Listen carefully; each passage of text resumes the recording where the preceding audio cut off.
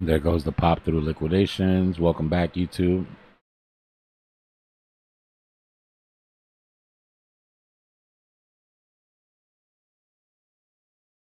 Dang, Bitcoin is just doing its thing.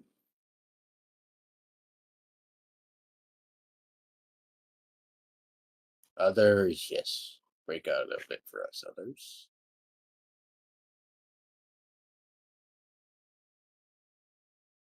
On the 4 hour, it looks like a big old bull flag on others.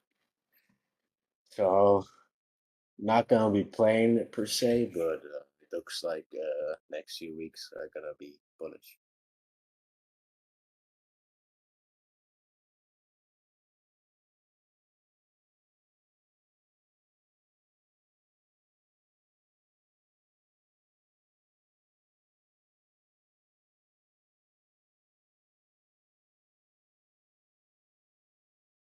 Welcome back. Welcome back.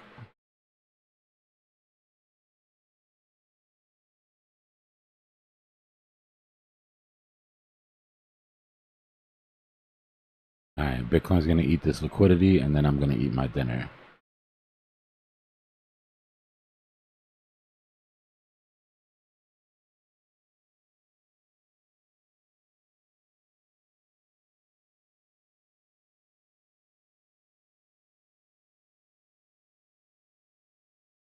It's a war in the chat for the crowns.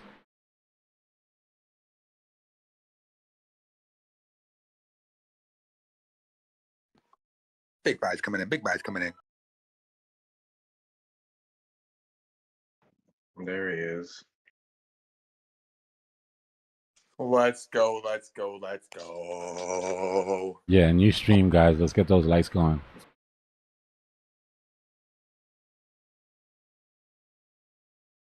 Smash. Man, Smash. isn't it crazy, guys? Like, just a few weeks ago, the atmosphere was so bearish. The world was over, bro. The The world was over, and I was the world was over, and I was a moon boy who just couldn't see the truth. Yeah, is that what people were saying? Yep. You're just to this 4-year cycle, bro. This time is different. The institutions, bro, you don't understand the amount. I wish I could show you guys the DMs of charts and like podcasts, and like anytime anybody found something or like, look, but what about this? But you're not looking at this. And I mean, I'm not mad about it. I understand this is everybody's money. Are you serious about it? But they had everybody convinced that this shit was over, bro. I feel bad. I feel bad for anybody that like sold or shorted that like 80K range. Bro, there was influencers that said goodbye to their entire communities on Twitter. What, just a YouTube post that says goodbye, ... Just literally like, okay, guys, we got to the end. It's been a good run.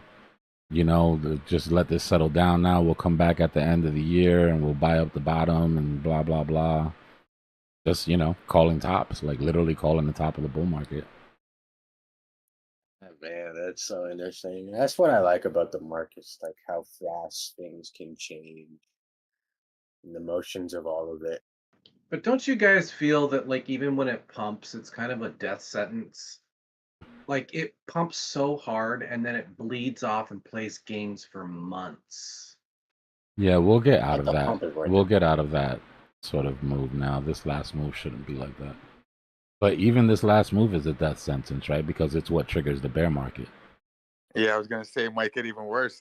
Yeah, which is good. We like that. We like when it works in our favor, but yeah.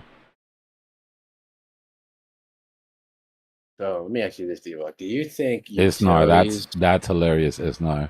Somebody needs to do that. Some influencer needs to come out and say, no, I said goodbye. Like, it's a good time to buy. You guys just misunderstood. I didn't really mean I didn't really mean goodbye. I was signing off to do some trades. They flipped it. That's hilarious. Some radio station did a competition, was like, oh, you guys call up and you donate this and you can win a Toyota. You know, and everyone pitched in, and this one chick, she thought she won. She called up, oh, I got all the answers right. You know, I'm so excited I get a Toyota. And they sent her a toy Yoda. like from Star Trek. Yo, they got so much publicity from that. They just played her. Yeah, that was You Hooters. gotta read the fine print, man.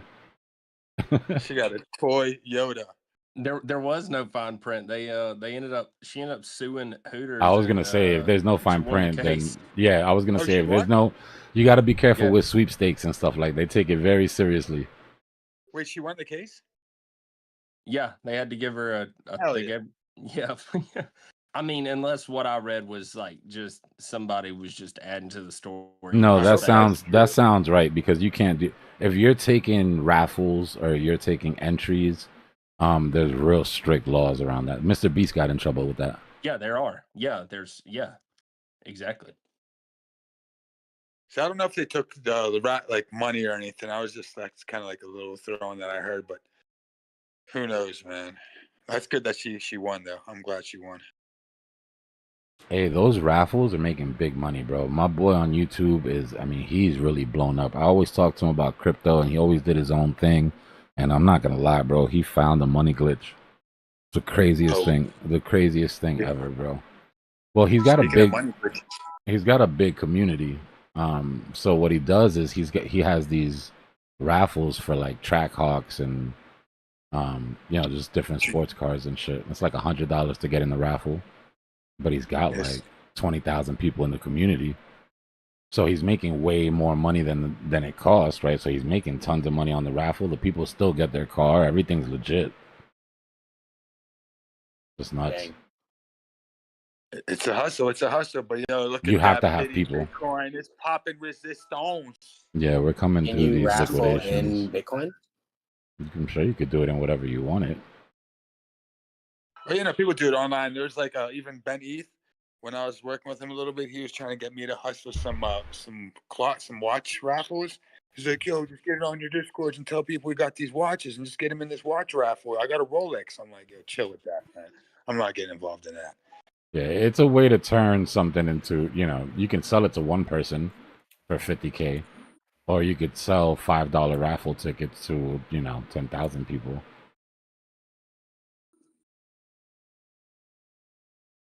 Anybody ever play coin poker? Yeah, that's not a good idea.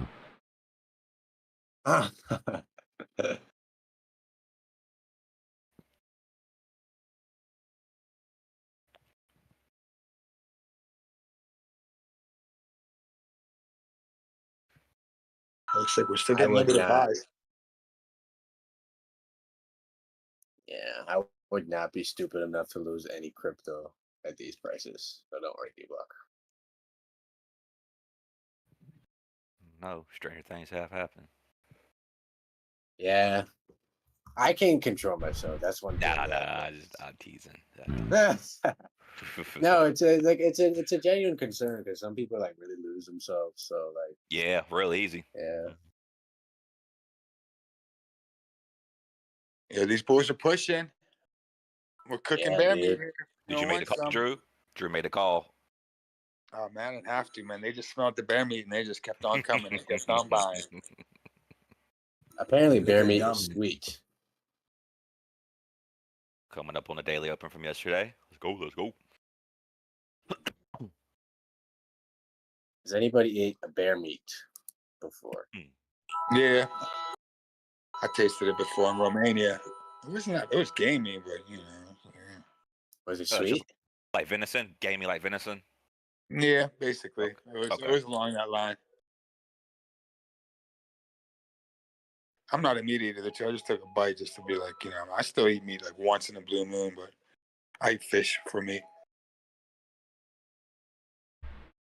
Big prize. Gobble, gobble, gobble. I hope whoever we were talking to earlier that had their liquidations in that pile that we were worried about got out of the way, because they just took that whole plate of food.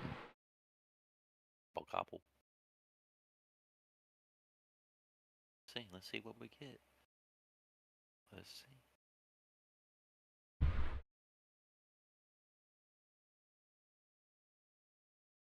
Zenki, it's still Monday. Be careful.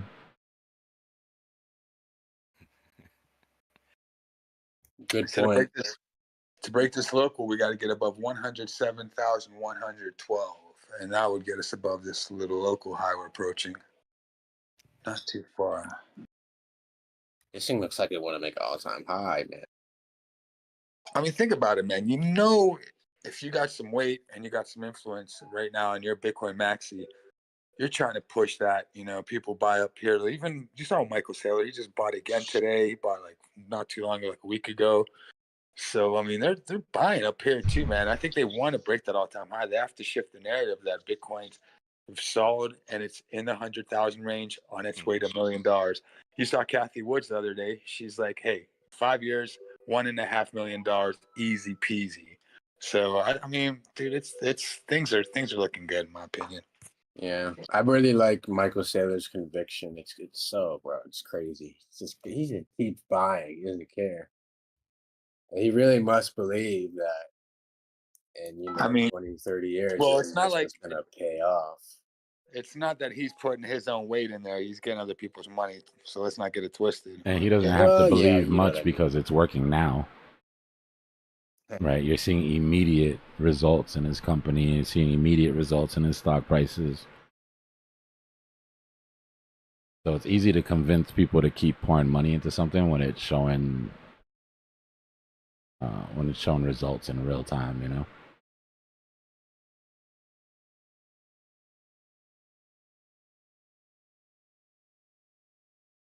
Yeah, let's see if we can hang on this daily open from yesterday. Let's go. Come on. Yeah, so Dbloc, would you say Kathy Woods is giving a conservative outlook, or do you No, think no, it's radical? she's always kind of radical. They always shoot high. They Yeah, always it's a little shoot radical. high. 5 years, They half a encourage- mil. Yeah, that seems more reasonable. Yeah, 5 years, Yeah, who's $500 paying million her to Bitcoin. say that? Like, she's like, is somebody paying her to make these ridiculous calls? No, I mean some of it has to do with how much money they've got in. You know how it is when you're in a big position. You're in a Okay, big yeah. position. This shit's going to the moon. She's a little biased, yeah. But you do have to. So she paying one, herself. well, essentially. this is the one thing you have to understand about Kathy. She might think it's going to 1.5. She's not waiting for 1.5 to take profits. They recompound their positions all the time, bro. They have a balance, right? Like when they set their positions, they expect for a certain percentage of their portfolio to be, as things go overperforming, underperforming, they rebalance all the time. So she might say, 1.5 and 5 mil, but they're not holding the Bitcoin they buy right now for 5 years and selling it at 1.5. That's just a projection on where she thinks price could go. Oh yeah. Yeah, they have a duty to their investors to not take too much risk.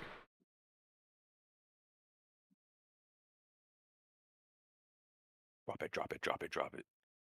Yeah, be ready for Bitcoin to give all this positive momentum back. You better respect that box, Rick. Yeah, I know. Seems to be the way it goes lately, huh? It's just sticking with me, man. Respect the box. Respect the box, yeah. Respect the highs.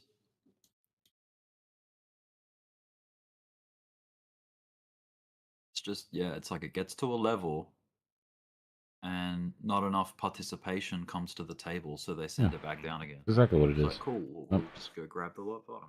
That's exactly what it is. The fast move is typically Yeah. a false move. And I'm not talking false move Monday. I mean, on any chart at any time, the fast move 9 times out of 10 is a false move. And it's for that same reason. It exhausts all the buying pressure. There's no FOMO. We see market maker do it all the time. 3 green vectors, slap on the brakes. Retail doesn't buy, it pays himself on those positions. Yeah. Yeah, if there's no bread and butter to back it up with real volume, then it just comes back down. Yeah. No one stepped up. No one was keen, so I keep doing it. Rinse and repeat. So is the false move confirmed since the daily open is now? For me, it's been confirmed since we broke above the trap longs. So now 3 But days no, down? we I don't do it by daily open. By midnight tonight, midnight New York time. But yeah, my targets are still 1016 and 100K. I haven't seen anything to make me shaky about that yet. It's going to be a lot of games between 100K and 110. There's just going to be lots of games. And there already has been lots of games. Like lots of. It's like the biggest tease. Bitcoin is so good at teasing everyone. At least me. Jeez, it's just like, oh, we're about to get like a resolution to something. Oh wait, nah, maybe tomorrow. Maybe. It's like that meme with the guy in the fishing Maybe pole. Oh, you gotta be quicker than that. Yeah. Oh yeah. And then when it actually happens, everyone's just exhausted from the you know what I mean? Yeah. Everyone's just like, oh fuck. Yeah. That's what's so nefarious about those time-based capitulation zones, bro. Every ride up to the top of the zone is euphoric, and every ride down to the bottom is like depressive. Oh, yeah, exactly. And by the time they're ready to actually do the move, you're like emotionally exhausted. And it doesn't have the impact like the move up's like, oh yeah, that's cool, but you sort of take it for granted.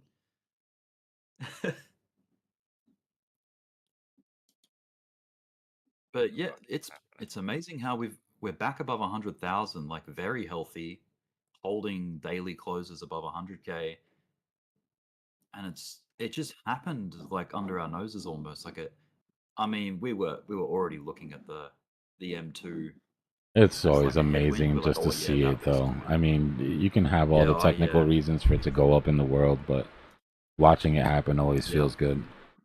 It's vindication, right? It's like vindication for all the hard work you put in, struggling to figure out what's going on. yeah, yeah. It's like, oh, I'm not wasting my time analyzing this. Hmm. There is some, you can sort of prepare, strategize. I wrote this sort of cliche thing the other day. See if I can find it. Yeah. I think I might have put it in this Discord. The clues are always there in the charts, right? The fingerprints left behind. You know what to look for, yeah. The market isn't always solvable through TA. TA can only take you like 75% of the way there. The rest is risk management and some degree of luck or chance. Sometimes TA goes completely out the window. This is where risk management takes control. 75% is being generous. It's probably less. That's what I wrote the other day. So yeah, TA, it's good. It is good. Like it's important to have a sense of it and an understanding of it, but it's not like a silver bullet. Like it's not a guarantee, sadly. TA without fundamentals makes you Gareth Soloway. Barrett Oh, Barrett yeah, Soloway. that guy. Dang. I like love that guy. listen, I respect the hell out of his Yeah. TA, bro. I always have, always will. Top notch TA guy. Been convinced that the Yeah, bear market is here for the past 6, 7 months, 8 months. Yeah. You know. And the opposite is true too, fumbled. right? If you're just a straight technical guy and have no TA, then you're BitBoy Crypto. Oh, straight fundamentals. All yeah, the access to all the news in the hype. world, no way to implement it because you have no idea what's going on in the chart. You know what I mean? Like it has to be everything. You have to be a hybrid trader. If you're not doing liquidity analysis, if you're not doing technical analysis, if you're not doing sentiment analysis, which is very important, you can know all the fundamentals and all the TA in the world. If you don't have a grasp on what the sentiment of the market is, you're going to get screwed. Yep.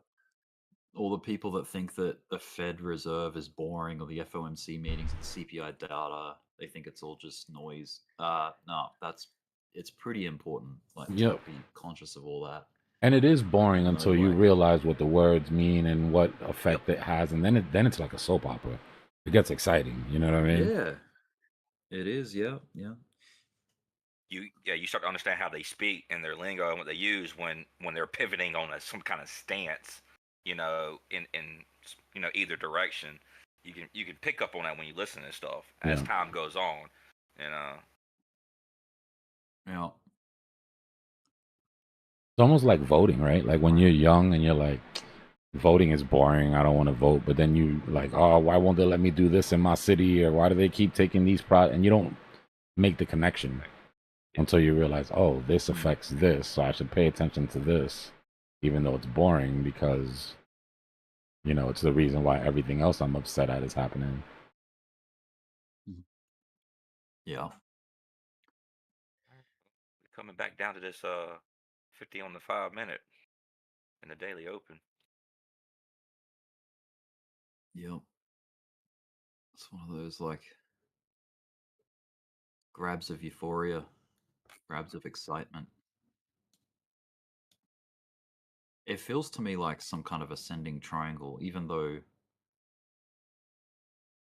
that is not obviously on the screen, you know, in the charts. But it has that element to it. Like it's like our lows are getting higher, but we keep coming up on this resistance zone and then dipping back down. Like it's very, yeah, ascending triangle vibes, which is bullish overall. Look at that 12-minute candle on Bitcoin. 12-minute. Oh. You trade on the 12-minute? 12-minute. Yeah, I put it up instead of the 15.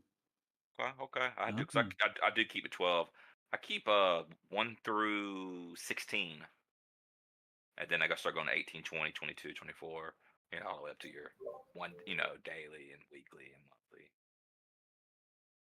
Interesting. And look at a little double toppy.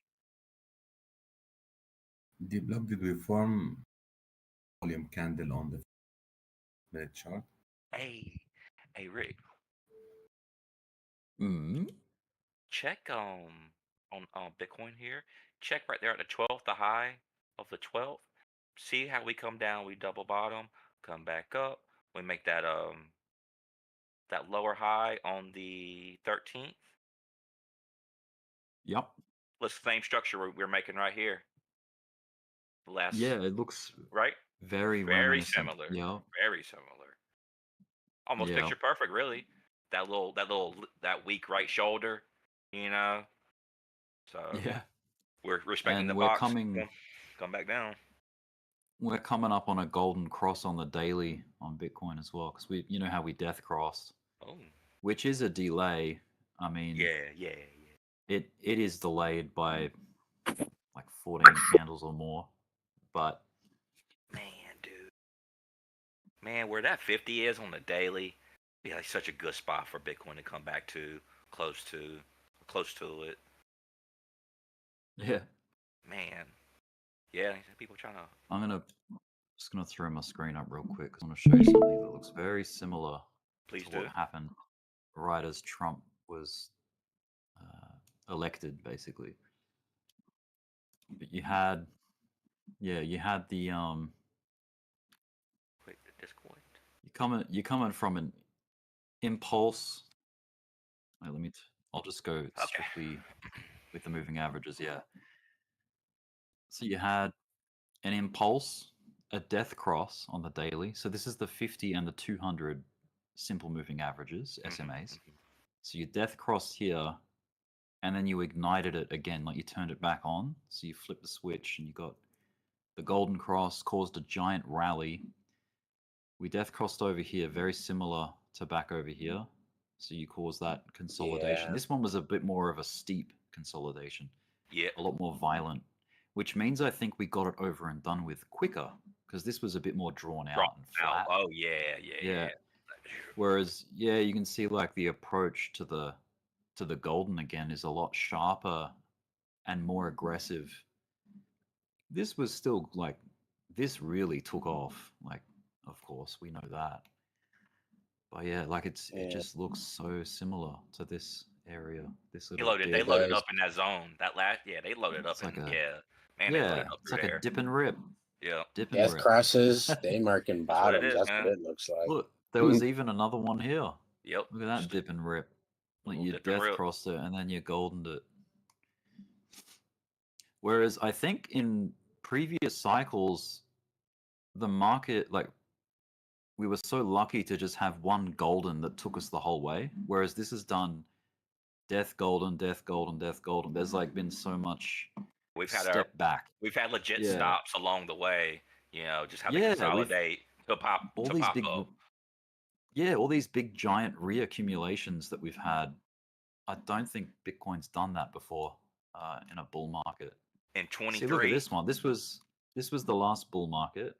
You had one golden cross, and then it just expanded, like, and it went up really high, really quickly, which I think is probably what caused this like a lot of imbalance, and we had to, do that dip. We got the big old double top bull market. But the cool thing is with that, it's like the signals were very clear. On the daily, you only had, so one there, it turned it on, then we turned it off. So that's 2, 3, 4, like 4 signals there. Whereas this run we've had like 1, 2, 3, 4, 5, 6, almost a 7th signal on the daily for Death Cross, Golden Cross. So it's been like switched on and off a lot. And if you go to the index to get the entire history, if you go back to the 2017 run, look at that. It was just switched on once and it just didn't turn off like the whole time. See that? Look, Golden Cross there.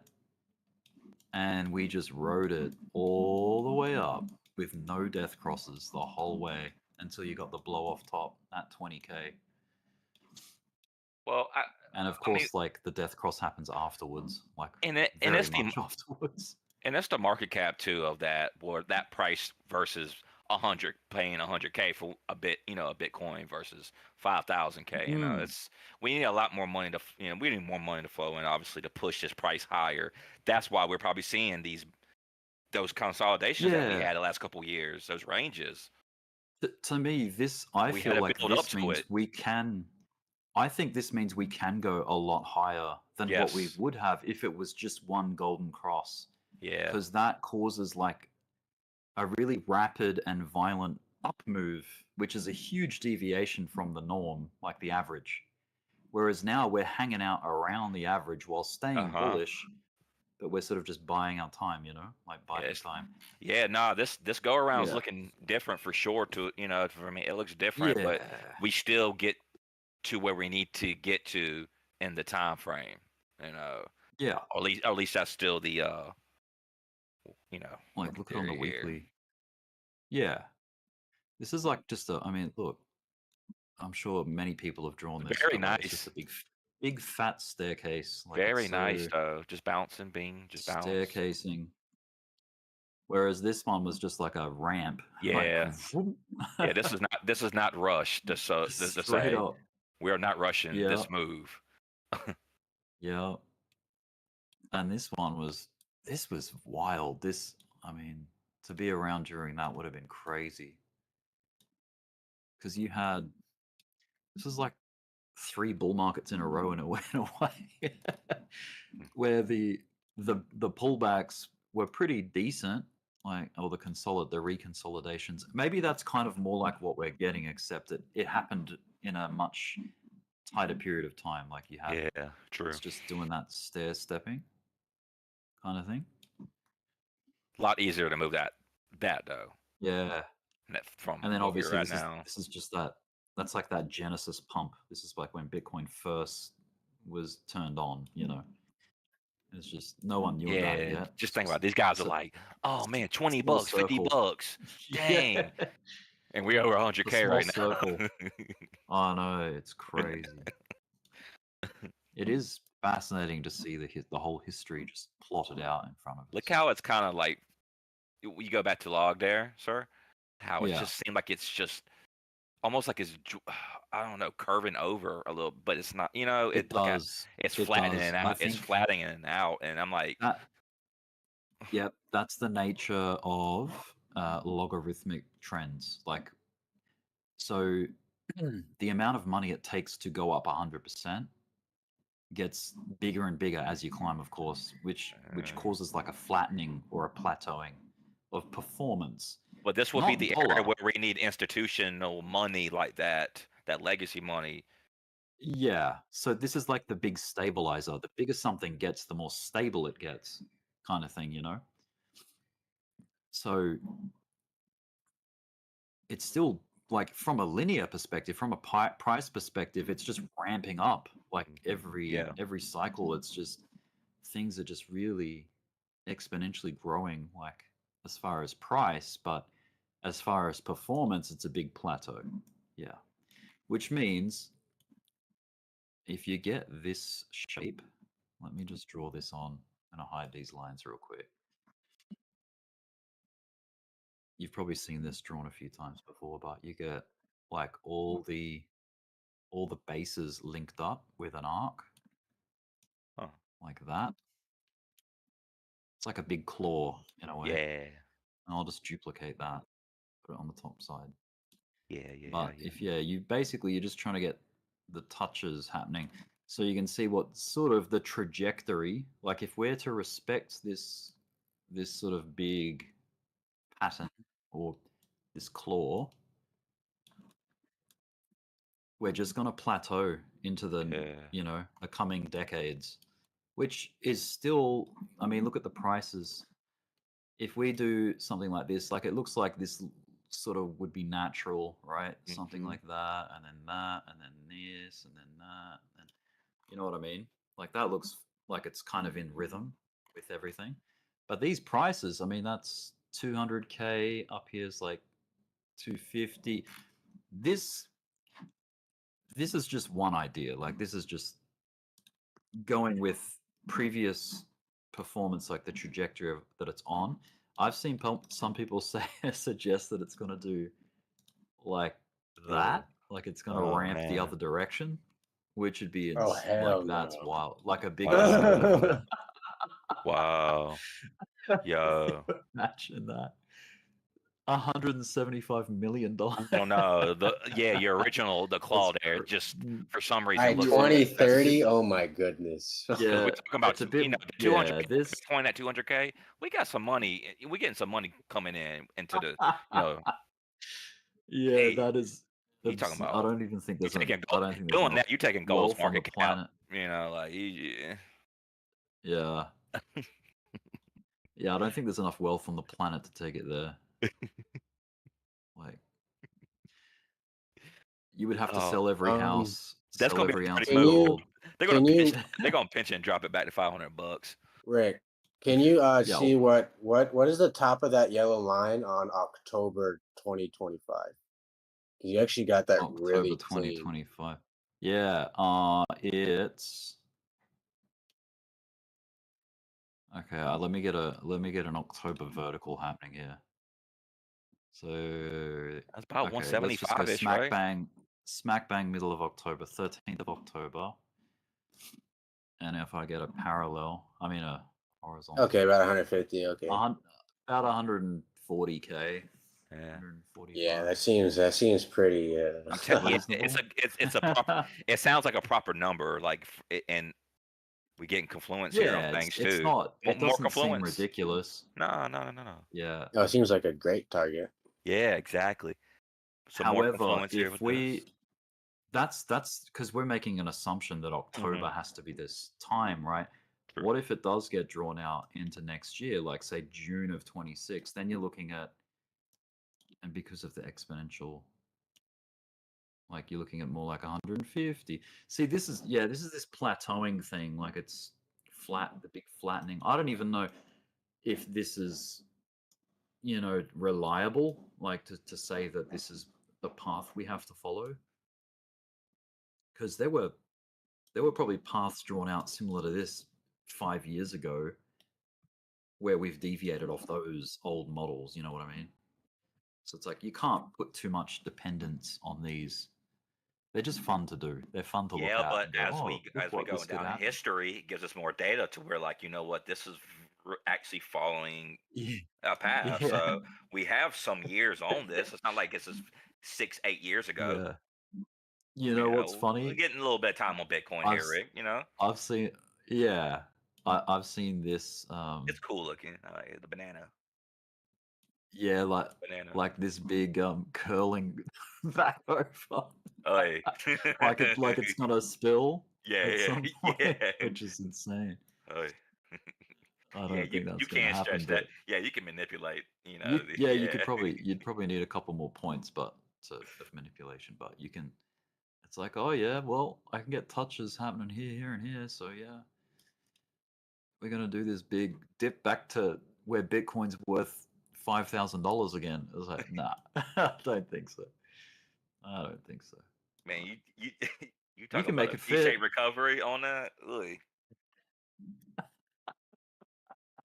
This is like the collapse of. This is like, I don't know, the governments of the world banning cryptocurrency all in unison, Yeah. like agreeing to kill it or something. Maybe, you know. I don't know. That's not. I don't think that's gonna happen. But it's funny to look at. Yeah, the. So those logarithmic analysis, they're kind of vague, but I do like the linear channels and things that you can get going. Oh yeah, when you hit the support and resistances, yeah, man, I yeah. think there's that and that was one, or even him and him back here. Mhm. So if you take the all-time high of 2017, which was 20K, you link it up with the 69er of 2021. Yep. Look at that touch. Look Yep. at that. I mean, Yes, man. it's like, okay, yes, we are cutting off the 65K touch we had in early 2021, but I mean, that's precision right there. Rick, That's like, can you do that's this? like A, B, yeah. Go ahead. Finish this that is out. like this is like A2. But yeah, like the prime touches for me are like that. Make that line that. actually touch that wick when our first 65K there. Can you make it actually touch the wick? A2, On this A2. one? Yeah, on A2. Yeah, sure. And let's see. I want to see where the upper. Because I play wicks. Let's put it right there. And where we get to one. Where's one? And okay. let me just upper I'll lines. just also put him in. So we'll make him yellow. Just so we got two versions. I see. Bitcoin tends to sometimes I see overextend in either direction. You know. Yeah. So it's like, okay, well, maybe this. I mean, Crypto Face calls these spider lines. Maybe this B spider line was why we tested here, and it wasn't invalid. It was just okay. We were just checking that region. Yep. To see if it was gonna play, and it kind of did. It caused a harmony. It's so weird how it harmonizes with what's happening. Like it literally touched it on inauguration day, and then we got the tariff fear dump. Yep. So it's like, what a harmony in timing. And then it's like, okay, well, because I know October gets thrown around a lot. Just remember, Q4 is a very good bullish quarter historically. Like a lot of things happen in Q4. So it could be maybe we find a top in late December. You don't know, like, and if that was to happen, like, let's just see the different dates. But okay, let's say like Christmas, 22nd of December, or just before it. That takes us to like 120K on the yellow line, and then if it jumps up to the blue idea, that increases to like what's that, like 130K? Yeah. It's just kind of like, of course we could extend on some wicks through those lines. Totally. We could completely blow this out of the water and just smash these lines. We'll still come back through. Yeah, but we still. Yeah. So. Yeah. But on the return slide, we're gonna come back under those lines. We'll come back into that bigger range there over the years. Yeah. And then logarithmically, like these lines still get their touches and everything, but we haven't even come up and met them. That takes us to 250.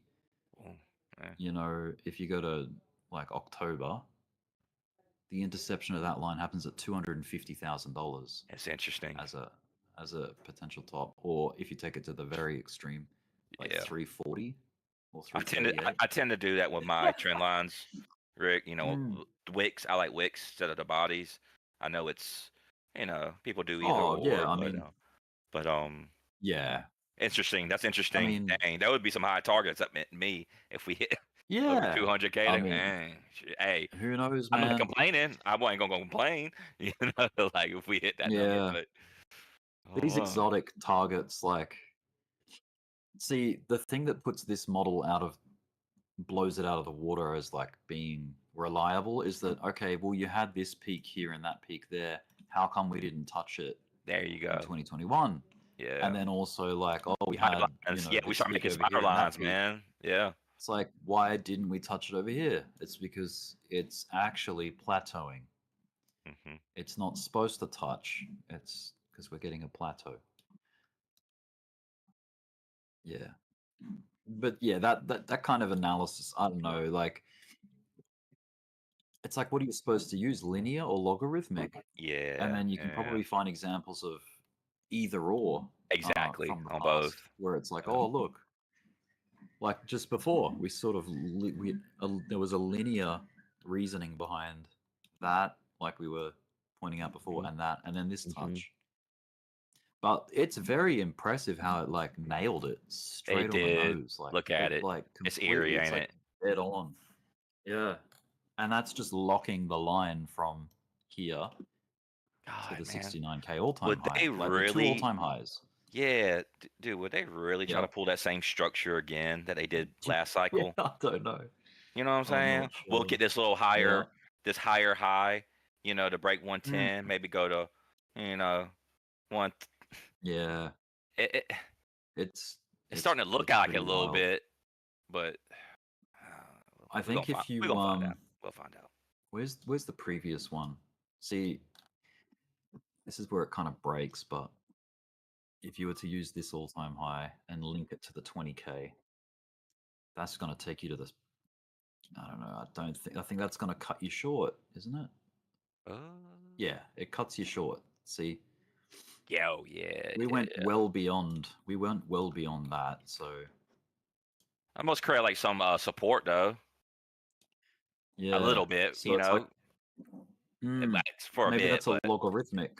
yeah, let's check it out. Yeah, yeah, it could have been a support, or was there any Well, reaction we off it? eventually, Yes, there was. Yeah. Oh, There was a perfect. support touch over there. Bing. Perfect. But that's so vague. It's like, okay, Yeah. is that going to be used as a support or a resistance? It's like, Well, you we can don't always know. look we can look at it as definitely a point of interest. Yeah, That's for sure. same with fibs. Like when I first used fibs for like the very first time ever, I'm like, okay, great. There's all these levels. Why do they matter? Like what's the point in identifying a 236 or a 382 versus a 786? You know, like what? And then I don't know. My take on it is that the highest probability hits for a reaction, like a pivot, are off the 0.5 or the golden pocket. Golden pocket exists between the 618 and the 65. Yeah. Reactions off the 236 or the 382, like as a dip, just means it's extremely bullish and it's holding progress. But yeah, like very common targets tend to be anywhere between the 0.5 or the 0.65. So like it's like a 65. Same thing with the 786 too. Sometimes that overextension Yeah, to the 786 is 786. very deep. It's a very deep, like, it's kind of like your last point of defense if you're looking for support, or it's like the last like check off of resistance, but they're not 786s aren't as common as the 5s and the 618s. Yeah, I agree. Using fibs enough for the last couple years. Yeah, I agree. Yeah, Just kind of, look, this was definitely checking in the that was background kind of definitely a thing. 786. Yep. This, like, especially if you take it to the bear market low, not just the COVID low. Like if you take it's even more like it's a bit more close to it. Yeah. Yeah. And we tried. Look at that. We tried to use the golden pocket as a point, like as a reason to bounce. Even the 0.5, it was a little dirty. Like it wasn't perfect, but there was a little bit of activity off that level. So every fib sort of had some kind of activity on it, But yeah, definitely that 786, like that was a deep push. Okay. And then if you take it the opposite direction, you know, a trend-based fib extension, like where you go like bear market low, bull market high to the next bear market low, gives you like a measuring stick. Like the 1618 lands at 122k, which is so a 1-to-1 extension just means that you've used this leg as like a measuring stick. So look, if I take that and then just superimpose it or bring it across to the launch of the last bear market, look, see, there's the 1-to-1. One targets to one because it's just a perfect zigzag. But yeah, like it's, yeah, I don't know. It's just like, oh, where are you supposed to target? Like, what are you supposed to aim for? Imagine a 2618, that's 187k, or a 3618, it's a 253k. 4236, just under 300,000. It's wild. But then it's like, okay, back test that. Okay, does the bear market of a previous cycle, like this, let's use this, it was a double bottom bear market, and then take it up to, well, I'm just gonna get it in here preemptively. Yeah, so the 20k all-time high, was this reliable? Like, did this give us our 69k? Like, did it, did it produce the level for reliability's sake? Not really. It kind of, it was no man's land. It was between the 2618 and the 3618. And then you go, okay, am I using it correctly? Is it supposed to be logarithmic? And then you go logarithmic and you're like, you have to turn this onto log style. Oh yeah, fib's based on log scale. You turn that off. Yeah. Trend-based fib extension. It looks like it gets a reaction off the 618 here, logarithmically. See that? Get like a double Resistance. touch at the golden pocket. Yeah. Yeah, resistance. But then we came all the way back around just to use it as support. Yeah. Do you remember or do you recall people saying that this bull run was a muted cycle? Like it didn't see the potential that it could have got, is what I remember people used to say that back in 2021. Let's see. I got in. I literally popped in the market at the first peak. I'm not gonna lie to you, Rick. So, I kind of Oh, I like was this one, green. 65k? I was green. I was green and fresh, and I was just kind of going for the ride. Yeah. And I was catching that Doge when it was hit. It dipped down to 16 cents from 42. Like, Mm-hmm. then it ripped up to 70 something cent, and yeah, I was just going for the ride during that period. Yeah, hell yeah. Yeah, I mean, I'm still learning. I think we all are to a Yeah, degree. yeah, for sure. You'll never for stop sure. learning, Hell no. but experiencing. But look at this, 3618. This is linear. Look at that price. All right, like we're Hit. trying to dip down a little bit. Well, I'm just coming back down to the daily open. Yeah, 105.7. It's like, where's the next big That check line. mark I'm on this curious. I'm fib? curious to see what happens when we get up to this line again that we got drawn there. Because I've been having that. Yeah, I had literally had Pretty that cool. drawn out before we hit that 110 area, and I was like, wow, they interact with it perfectly. If you want to short the dang thing. Another cool thing is oscillators. Delete that. Let's delete these lines. And then chuck on the big three: the MACD, the RSI, and the stochastic. Weekly, we just had that beautiful cross back up. Stochastic's pretty damn hot, but that can stay pinned for a number of weeks. Like that really can. Yeah. Seen that before. Like, look, it sort of stayed Yeah. elevated here, stayed elevated back over here, which means And it could and stay how long are those in a periods right pocket. there, Rick? How long are those periods? Like what? Couple Those months? periods, let's Almost see, 2-3 months. 7 months in that Oh one. wow, damn, never mind. If you take it from like the point of where the blue line gets up over, Okay. like this one, it didn't come back down into it for seven bars. That's Oh wow. weeks. Okay. Yeah. 7 weeks. Which would And we're take us to, if it did similar, like late June. yeah. If it did a similar, like plateauing here and here. So late June, we might find like a local high,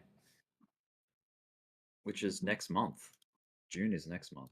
Yeah. It's coming Which quick. means, It's dang yeah, it's coming quick. yeah, which Bitcoin only needs like a couple of weeks to make lots of progress Oh sometimes. yeah. Yeah, for sure. We know Depends that. on the, Yeah.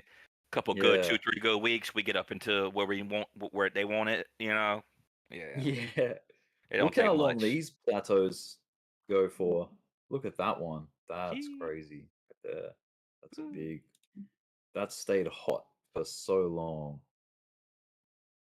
That one's pretty long too. Like that's a pretty hot market right there. Stayed long for a number of weeks. And then you go back. This is interesting. This entire run here, this 2016 into 17 bull market that was just up only, seemingly, it still had its stochastic dips. See that? Like it still did a lot of wiggling.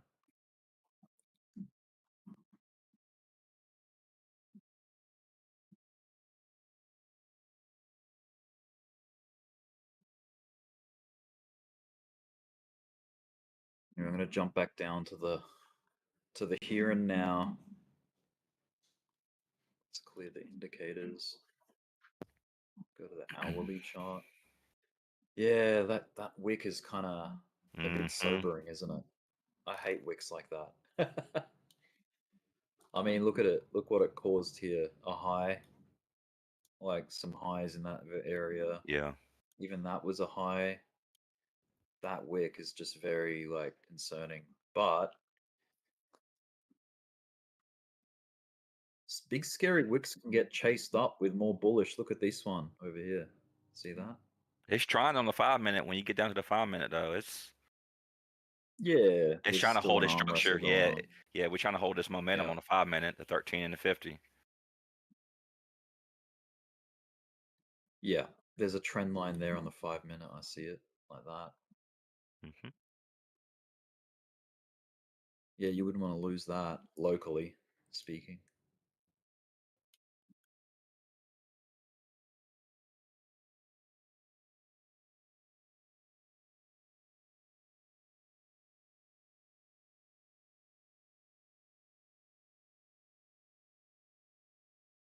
This is only the 5-minute.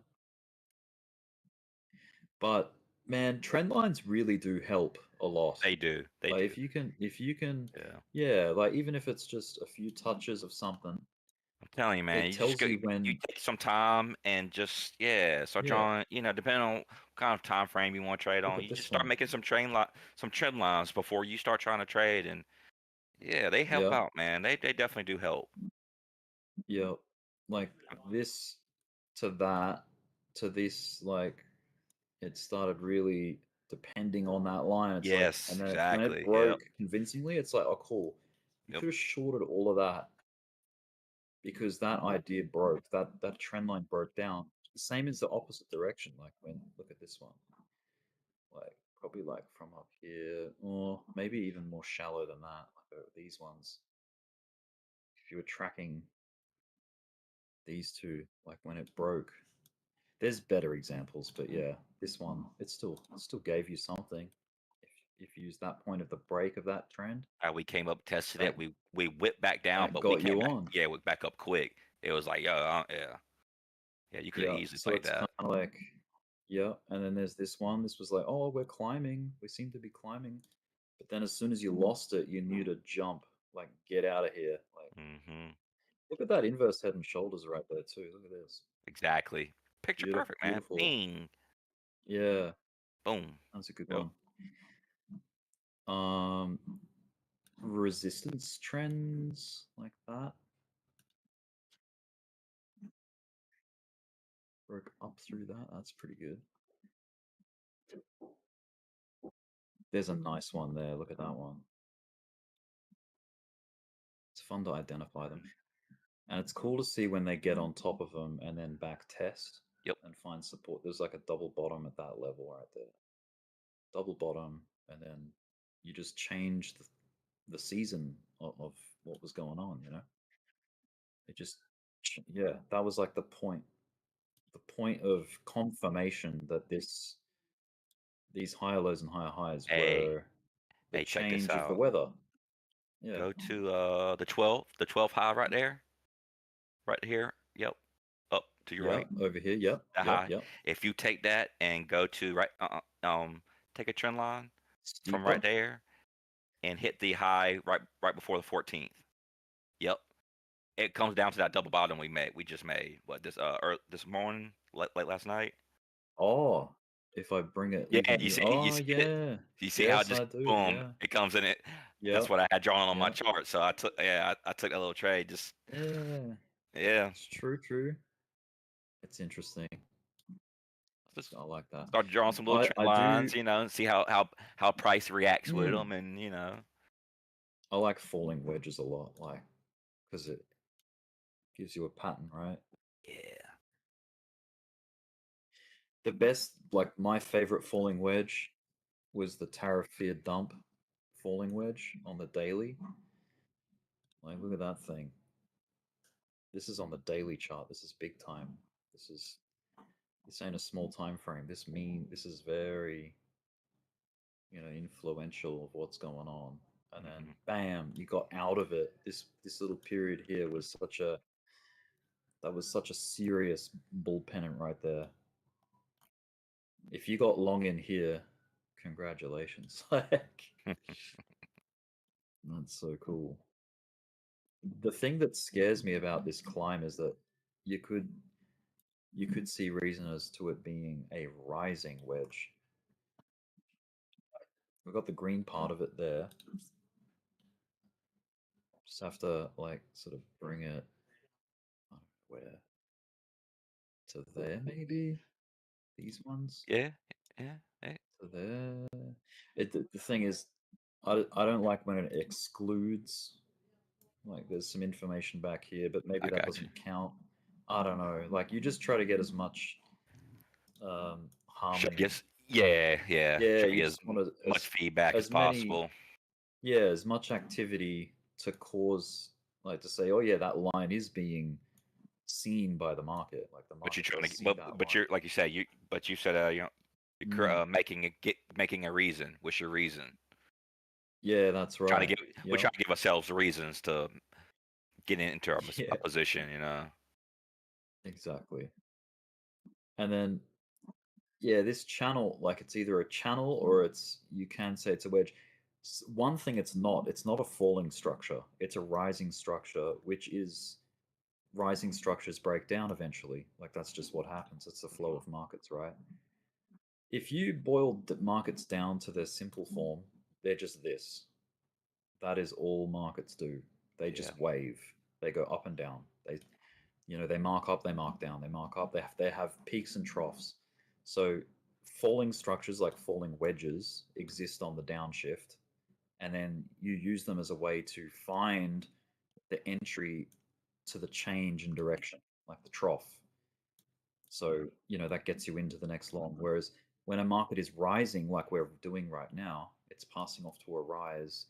You have to be careful because there will be a point, and they can break up through them, but that just makes the correction even more Severe. significant.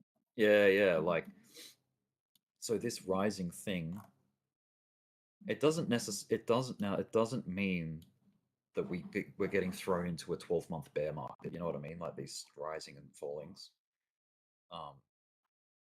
This could just mean that we do, double check the all-time high and then retrace back to test 100K at some point. Yeah.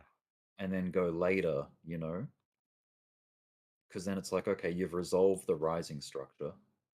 You've got your wave down, but the thing that determines where that catches support is by how much demand steps in. How many people are excited to buy the dip? Yes, sir. Yep. And if no one shows up to the party, it's just gonna fall. Like it's just You're gonna right. run through it. Yeah.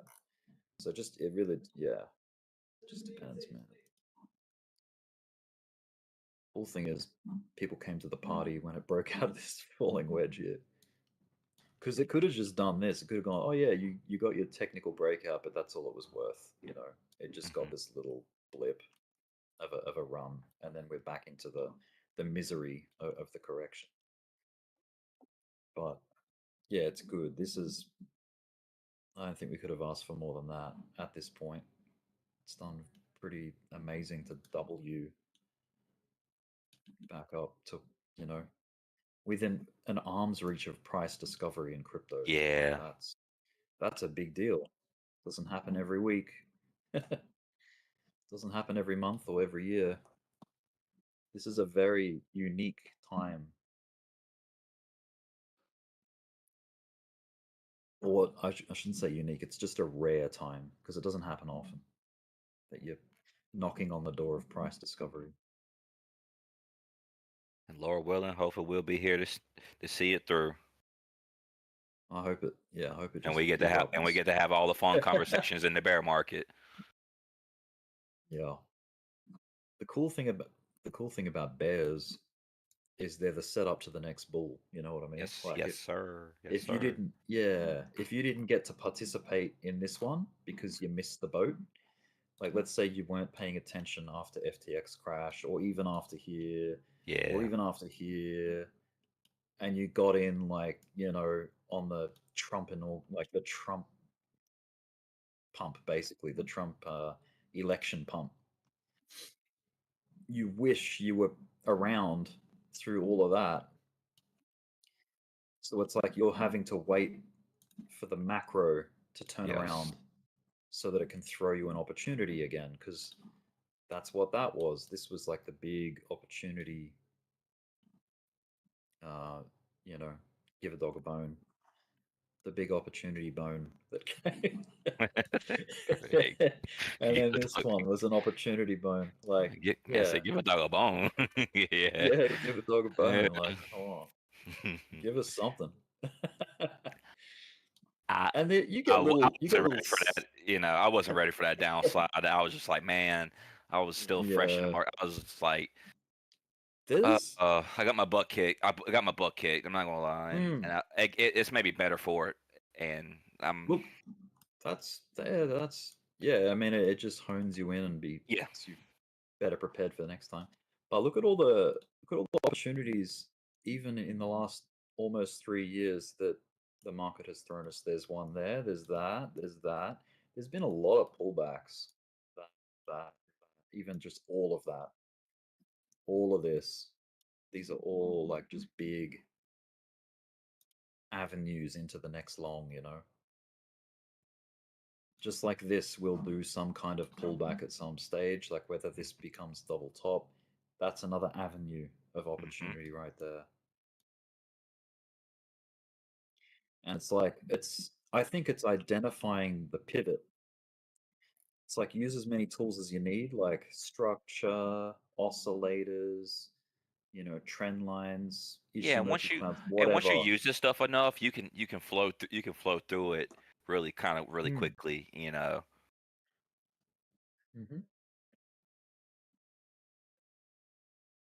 I'm trying to find what time frame and what oscillator told you that this was the pivot point.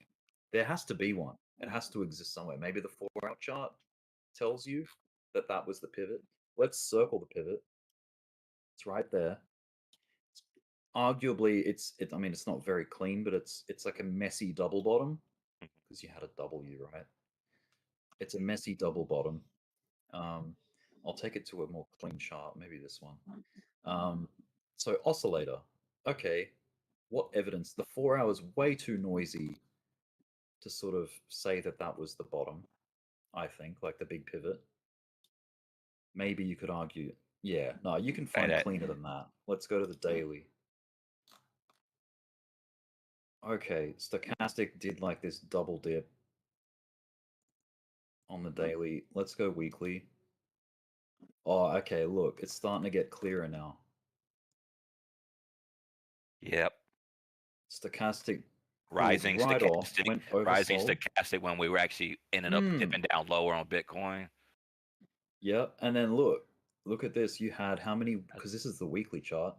You had how many weekly histogram bars in a row of red? 1, 2, 3, 4, 5, 6, 7, 8, 9. 9 weeks in a row of red histogram, and then it checks. Yeah, see the flip where it went to light red, and then you had 4 weeks of up. When that changed color on the weekly histogram, that was like a big tell. That was like, oh, you know, pay attention. There's something has shifted. You know, there's a pivot reason, and yeah, also the stochastic on the weekly getting back up into the bands, like if you want to call that the band, like the oversold, overbought band. That's another little reason.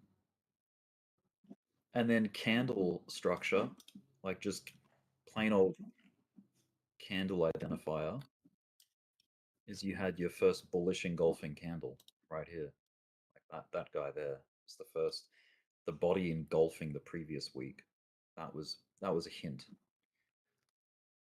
We hit a decent good macro trend line on S&P from the COVID-19.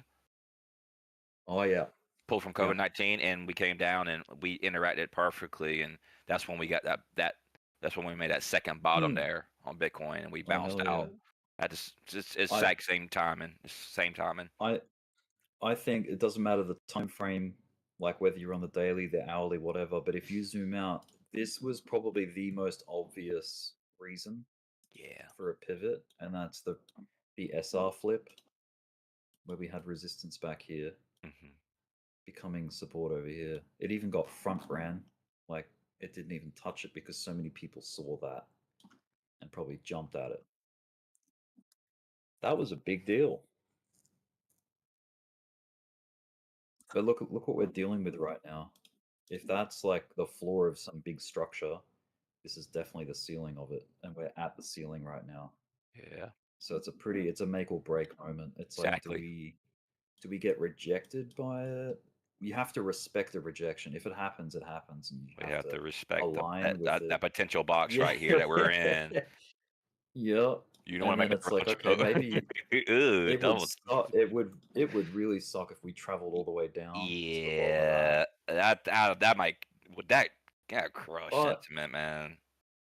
It's another opportunity. Like it's always going to be an opportunity, man. But be a nasty, it's going to burn box if that happens.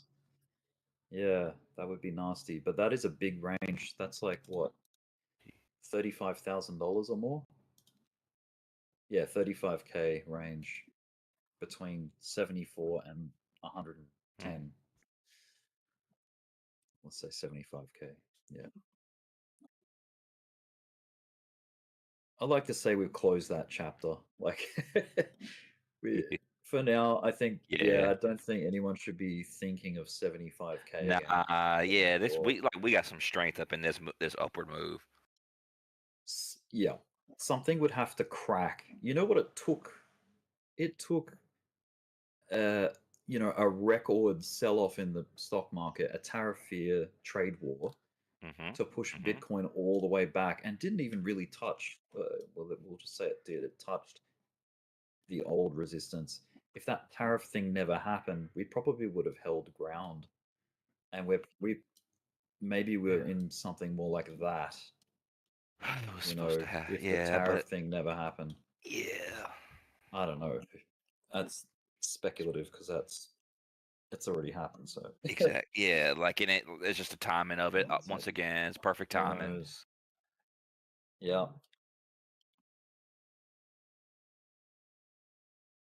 It's So funny as how like we're creeping up to this range, this top possibilities. range, so we just watch out for some FUD that tries to come out. Yeah, exactly. It's funny how like the range of expectations are always within the boundaries of what has just happened. You know what I mean? People struggle to think beyond the boundaries or like, see the potential of something beyond the boundary. Yeah, But it can, like it does. It does happen. Look at this old boundary that we had here. it always does. You had to Eventually, it think will. beyond the boundary to Yeah, target that. There were probably people that said this is impossible or crazy, when we were stuck inside that. And even, you just take it back. Even this one, this boundary, it's like, oh, what are we gonna do here? We're gonna that was crash back nasty. That into point right there. a Yeah, bear that was market. nasty, Yeah, man. it was pretty nasty. It was like that was like a good year stuck in that. Yeah, man. Almost a year, right? Close to it. And even this one, the one we just got out of last year, that was painful. I mean, if you were a range trader, it was fantastic. There was a lot of movement still in there, but yeah, we kind of almost had it again. Yeah, this is an interesting point. It's such like a crossroads. It's like definitely a make or break. It is good like to boil the market down to just rectangles like that. I think there's actually a theory on there's like a trading strategy based off just rectangles, and because you can find them all over the place. They're just Yeah. ranges. It's like price tends to stick to a range for a time until that range expands to the next range, so on and so forth. It's one there. Big buys coming. Hey, What's going on?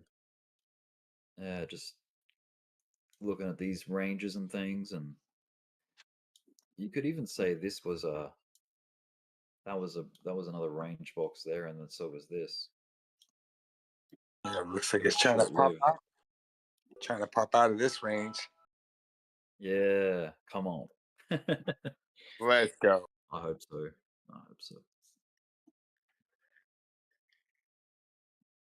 But yeah, I'm gonna jump back onto that other chart, this Bitcoin one, and track it on like the 15-minute. Oh yeah, I see what you mean, dude. It's chasing down that wick. I want to get that wick filled in.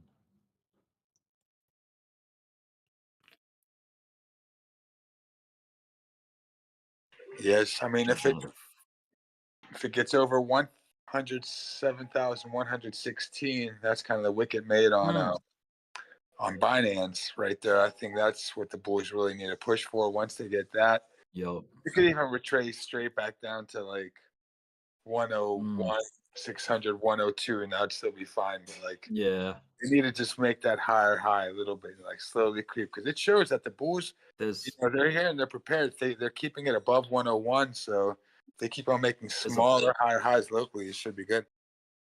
Yeah. There's a line in the sand for me. I'll make it yellow for the sand color. But yeah, line in the sand. If you break that down, then it's okay. We're definitely, it's gonna take some time. Unless it's some kind of fake move, but look, we had one over here too. See? Like it's like we were looking good, it was optimistic, but then the line in the sand got crossed and it took time to get that idea back. And even here again, there was another like sort of aggressive one here. Probably like that. Guys, if you would permit me to put a small question here. Why are you guys so bullish? Well, Why not? it's a bull market, and we're approaching Yeah, I resistances. know. But Mm. why are you guys so bullish? Are you all in longs or I I'm don't I in, am know. long in something. Yeah. Mhm. yeah, I'm in a big position right now. And don't you find this to be a bias? So what? Yeah, Yeah. of course. it is. Everything. Yeah, It I, it's is. hard to escape your bias. It's always hard. It is. For You know. for example, Um, the most logic it will do it would be to basically have a retrace from here. To have a retrace that would be healthy, and after that have a spring and go back up. yeah, but there's more to the thing than just the chart and the zigzag and up and down the lines. You have to think about the psychology and behind like what's making some of these people that have influence on this price action, what their goals are, short term versus long term. And I think there's some short term goals of some very influential people that know they need to get this all time high. It's as simple as that. Nothing else to me. And I know we're going to get there. And I'm putting all my money in it because I'm loco. Go Doge. Okay. yeah, Okay. I think betting against, like, if you're just talking big picture, betting against Bitcoin has proven to be a terrible idea in the long term. And Not in the this long is term. why. I'm talking in the short term, about one, No, 2 weeks. I know. I'll boil it down to that. But in the long term, I think it's been terrible to bet against Bitcoin. So, which is why when you come up to the line of progress, like we're doing right now, we're approaching where Bitcoin will progress again. Like it's gonna blue sky, it's gonna price discover, right? So we're always like Hey, anticipating that. I can be bullish as hell, Retail. but best believe I'm Yeah, watching these higher levels here. Like, don't get yeah. it twisted. Like, I've Oh learned yeah. I've learned enough. I got some years under my belt now. I've learned enough. You know, just be cautious Oh, about this. I tell you what, man, I would not be surprised if we have to travel back down a number of Yes. times before we get the final break. Like that Yeah. happens a lot. Like if you get like that and then that and then or even just come back down to 100, that could happen too. And it shouldn't surprise anyone really because No, it's Bitcoin. those kind of games, yeah, those What- kind of games That's what we happen in crypto do, all the time. bro. It's Yeah. normal. This is normal. This is what we do. Like, Mm, that's right. But cautiously optimistic is what I would yeah, say. yeah. What I always am. But no, I Yeah, agree. Short I'm term, yeah, it makes sense if we did come down, you know, some. Yeah. I totally agree with you guys. I'm totally bullish in the long term. I'm still Yeah. holding a Yeah. long from 74K, so Hey. I'm totally okay with Mm, it. Yeah, But yeah, in the yeah. short sure. term, I hear you. I hear you on I that. think we need a correction. It can't go up forever.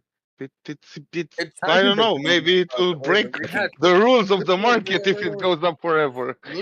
Look at the hourly. I mean, it hasn't been going up forever. We just were, we went up, we retraced, we went all the way up to like, Mm, let's see, 100, what, 7,000 something, close to that. Which, Hey, let's sideways see. is down. Yeah, This could be 107. a pattern. Yeah, Sideways and is then down.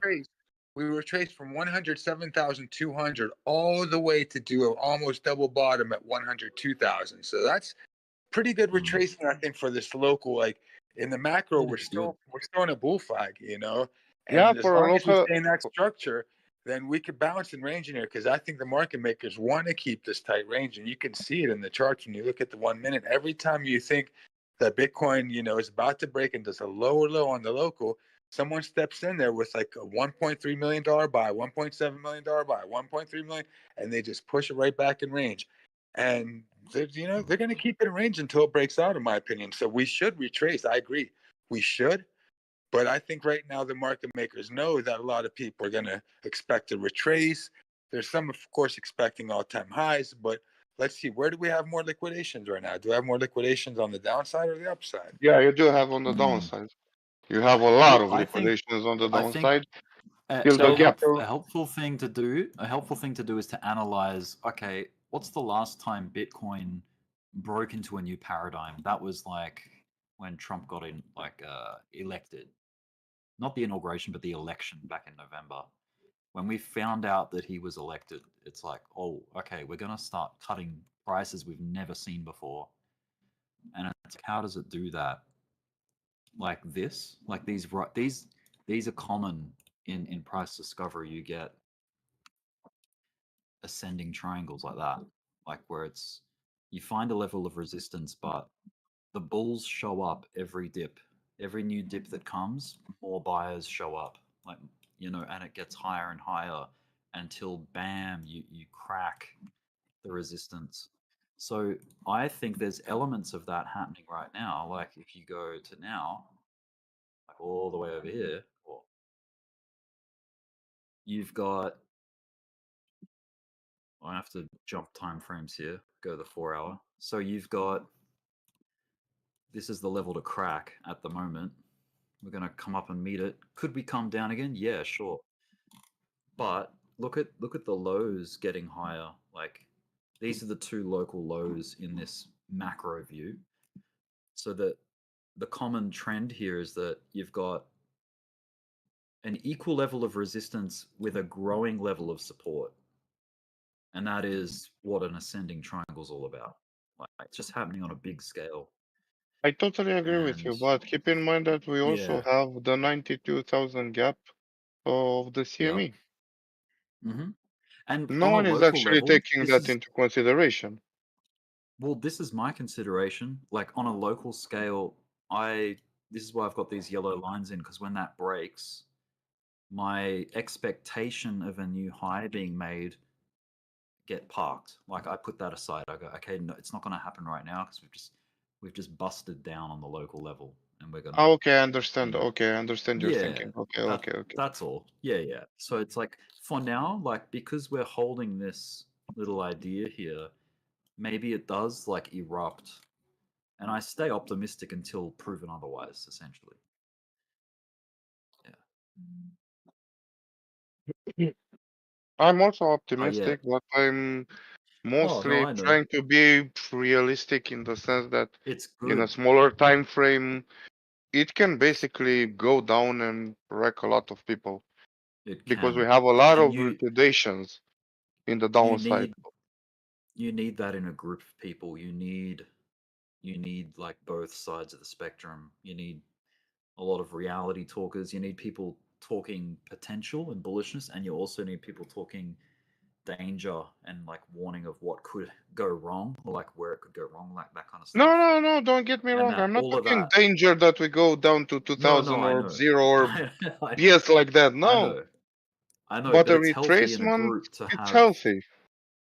it. Yeah. No, I know, but I'm just talking about in a group of people. It is good to have a variety of ideas and outlooks, so that you're not biased, like so that you have all the pieces, you know, like all the bits and pieces. Yeah, that's totally okay. And I've listened to you for quite a while, and you guys are all bullish, and you are like, it's gonna go to all-time high, it's gonna do that. Yeah, but look in realistic terms. It Very needs realistic. to do a Hold correction. on. You have to stop for a second. You're saying things like, what's not realistic about all-time highs right here? That is very realistic. Like we can make that happen. It happens a next lot. No. What? No. I'm talking about not realistic of expecting it to go up forever. It needs a correction to be healthy. Every market needs a correction. Look, for example, on the S&P, and also look on the Nasdaq. They are at record high right now. Everything's going to correct at its time, but now is not the time, my friend. Okay. Yeah. Maybe I'm wrong. No, like. God damn, Count Dracula, calm down, man. Calm down. It's gonna go down. Not yet. It's going down though. Shit. Why the fuck do you want that to go down all the time? It will eventually, yes. All things cool off, but guess what? They recover too. We just corrected down 30-some% not too long ago. Yeah, we did that tariff dump. I mean, that was devastating. That was very. Yeah, but that was news. That was news driven. That was not basically organic market. So what's the news driver to take us back down there again? Like, Is I there news? don't expect a news driver. I expect a technical basically driver. technical driver. Okay, yeah. Okay, yeah. I don't Hey, expect any man, news it's or something like possible. that. Just technical drivers. Sure. And I'm on the same page as you. Like, I agree. I think that's very reasonable. It's reasonable to say that. Big buys I coming in. agree. Well, hello, ladies. What up, Hey, Yak? dude. And just to understand my perspective, again, I'm longing from 74. So I'm totally that's okay with it that's going up. beautiful. Yeah, Yeah, I'm totally okay with 100%. it going up. But from a technical perspective, it doesn't make sense. Man, does Bitcoin Yeah. make sense? Yeah, it kind of does because institutional let's- investors and basically right now it's tied to the stock markets and what the Nasdaq is Does it- doing, and it's tied up to the Does it make SPY and sense it's that, tied out to the Russell. does it make sense that the president of the United States put out his own meme coin 2 days before he got inaugurated? That was so wild. Yeah, he wanted to make some side hassles, to say the least. I So think he it's made a funny little that he bit of had the money. audacity. He had the audacity to say, someone asked him about it like the day after he got inaugurated, and he's like, "Oh yeah, I heard about that. What's it doing?" Like he made out like he didn't know Dude, what was happening with it. You know what I mean? Yeah, It's me like, and oh yeah, I got a Dbloc, team of people that came up with that. Dbloc and I, we were just joking about it years ago, like when MAGA first came out and like all those other Trump coins, and we were saying, we were like, yo, but imagine if he does ever drop a ticker on the timeline, all those other coins are gonna dump so hard because they're doing good too, and they did dump. Like when he dropped that ticker, MAGA dumped, like so many other like Trump coin meme coins. There was probably about 5 pretty good ones that had above 100 million market cap. And they all just tanked as soon as he dropped that timeline on that ticker on the timeline. And just imagine, like two years before that happening, to think like a president of the United States is about to drop a ticker on the Twitter timeline of a meme coin of himself. You know, Definitely. like this It's that he wild, man. shot, and he memed himself getting shot. It's like, what is going on? Big buys coming in. Let's go. Yeah, but this is Hey, kind of like of the marketing that he's done because he said he's pro crypto, pro blah blah blah, and what better way to show it than launch his own meme coin? So Hey guys, fellas, you know how crazy it was after the weekend we broke out of that wedge, went up, and then gave it all back, and then went up higher again after that. Like it was whipsawing over the place. Look where we are right now. We've like come all the way back up again. It's like if we thought that was wild, I feel like this move up has even been more wild. Like the fact that we've tested 102,000 and we're back up to 106.5 in a very let the short bulls amount of out? time, like less than a day. Like that's crazy to me. Like that's a lot of volatility right there. In a very short amount of time too. Like this is a tight window. This is like 12 hours of progress. And it's and gone that's up why 1,000, I'm saying 2,000, we need a 3,000, correction. 4.5. It could, yeah, We it are really correcting. could. We're correcting upwards. Just turn the chart upside down, and you'll be all good. I want you Yeah, all yeah. to stop talking all of the bullish talk. No more bullish talk in the chat. Don't want to hear nothing but down. She said we Just open corrected the goddamn upwards. short. You are wrecking me. Yeah. Dude, there's certain things. If you are on spot, you don't actually care about these things because it will eventually go up and you will be totally okay. If you are in leverage and low leverage and stuff like that, you don't actually care if it goes to 101 or 100,000 or 97,000. You don't care because you're longing it and you are low leverage. If you are extremely leveraged to 125 X or something like that, then yeah, these stocks are actually quite unsettling if it goes down. I think I'd make. I don't know if you guys. I don't even want to say what I got in these bags right now because you might cry. The best thing to do at the end of the day is let the candles do the talking. You know, like they will show. It just gets, it all gets printed out for us, and we just have to We have to obey what the candles do, you know. Yeah, them candles talking Best real we can loud do. right now. Yeah, they are. Yeah. They're screaming. They're saying, up, up, up, up. Well, by the way, for leverage, from my personal experience after liquidating a lot of times in the past 7 years, from my personal experience, I don't go into longs or shorts with more than 0.5% of my portfolio, just to be able to add if the position is not going the way I want it to go, to about 3% of my entire portfolio. I don't ever go above 3% of my portfolio. In just extreme cases, I may go to 4%. That's good. That is risk management, dude. And that's what everyone should like get. Spend more time learning risk management than technical analysis. I think it'll actually be more beneficial because risk management is where it's at. Yeah, for example, right Also, sometimes. now. Yeah, go ahead. Sorry. Go ahead. I was just gonna say, risk management's good, but sometimes, if you're up for it and you see your high risk play and you're willing to do, but you can manage that, you're not gonna wreck your way of life by going in a high risk trade. So be it, because sometimes it takes big money to make big money. Yeah. That depends on your account. I guess it comes with experience. Like, if you know when to be risky, go for it. But Yep. if you don't know when to be risky, then it's dangerous.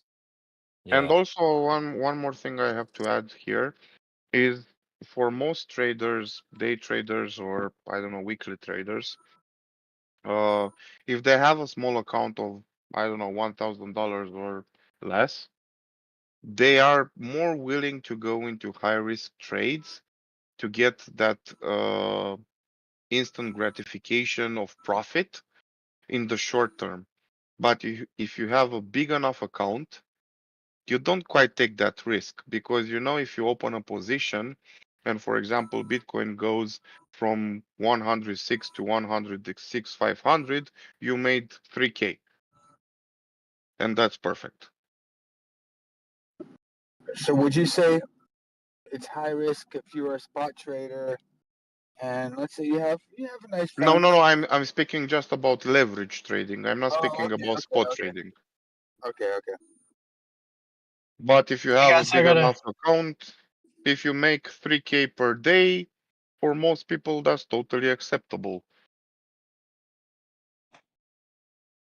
Even if the moves are not that big. For example, Bitcoin goes from 106 to 106,500. You made 3K, you're totally okay with that. I got a quick question for you guys. So, So basically, Dbloc was saying earlier today that he's kind of looking to take profits by like September-ish, going into October. So do you guys think it's safe to say like some of these top alts should be waking up here soon, within the next like 2-3 months? Because everything's so like bottomed for alts. Like, do you guys Depends think on some of the these will get dominance. back? Depends on the BTC dominance, but it could be possible. Yeah, I think after Bitcoin figures out where its local top is, and after Bitcoin, or not local top, after Bitcoin figures out where its all-time high top after price discovery is, after it finishes off and momentum switches and we do a reversal, that's when I think we'll see a big spike in the alts. So wouldn't it be better just have your money parked in BTC for now, and then transition into alts later? It depends, what your strategy and what your outlook is and what your hypothesis is. If you think Bitcoin's going to break all-time high, it's not that far away, so the percentage isn't that big of a bet unless you're going on some high leverage trades. But, to me, in my opinion, it seems like there's a magnet pulling Bitcoin towards that all-time high right now because we're so close to it. So it's a pretty good trade to bet on that. We're going to get there, in my opinion, on financial advice.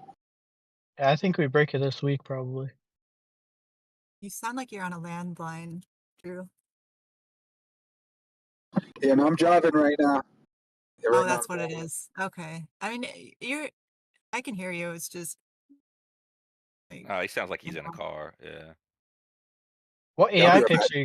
are you guys holding? Anyone holding any AI coins for spot?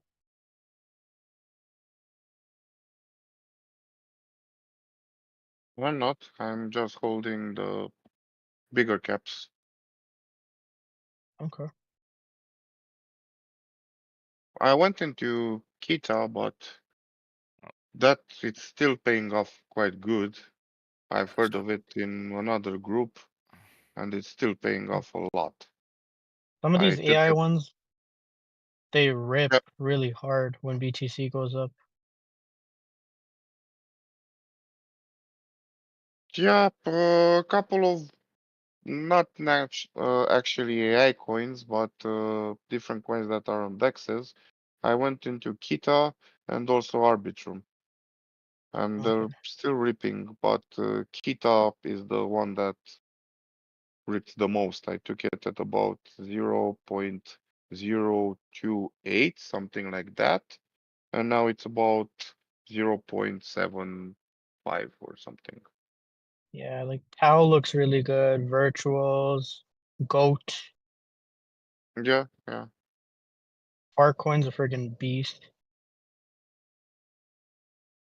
Yeah, but I don't have any actual utility. Yeah, Meme some of coins them are don't just actually stupid. have any utility. Yeah, but I feel like Farcoin's like this year's meta kind of like. I think it's Yeah, gonna it be one of the was. biggest memes. Yeah, it was like you were farting and just blowing off. Yep, pretty much. Man, some of these alts, these blue chip alts are so friggin' hammered, man. Cardano's absolutely destroyed. AVAX, Chainlink, like it's just crazy to me how they haven't moved it. I think they will start to move, but don't expect large gains from them. Yeah, I think just Most a couple people, X's most maybe, if anything. most Yeah. people What say kind of that. return on those coins? What do you think they should be doing? That's what you know. You think they should Yeah, be they're up probably what like a 5, 2, 6x 3x. right now or something? From their Yeah, lows. well, I mean, they should be. I mean, close to their all-time highs at least. They're like Think you nowhere think close. you think they should be right now I mean, with Bitcoin dominance BTC's. almost at 65%? Well, yeah, I mean with the dominance, no, but I mean just the fact that Not, BTC it's is not so going to high. happen. Yeah, Yeah, no, it's the dominance is you learn the importance of reading dominance. No, Kita almost 0.9. Damn yeah, it, just gotta 20x. Watch when thing that needs to dominance drop. dumps. Watch what happens. We'll see Mhm. it. You'll see the money float over. Yeah, but I'm kind of thinking if Uh, I just should play BTC for now till the dominance falls. Oy, one that's a yeah, one more thing to add here. Most people are saying that Ethereum will go to 8,000, 10,000, blah blah blah. I don't think in this bull run we will hit that. At least right now, as how the market looks. If we may see 3,500, 3,700, that may be the best offer that Ethereum has for this market. In the long term, yeah, it can go to 6,000, 7,000, but I think that's just Moon Boys talking about hitting 8,000, 10,000 on Ethereum. Just from looking at the market right now, it may change upon the market conditions, but right now I don't see that happening. I think Sui would do really good this year. Yeah, so we may actually overtake uh, Ethereum at some point. Also, Solana has a great platform to overtake Ethereum at some point. Yeah.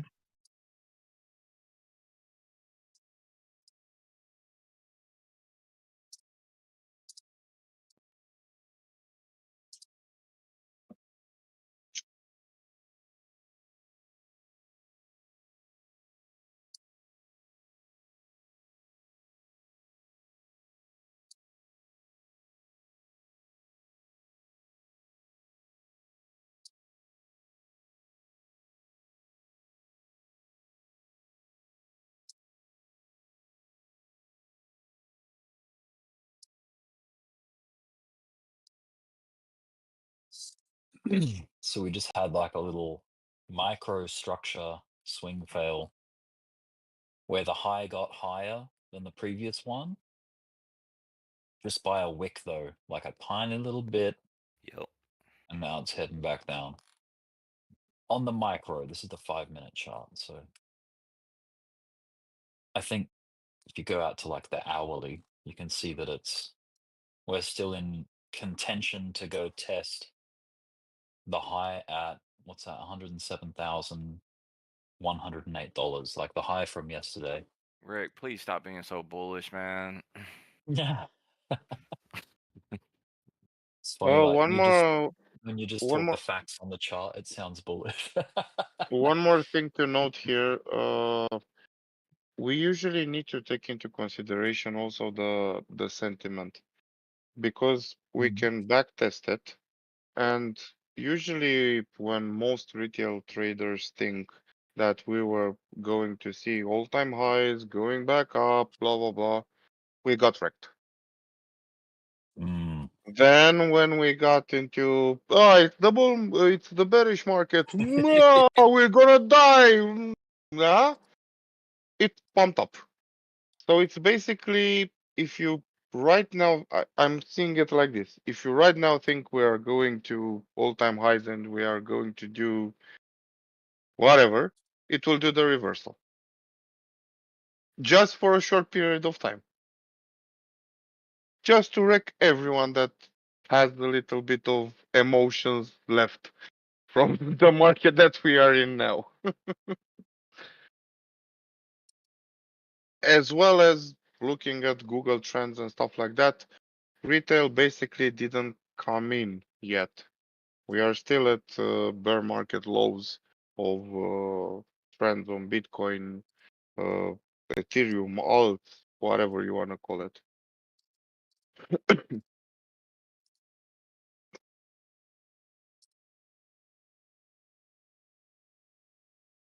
It's not a very good indicator, but it's one to take into consideration.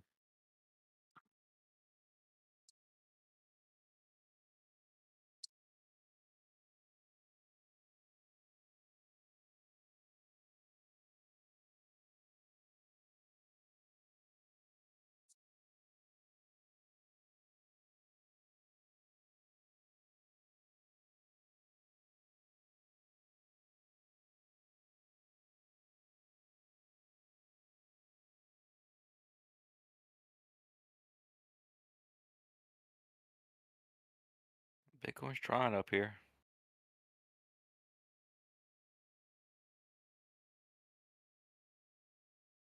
It is. Yeah, it's not giving up. It's just keeps doing the same thing. It's been such a strong move from that that double bottom we had. I'm just annotating all my lines. But like a micro local resistance, which is like right now, pretty much. And we've got like a higher time frame local price to beat, which is 107K. And then I've got that line in the sand, like that trend line that we're riding up right now. So if we lose that trend, it's like, okay, well, structure has probably broken, a low is getting lower and whatnot. But yeah, I think as long as you're above the line in the sand right now, you should still be optimistic. You lose that optimism and you sober back up when that breaks. In my opinion. And that happens a lot. Bitcoin loves to tease. Tease is Bitcoin's middle name.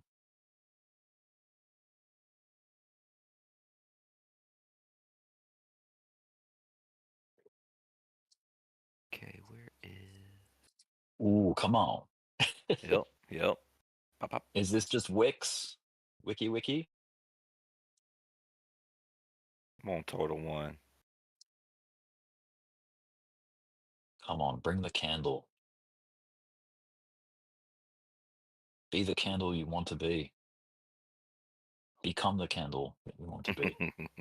It'd be interesting seeing every as dominance is pushed up, the alts have gone down along with Bitcoin, but now Bitcoin and dominance are going back up along with the alts.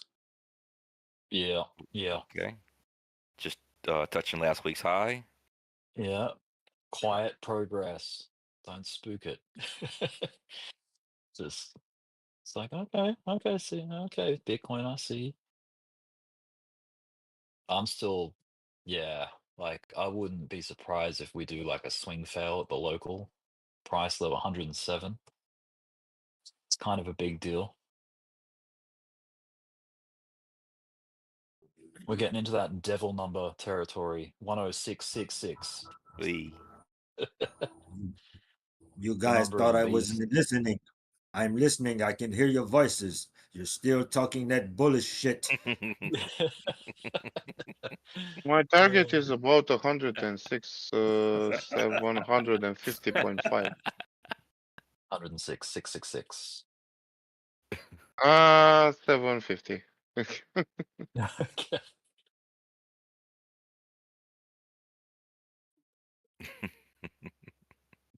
But I can still hear your voices. And you're still talking that weird shit you're talking about. I will Michael Saylor this. I will.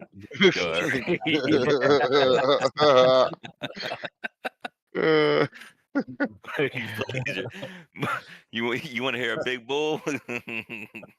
He's bullish every day of the week. Yeah, this man every is. hour of the day. He's always got. Oh, it's just Yeah, another buying but this opportunity. is weird for that man. He always gets the tops. I don't know Yeah. how he We manages need to Michael do that. Saylor, man. He And pushes us through. he proudly says, "I'll buy the tops. That's no problem." Yeah. Yeah. It's like no problem. Everything below $1 million is a good buy to him. Yeah, for real. Because the way he sees it, he thinks it's like the future of the planet. Basically, is Bitcoin. The way he sees it. So that's his target. Yeah, but if he Complete gets up to global. 50, yeah, but if he gets to 50% of holding Bitcoin, no one actually will buy Bitcoin anymore because he is basically the market maker. Shit, if you were sitting on billions like Michael Saylor, you'd be talking that bullish shit all day too, my friend. Can you imagine if MicroStrategy lost all their Bitcoin somehow? What that would do to the supply? It's like you're no longer playing with a $21 million Bitcoin. It's like drastically reduce the supply, becomes more bullish because of how finite. Yeah. That's the fleeting thing about like Bitcoin, at least, is that once it's mined, it's like you got to look after that thing because it's if you lose it, you can't get it back. Oh, or some Bitcoin got lost. We're bullish. Yeah, like that UK dude that lost a computer in the dump, and he wants to go excavate the dump. He's still searching for it, and he bought actually that site that site there. Yeah, he actually bought it. Wow. And he's still searching for it because he lost about 2,000 and something Bitcoin. Wow. So he's excavating through. Yeah, just imagine searching through shit years and years and years. Oh, layers and layers. How does he? I mean, what if it's completely destroyed? Like he finds it, but it's impossible to, It's a risk. function. Yeah, it's a a risk. huge risk. If it's been crushed under the weight of all that trash. Doesn't matter if you have the money, you can actually get the data back if it wasn't basically erased with low level formatting or something like that. You can actually get back the data from a crushed disk if it's a rotating disk, and you can actually get the data back from an SSD if it was not low level formatted. It's fascinating. Yeah. Yeah. Data recovery is quite You impressive. just need all the pieces. Mm. And you can fit them together. You can use a laser to start reading the data from that. So Yeah. it's not. Even like a fragment of a disk, like they can read. You've They got like a can little read. sliver. Yeah, they can read parts of the data because usually on a hard drive the data is spread randomly on the pattern of the disk. You Fragmented. basically Yeah. need you basically need the full pattern to reconstruct the data, but you most probably can reconstruct the data with about 99 to 100% accuracy if you have all the pattern, even though it's an old hard drive or stuff like that. You can basically read it. Wow. If it's encrypted, then sorry, my friend. Good luck on that. Yeah, that's a puzzle. But if it's not You got encrypted, you can actually read it. If, for example, your normal computer is basically not encrypted. Most people don't encrypt their computers. I'm paranoid and I did that, but don't mind me. I'm working in IT. Um, Yo, do you guys most think people you could? don't encrypt their computers, and you can actually, uh, from a broken hard drive, read all the data and basically reconstruct it to another drive and just browse the folders, browse everything that's there. If they were not low level formatted. If they are low level formatted, that means that basically a disk is written 3 to 8 times with zeros. Then basically all the magnetic drives you can't read anything up on them anymore. that sounds crazy. I think someone else had a question about something about Bitcoin right now. Yeah, sorry. Do you think we I got? didn't hear that. Yeah, it's okay. No, that's awesome. What if we form a cup and handle here at this top here? That's one question. And someone else had something else probably. What I was time just seeing if we frame? have enough juice to make a new high. What do you think? Yeah, man, that's the interesting thing about juice and volume is it can step in at any time. Like it can be apparent that there's no volume up until a point, but then it can all just step through the door all of a sudden. You know what I mean? That's happened many times that I've seen. It's like you get people going, "Oh, Yeah. it's not gonna do it. It's not gonna do the thing because there's no volume." But and then all of a sudden the volume arrives and it's like, "Oh, it did it." You know? So Yeah, it's the like market maker, you it know? can happen at any moment. Yeah. I mean, this is technically like its third attempt to break like this level. Yeah, this little local area. Yeah.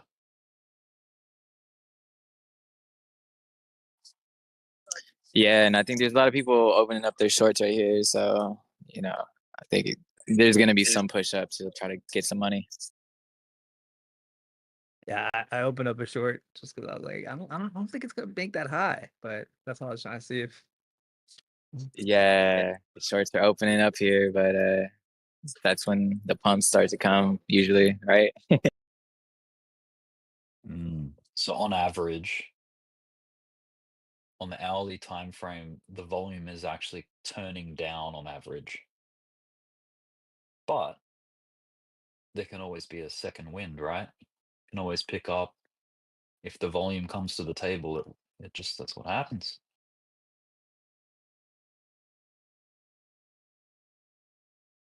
But yeah, it is trending downward.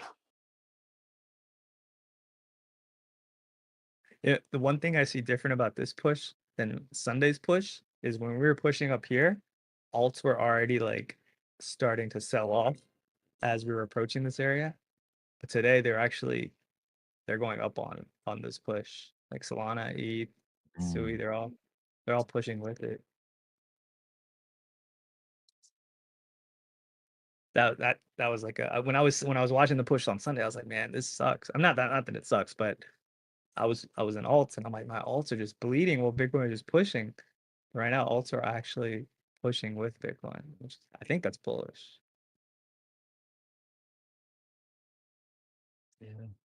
Yeah, I think so. But I haven't looked The at Dom. crazy part is the alts just started moving. After all of this upward movement, Yeah, they were kind of bleeding out yesterday. So I was looking at things this morning. I was like, "There's nothing really moving for the alt." So Bitcoin was really leading the way for the volatility today. So. right? I'm looking at Dbloc's channel. Dom looks like it's coming. It made a top, and Bitcoin's still pushing, and dominance is coming down. Yeah. Gotta love those aggregator bells. Ding, ding, ding, ding. Make it sound like a casino. Is it too loud, fellas? No, it's good. No. It's fine. I only very faintly hear it. What is that sound? What is it? I always hear it. I never know what It's it an is. aggregator. It's a So- liquidation map.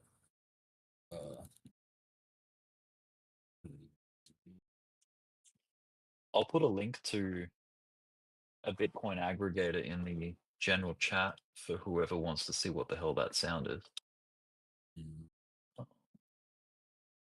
Bitcoin live liquidation chart. Yeah, Don't make me Michael Saylor. Some people stream it on YouTube, those aggregators as well. Like what you just said, Bitcoin Live, yeah. The first where's time I general ever chat? saw that aggregator, I was on YouTube and I clicked on something that said liquidation party. And it was at the top of the last bull run, right? That's cool. And so, and everybody was so bullish, and it was when he dropped. So That was the YouTube video with. crazy. Yeah, it went so crazy, and I was just like, I was outside of myself. I didn't even know what was going on, and I just started throwing so much money at because it was my first it was my first beginning of a bear market. I was throwing so much money at it. But now it's all Yeah. up. I mean, it was crazy. I mean, can you imagine like the first time you ever see that with the bells and everything? And I had it on for like a half hour, and then it just started going nuts because it was Yeah, the it first. encourages you. Yeah. It's trauma bond with Bitcoin. Can you imagine that though? Like the first time you see that, and it's the first drop of the bear market, that big huge drop. You're like sitting there, and it sounds it's so crazy. I can't even like express enough how crazy it was. It is like a relationship, and it's like just when you're the happiest, it dumps you, and it's like heartbreaking, crushes you. Oh yeah. And then when you're like in the depths of despair, you're single, alone in bed, and it's winter, and you've got no one to cuddle. No one's thinking about about buying or getting into anything. You know what I mean? Gotta cuddle these charts. Man. Gotta cuddle these dips. Man, talk to me spicy. Man, cuddle these dips. Yeah. It's so It changed your whole counterintuitive. life. Yeah. If you Investing, really it's get so counterintuitive. Like you like at the depths of a bear market, you don't want to touch it because it feels broken, or like it's it's not doing the thing, you know? It's just like, why would I it feels buy like it'll that? never go up. Yeah. Yeah, there you are staring at it every day. Yeah, it's like, why would I park my money in something that's gonna take another 4 years before it's gonna make a return? Like, oh, I want results today, you know? And that's the mentality, I think. It's easy to get into that mentality. And then in the bull market, oftentimes, it's like, oh, look how shiny and new it is and green and euphoric. It's like, I want to get in on that. It's so cool.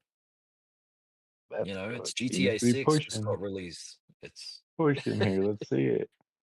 Yeah, come on. But yeah, it's very counterintuitive, which is why it works so well at wrecking retail. Yeah.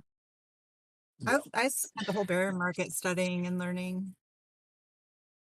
It's good. I hear You're like everything. ascended, evolved. That's what I think. I'm evolving. It'll be so good if all the people listening right now and in this group are still around at the bottom of the next bear.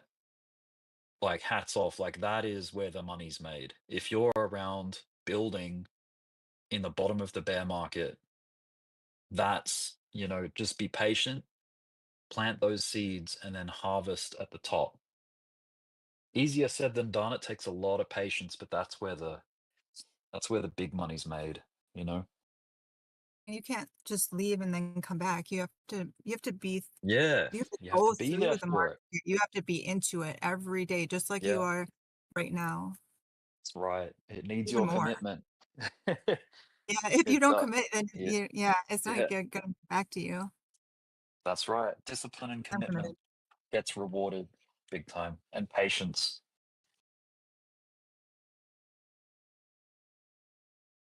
The patience is tricky because if you're too patient, then you miss. Like, I have so much patience. That I is can be true. patient forever, but there's like a deadline, and you don't know when that deadline is. And so it's that whole thing of if you miss it, and because you're too patient, that's what messes with me. Yeah, so true, so If true. you, well, if you're doing like spot wise, I would say give yourself some parameters to where you're just going to commit to buy at certain levels. You got to commit to it. Yeah, that's fair. Yeah, as a beginner, you think the challenge is getting in, like at the right time. There's a new challenge, and that's getting out at the right time too. It's Yeah. like you think it was hard getting in, you just wait until you have to fight the greed of not selling, and you know what? It's tricky. It's not easy. Not at all. So I guess averaging is the best approach to it. Like, you know, when profits are there, it's okay to shave some off, you know. I The bought the the whole thing way that down gives on me the bear market, the whole way down. Good deal. It's good. Yeah. I mean, it is now. It didn't feel Yeah. so good at the Yeah, I hear bottom. you. Yeah. I bet you feel like, oh my, yeah. Yeah, I just put money in, lose it. Put money in, Yeah. it's just going down, down. I'm putting more in. So like, no matter how much money I'm putting in, it's still going down. But yeah, but then And once it started going up, wow, that was amazing. And you know I what feel like makes it even more tricky to like buy in a bear market is when you get these random little 2-week alt seasons that attract you to sell all your slow moving money and go ride that thing for 2 weeks and try and make, you know, flip some profit out of it. It's so easy to get distracted. Very easy. So it's good to, yeah, it's good to like partition your account and like, hey, this is my serious money that I'm parking and I'm not going to touch it. And then this is my play money, like this is my 5% trading money or whatever. To scratch that itch of trading, you That's know? what I did. I didn't really, I just started learning to trade about 3.5 years ago or whatever. And I have my spot bags, which I try not to touch. I mean, if my business needs money, then yeah, I, take it from the crypto. But other than that, I'm not touching those. And I've been learning to trade with futures, which is backwards from what everybody else does. But I play with a lot smaller amounts on futures, and I feel like it's really helping me, even with like being able to sell, because it was really hard for me, and I still struggle with taking profits. Me So too. I feel like if I hadn't been trading futures, that when the time comes, I wouldn't be even be able to think about doing it, just because of how hard it has been to learn. With very small amounts, like that's a very large amount. How am I gonna feel Definitely. about that? So Man, I think that's better for me. people had it so easy in comparison, like in hindsight, the 2016-17 bull market was much more easy to stay bullish. Like, yes, there were some pullbacks here and there, but it got going again a lot sooner than what we've been enduring lately. Like we've had these big reconsolidation periods of like months and months, and it's been very round trippy a lot of the times, especially if you're getting in during that accumulation, like during that massive rectangle, that massive channel. I've round tripped so many things, especially with XRP lately. You get all this progress and then it gives it all back. And then it builds again and it gives it all back. It's range bound. It's quite the journey. That's for Yeah. sure. Like, you really Yeah. couldn't explain it to somebody else who's not in it, like really in it. Yeah, you have to live it to appreciate what is meant by, you know, FOMO and then the fear of a bear market. Like, yeah, you do have to live through it to respect it And then there's and the different appreciate it. rabbit holes you go down and the different seasons and Yeah. I haven't been watching many of the crypto channels, but that can be like a soap opera, you know, when the times are slow, nothing's going on. It's like the days of our lives, the crypto Oh, version. totally. I just love it. I have to go though. I'll be right back.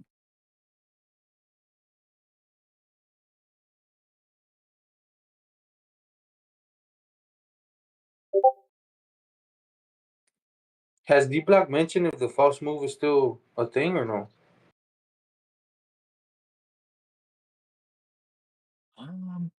Not sure.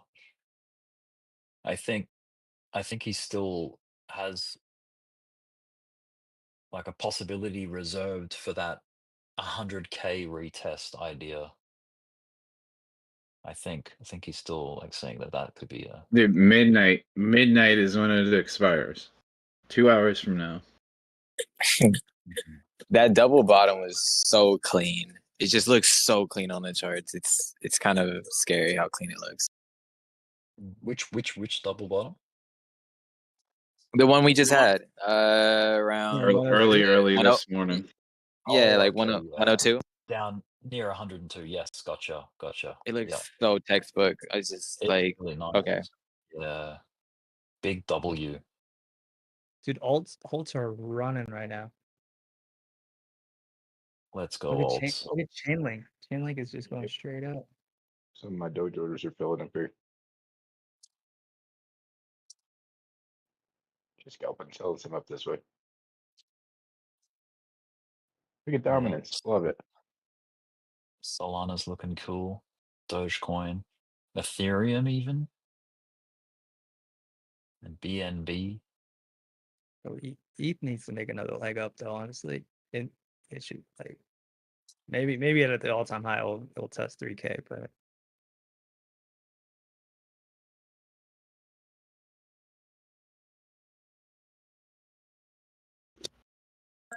Yeah, alts are starting to pick up a little steam. We haven't hit a new high yet, right? No. Yesterday. They haven't taken out yesterday's high. No. Not yet. Oh, you I mean got on Bitcoin? I got my stop loss right Yeah. above it. Not yet. Well, we're so close. It's like right there. Not yet. I gotta hurry up. I mean, even if it does make a new high, though, it's like if it does it before midnight, then that still could be classified as the false move, and then we expect the 3-day down Wait, afterwards. can you explain the false move like theory? It's just that there's a false move to grab liquidity, like short liquidations. If the false move is up, so you have the weekend trap, and then once you get out of the weekend trap, you break out of it, and you trap either the trapped longs or the trapped shorts. In this case, we freed the trapped longs. So that false move up, freeing the trapped longs, they get out of their positions, but the shorts get liquidated in the process. And that move to grab liquidity, where you liquidate the shorts, the trapped longs get out of their positions, and then there's a sell-off afterwards. and then typically a 3-day down. Like Exactly so what I'm after that exactly what false I'm playing up move, for you. It's exactly what I kind of see possibly coming here. So Wait, that's so after then, that and then, false jumping out a little bit. after that false move is just a liquidity grab, and then everyone that was trapped in a long position, they'll typically get out. So and as that's the when we shorts have get 3 days liquidated. down. Yeah, and so if that ends up being so if no new high is made the following day, so say we put in a high and then we reverse and we start just to snag liquidity, and There's a then we lot of money reverse and we down start trending down and we start like making, breaking the short-term structure and start trending down and losing momentum, then it's expected that okay, we're going to be continuing down for the next 3 days, but it's contingent on tomorrow being a lower high than what we've already put in, like, yesterday and today. So whatever So the high, basically, like yesterday there was a high, we could put in a new high, but before, like it would have to be before midnight. But if we don't put in a new high before midnight, then Dbloc's expecting that high from yesterday to be the high for the week. And we're going to go down. If we go down and we start breaking structure, then the tide sort of changes and we go after liquidations to the downside, and it causes this 3-day downtrend, like so typically. to And then so you get to after that, you get a midweek reversal, and you go back up, and then you get put into another weekend trap. Big buys coming in. But Big buys coming in. so to the like week, to validate that, we would have to break yesterday's high, and then what happens then? well, Isn't it that would we would have to put to invalidate the false move up. We would have to put in a new higher high tomorrow. And hold So the basically, after midnight? so Tech- yeah. So if tomorrow, so basically after midnight or tomorrow, like Tuesday, like let's just say Tuesday to make it simple, if we put in a higher high than what we've already made, or what we make by midnight tonight, if it actually ends up being a higher high from yesterday, if we put in a higher high on Tuesday, then that sort of invalidates the false move theory and the 3-day down following it. But D-Block and I both think it's more likely that we're going to end up, probably tomorrow breaking structure to the downside, and then the tide will, we need if there's still shorts up above to liquidate, the price might drift up there to try to liquidate them. But See, but if like we get a midnight is like reversal 2 to the hours. downside and yeah, if we get a reversal to the downside, we start breaking structure and losing support, and longs start getting liquidated, then the price will start to attack the longs. And he's expecting it to go all the way down to 100K. I'm expecting like a bit more of a severe correction, but like a little bit more macro. He's going week by week. I'm kind of going, like, I'm following the week by week thing. But the false move, the whole idea of the false move is just breaking out of the trap one way or the other. If it's to the upside, then that's probably the false move. If it's to the downside, then that's probably the false move. So if it's to the upside, then it's probably the false move up, and then you get 3 days down. If you break out of the trap to the downside, then it's probably a Don't, false move to don't the downside, and you continue trending up. don't you think that like if it were to be a false move, it would be faster than this though? Like the fact that it's like the slow grind up. Usually, when it's a slow grind up, usually isn't price just waiting to probably explode? Well, yesterday was pretty fast, and then it got met with a really fast rejection too. As soon as it got above 107, it rejected. Well, that's what I'm saying. It could, This move doesn't seem fast though. It's just grinding. This move it, seems different than yesterday's. well, it I could think be into going into like a double top. I think if it's slowly going up. So do we have Asia on yet? Yeah, Asia's been on for a couple hours. So I don't know. Asia brought it down yesterday. Like late last night they brought it down. So I don't know if their market makers are going to try to shoot it up to try to get more shorts before Well, they it's not drop it down. But necessarily. We have to be clear though. It's not necessarily Asia doing it. It's during the Asia time frame, but crypto's 24/7. So it's we got yeah, to I get mean out of that time. A Asia lot of people session. really think it's Asian doing this or Asia doing that. It's the session. But there's a lot of people in the States that stay up late night that got big bags and do big things. So let's go rockets. What's up? We're about to break another local high right now. What's I going mean, on, yeah, it also everybody? could just be D-gens sort of following in. Oh, hey, what's up, D-Block? Hey, Yeah, he's here. I was No, I was I'm kind just of trying to gonna go. break down the false move, the idea of the false move somebody had asked about.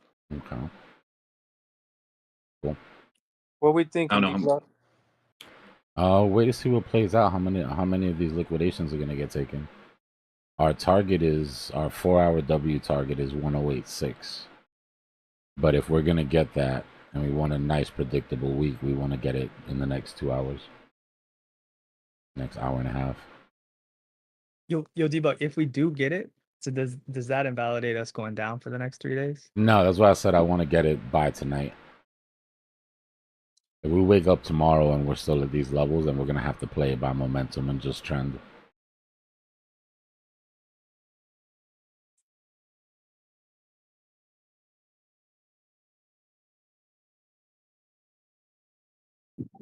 Yeah, and the speed doesn't matter as much. We're just talking about its timing. Right? We're talking about the liquidity sweep to the top of the range before the rest of the week. If we didn't have all this liquidity to the downside, then I'd be thinking, okay, maybe. Which is what we wanted, what I wanted. What I wanted was a false move down, clear this liquidity, have a 3-day up with nothing left underneath us, and just start really making some moves out. But there's a lot of money sitting right here. And there's a lot of money sitting right here close enough to where even taking all of it doesn't change bullish sentiment. Right? So it's like a win-win. Or at least it shouldn't change bullish sentiment.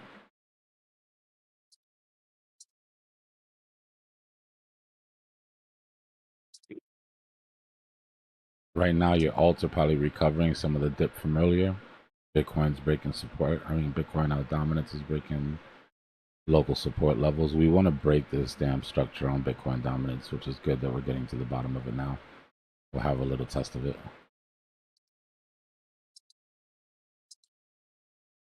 We need Even to come if it down even under if these it levels. does, even if the false move does invalidate, I would not recommend FOMOing in because it kind of is starting to sound a little bit like FOMO. No, false, Over the past couple hours, false move or not. I mean, we're running out of liquidity.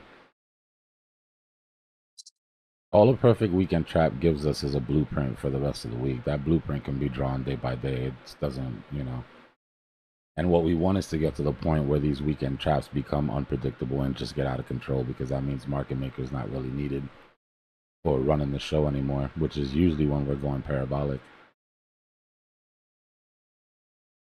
Bring on the parabolic candles.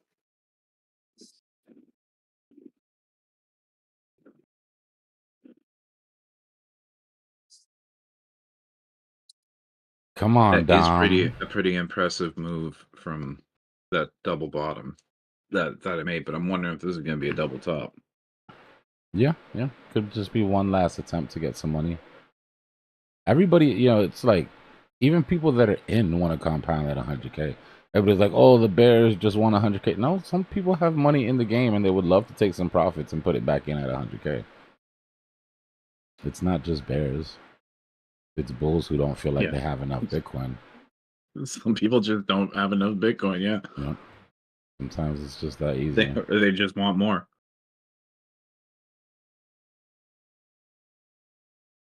I mean, some people don't have any, but they want to have more. I'd love to get this target knocked out, though. That would be nice. That'd be a nice end to the week.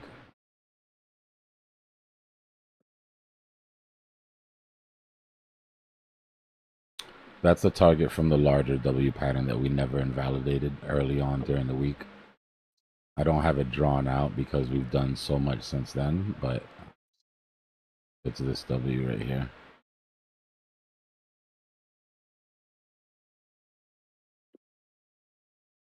Have you made any buys above 100K? Nothing more than short term. I swung at some bottoms and shit like that, but just for like short term plays. No. For shits and giggles.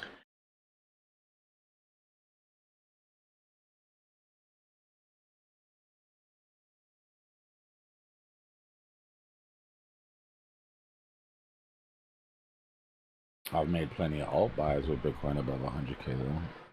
Yeah, Let's I know, me too. Look real quick and see. Just at a glance. Oh, see how quickly that frown turns upside down? All right. Yesterday, the whole thing was red. Yeah.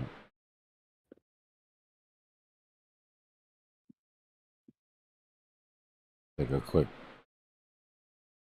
glance at the portfolio real quick. How did I do today?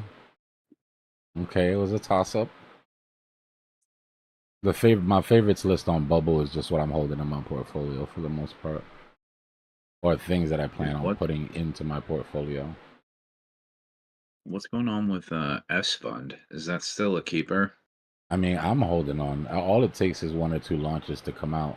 This week, launch coin has obviously been what has kept me afloat. Yeah, that's scary. Much like everybody else, I'm sure. This narrative is coming. Telling you, this Believe app narrative is coming. Crowd-funded projects, real-world projects. But there'll be better opportunities. On the hour, everything is green. Not bad. What is it? What's the project? Yeah. Launch coin is the coin. The app is called Believe.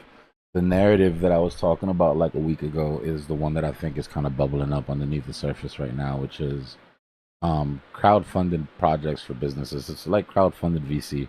Basically what we do for crypto. But the Believe app, you go on there and you say, hey, I want to open a school for blind dogs or something. And then if enough people believe in it, then they fund it with a launch coin and you get funding and then you get to start your business and stuff like that.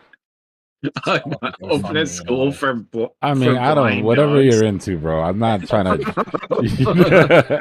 like, I mean, that might not be the one that I put my launch coin behind just because, but. What was that project? What was that project that I think you were talking about a few months ago? It had something to do with like a cell phone service or some sort of, maybe it was called or something. Helium? That was probably Drew. Drew's in Helium. Helium Mobile. Yeah. Something like Drew does some mining on Helium. He was probably talking about it. School for blind dogs. So like, yeah, talking about that narrative, I was just talking about this with someone else a little bit earlier, and I was telling them about the narrative. Like last cycle, it was maybe like NFTs, and this cycle it's something a little different. Can you speak a little bit more about this narrative you're seeing? Well, so we've had a bunch of narrative runs, and all it really is behind closed doors, what VCs are sort of chatting about, what whales are sort of chatting about. There's been a couple. This one's been around for a while, probably about as long as I've been looking into like the decentralized science narrative, decentralized crowdfunding or mass funded VC or whatever you want to call it. It's caught this Believe app became like 7th or 8th on the Apple Store. Right, it just caught. It's one of these things that caught fire. That's why launch coin went crazy. You support the creators on the thing with the launch coin, so launch coin went nuts or whatever. But I feel like one, it's a great thing for Sol because it's out of the sort of meme coin world into it almost feels like a bit of a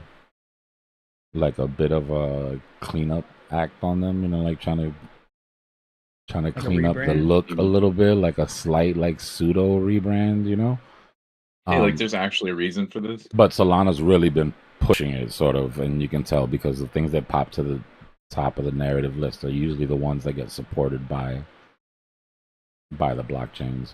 Like if Solana wouldn't have pushed Bonk as hard as they pushed Bonk during the bear market, then we wouldn't have them, that was a proof that if a coin gets behind, if a blockchain gets behind a coin, then they can turn it into more of a mascot for that blockchain than just like some shitcoin. But I would look out just like every other narrative, just like with virtuals. Virtuals came out. AI agents was great. Every blockchain had a virtuals competitor within the next month or two. So I would just look out for any competitors, any of these Believe app competitors on different blockchains, trying to chase the same hype. This is still wave 1. Once Believe takes a big retrace, you'll have wave 2 where there'll be a little bit more people involved, right? The people that come after. But after that, it gets dangerous.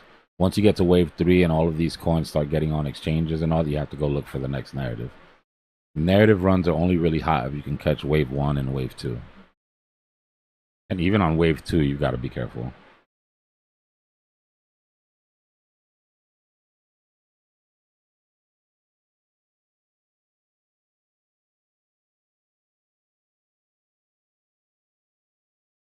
Of a narrative run, Albatross.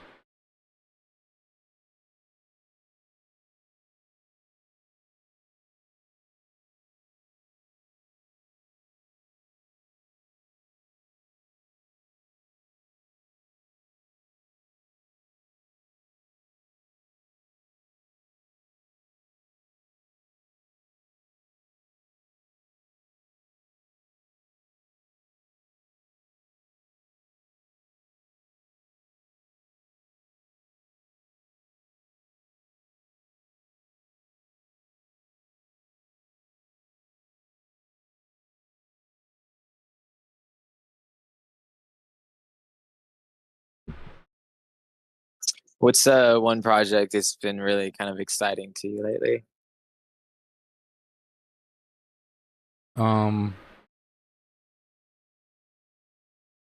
Right now, taking the buzz and everybody else's thoughts, because it really doesn't.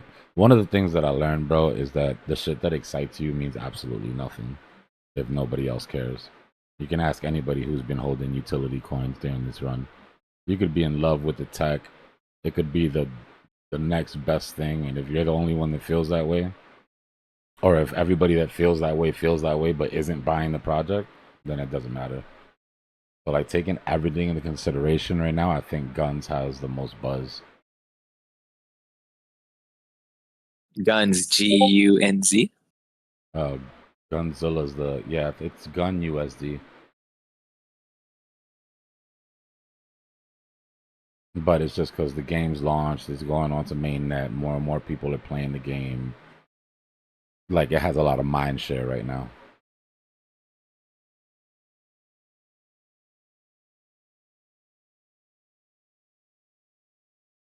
But honestly, this late into the game, pay attention to the new things, but I think what needs more attention are the ones that have already proved themselves. People run from these projects that have already got multiples. Oh, well, that project already 10x. This one hasn't even 2x yet. There's so many x's left to go. Yeah, or that project had all this time to 10x, only 2x, because everybody was buying the other project.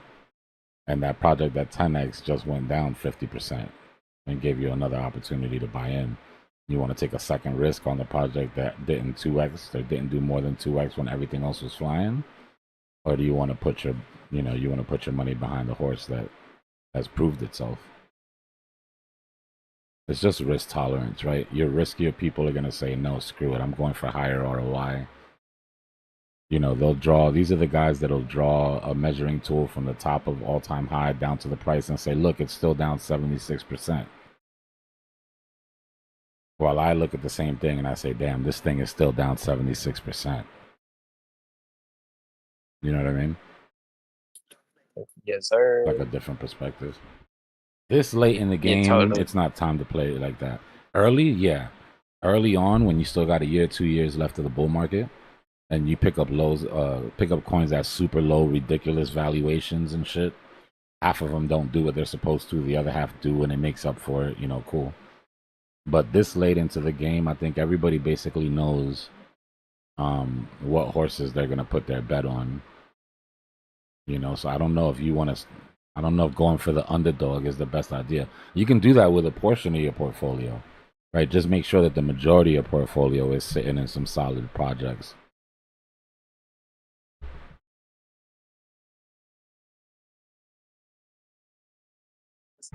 Yeah, I feel that. I've been looking at, like, say, for instance, like Rose. I think it has maybe some good potential, but just not doing it right now. Sometimes you gotta So, give up, bro. It sucks to say it, but sometimes you gotta just be like, all right, you know, I hope you do well, but I can't hold you any longer. nah, that's real. Got some bills to pay, you know? Yeah.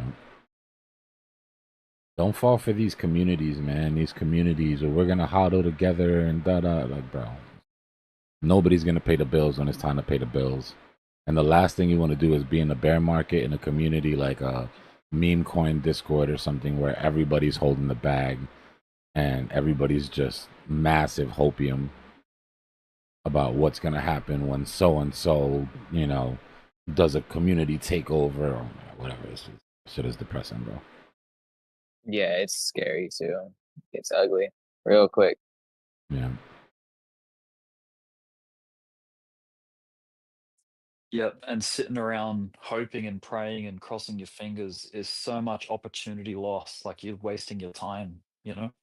That was the hardest Because there's part. other things. Yeah. I don't want to It's like signal other any things are moving. communities out specifically, but with the people that I care about that were in XRP, that I was really trying to get through their heads of the opportunity loss that they were suffering during the first 60% of this run, you know? I'm thank God that it worked out and that it ended up going. That's great, you know? Like, I'm glad that happened. Yeah. But yeah, it's hard.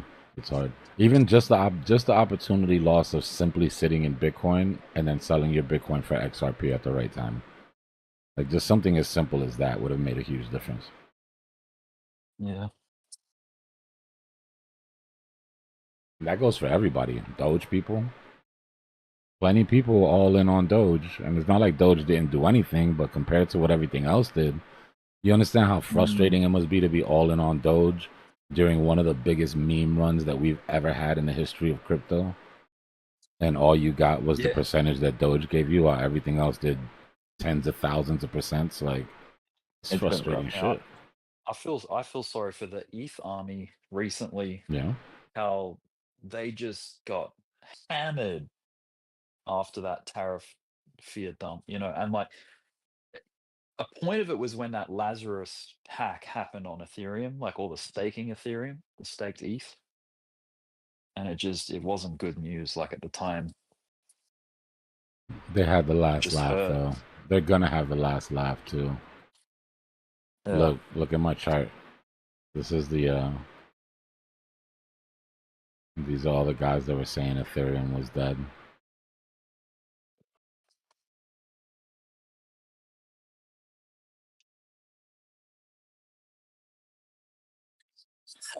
That face. Whose face is that? That looks great. Insert name here. This is that guy on Twitter that I argued with every day. Oh. That's what he looks like right now. Damn. That's great. Mike said that's Pepin. Bro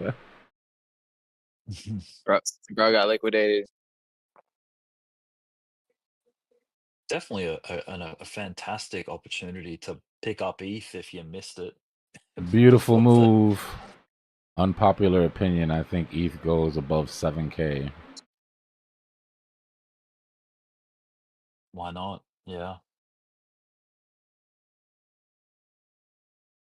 If you bought ETH anywhere underneath 2K, I don't think you're gonna end up regretting it.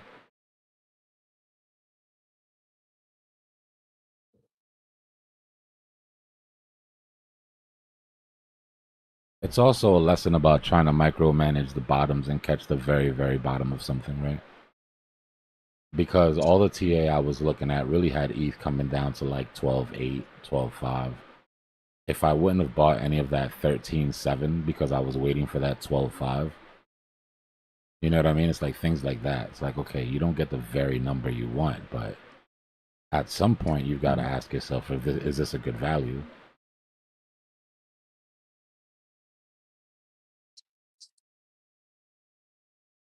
There is one little concerning thing about Bitcoin right this moment, like in the local area, is that it's in an uptrend and there seems to be like some kind of rising wedge nature about it. So like a pullback doesn't necessarily mean it has to crash down below through 100,000 or anything like that. Like it might, maybe we get like a recheck of 104 or something. But it does kind of look and feel toppy right now. Happy to be proven wrong. Happy to see prices erupt. But the right time to take profit never feels like the right time to take profit. If there's one thing that stayed the same for me since I started doing this, actually, it didn't used to feel like that. Once I figured out what I was doing, the right time to take profit never felt like the right time. I thought I knew when the right time to take profit before was. I thought I knew everything at that time. Like, I made some ridiculous mistakes when I was first starting. All the same shit that y'all do. All the same shit that Rick did. All the same shit that everybody in here did when they first started. Yeah. Oh yeah.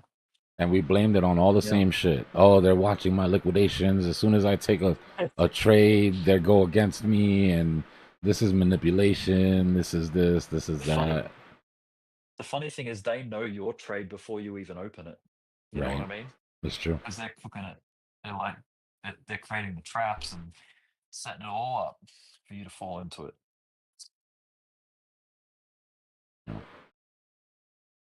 Yeah, but then we know that they know, and then once we know that they know, but then if they know that we know that they know, then it gets crazy. Don't see. That's when you get to where I'm at now, where it's like, oh, I see what you're doing, but you might be wanting me to think that that's what you're doing, and maybe you think you want me to think that that's what you want me to think that you think you're doing.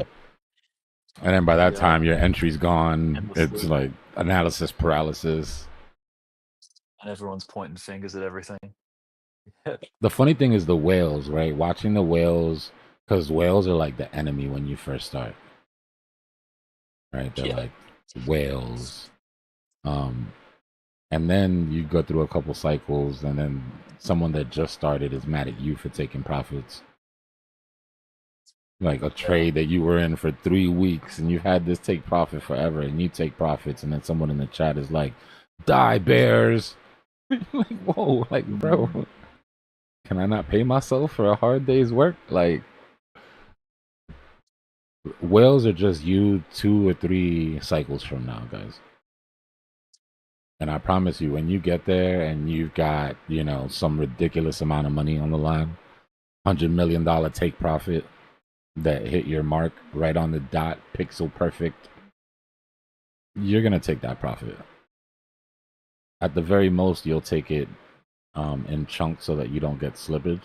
But nobody here is going to say, well, I'm going to let it drop. I'm going to give other people opportunity to take profit because I don't want to, you know, I don't want to drop the chart and screw up anybody else's trade. And we're not doing that, bro. We're not doing. You're going to roll over in bed, see that, hit, take profit, and you're going to roll right back over on your pillow and go to sleep.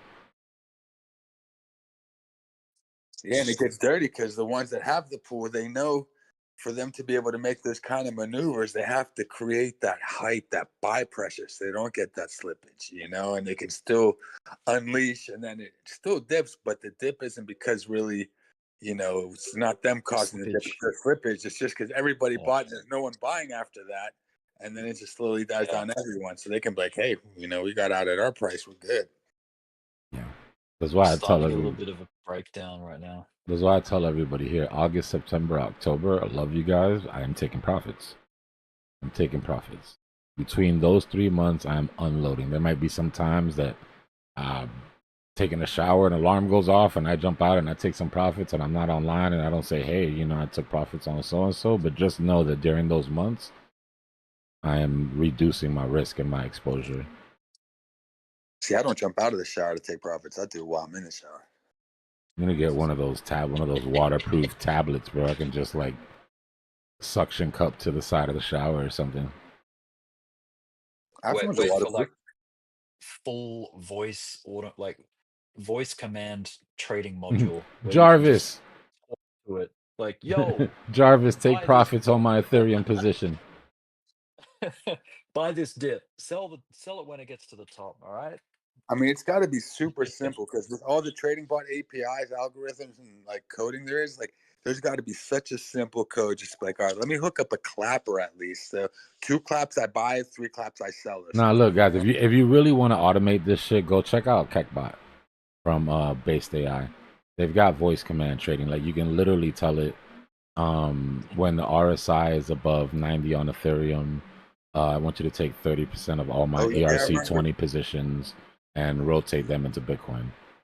I remember you telling stuff. Is that with the Pepe coin thing? Yeah, it's part of the same ecosystem. Yeah. Do you guys want to hear some nerd shit? Do you guys know what Jarvis actually stands for? Wow. Just a rather very intelligent system. Oh. And he was this guy Jarvis was Tony Stark's butler, or their family's butler. He named it after him.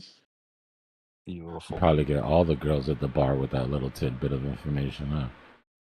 Yeah, dude. No, I've tried it. They don't know what the hell I'm talking about, though. Yo, I still don't know the rules for the crowns on YouTube. I have no idea how it works. I assume it has to do with how much you chat. But I've seen a couple things that make me think there's more to it than that. I'm not sure.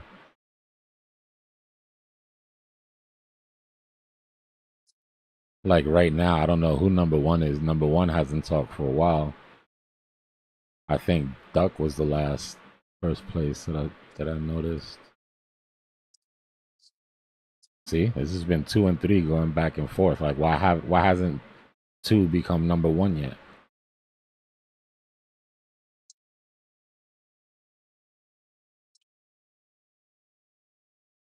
I'm just looking at the altcoin daily video that came out 4 hours ago. What comes next? It's a trap. Do not be fooled. That's what Is that Rick? You know what I hate about some channels is that they'll call this move to 100 when it starts to break down, right? But the last 3 videos have been rockets. So like the contrast between going instant like that freaks their communities out. Like I much rather on the way up be like, guys, we're gonna have to retrace, right? Like keep it in mind, we're pushing too hard, we're leaving behind some, so that when it happens, it's like it's not pure panic, right? You don't feel like, oh, I need to sell everything. You probably took some profits up at the top. Nobody's telling you it's going to keep going forever, or nobody's telling you it's immediately going to turn around. Yeah.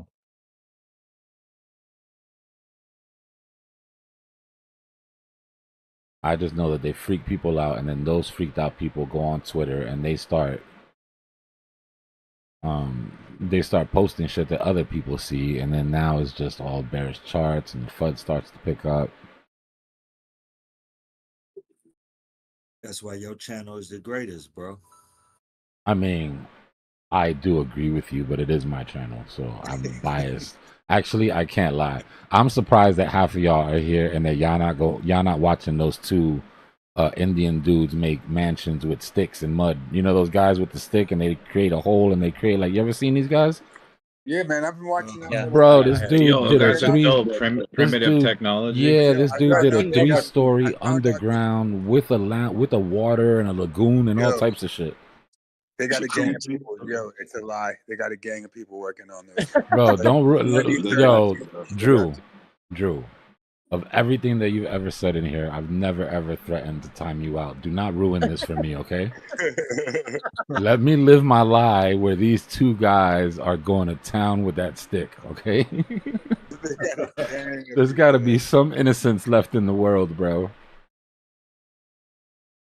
That's too funny. I wouldn't doubt it though. I've thought it before. I'm like, bro, come on. Like that's a lot. It got a little out of control after a while. In the beginning, it's like, a little primitive dugout to protect you from the rain. Bro, you couldn't pay me to do it. Bro, the last one had like Roman columns and all types of shit. I was like, bro, this is getting wild. Like, he was swimming from like one room to the other. Pools and yeah. It's like, let me swim into my living room in my new cave. Yo, I don't know. I'll go do that.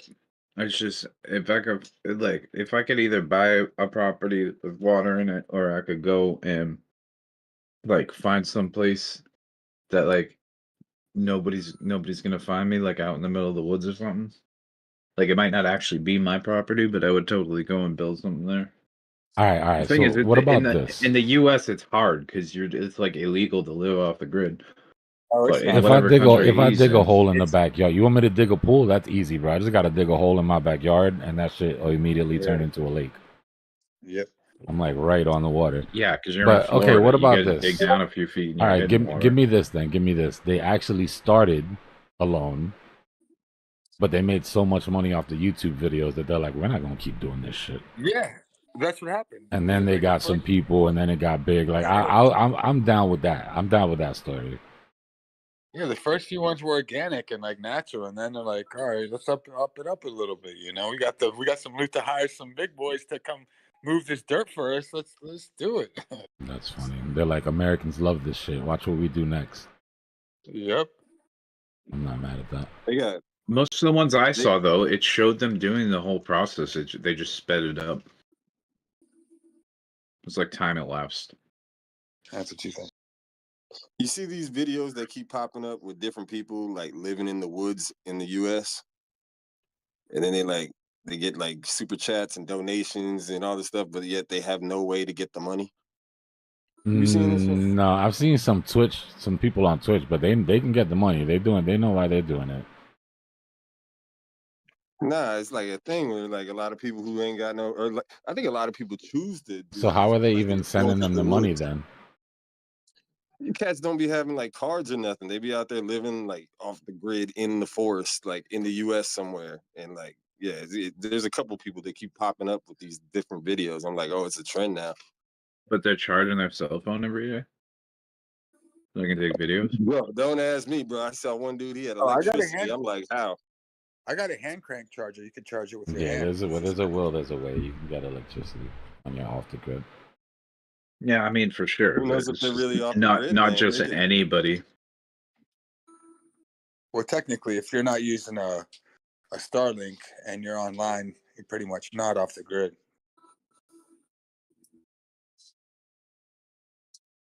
The only way to be online and off the grid in the United States is to be off the grid is to have a Starlink right now. yeah, people be getting found, or so they say. Like cops be coming in there and knocking down their little huts and stuff. It's crazy. Dude, I love building huts, man. I got a few little huts in Romania. I got this huge setup. See, man, I like those videos, man. The tunnel people too. Tunnel people, crazy.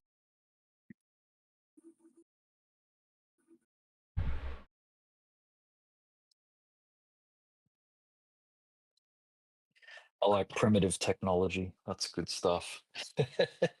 That's truly off the grid. Yeah. Yeah, my point of bringing it up was I do appreciate everybody that comes in here and chills with us for as long as y'all do. Because there is some pretty entertaining shit on YouTube. Yeah. So I definitely appreciate it. I don't take it for granted. Oh yeah, you could get sucked in because YouTube figures out your algorithm pretty good after a few searches. It's like, Oh, boom, you're yeah. not, Yep.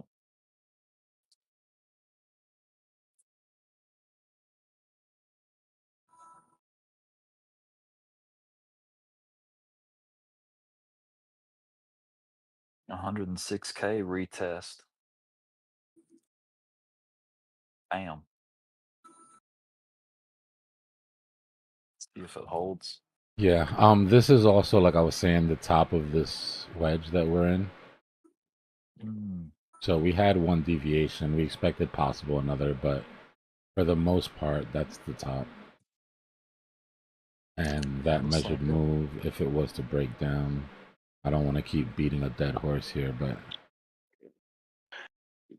yo, man, I if this think measured Florida's move gonna. breaks down, we're looking at 101, our target one.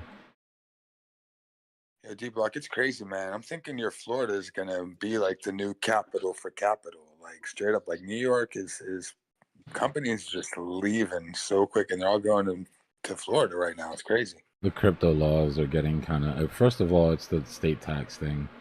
And I promise you, like I can literally go through the whole day only spending crypto. and not have to get creative. Like I don't have to like plan my day in advance. You know what I mean? Yeah, check out these stats. So from New York City, there was an outflow of about from 2017 to 2022. They took 14 billion in income to Florida, basically. So that's from just 2017 and 2022, $14 billion removed from New York and put in Florida, just with like these new businesses, not new, old businesses in New York that are popping up right now in Florida. Yeah. It's crazy, like capital businesses. We're gonna see NASDAQ in Florida, like it's gonna be like Miami Stock Exchange, straight up. Like, God, that's the please do direction not it's let going. us. Do not Yeah, put us in why? control of any of that shit. That's the direction it's going, man. It's That crazy. shit'll close every day for a cafecito break where everybody just takes lunch and goes to get some Cuban coffee. Might come back on time, probably not. Gaps would be all irregular and shit. Yeah, I'm about to say, don't leave nothing important to us. Nah, it's Florida. Don't forget, this is where Florida Man was born. It's still Florida. I was just about to say. It's still Florida. I Don't kid. let Florida I Man kid get the a hold of state. It's treated me well. I can't complain. I could still see like Miami or like Palm Beach or like turning into that kind of, side-ish kind of niche Wall Street-ish vibe. Like, even though it's palm trees and beach town, like I can really see it happening.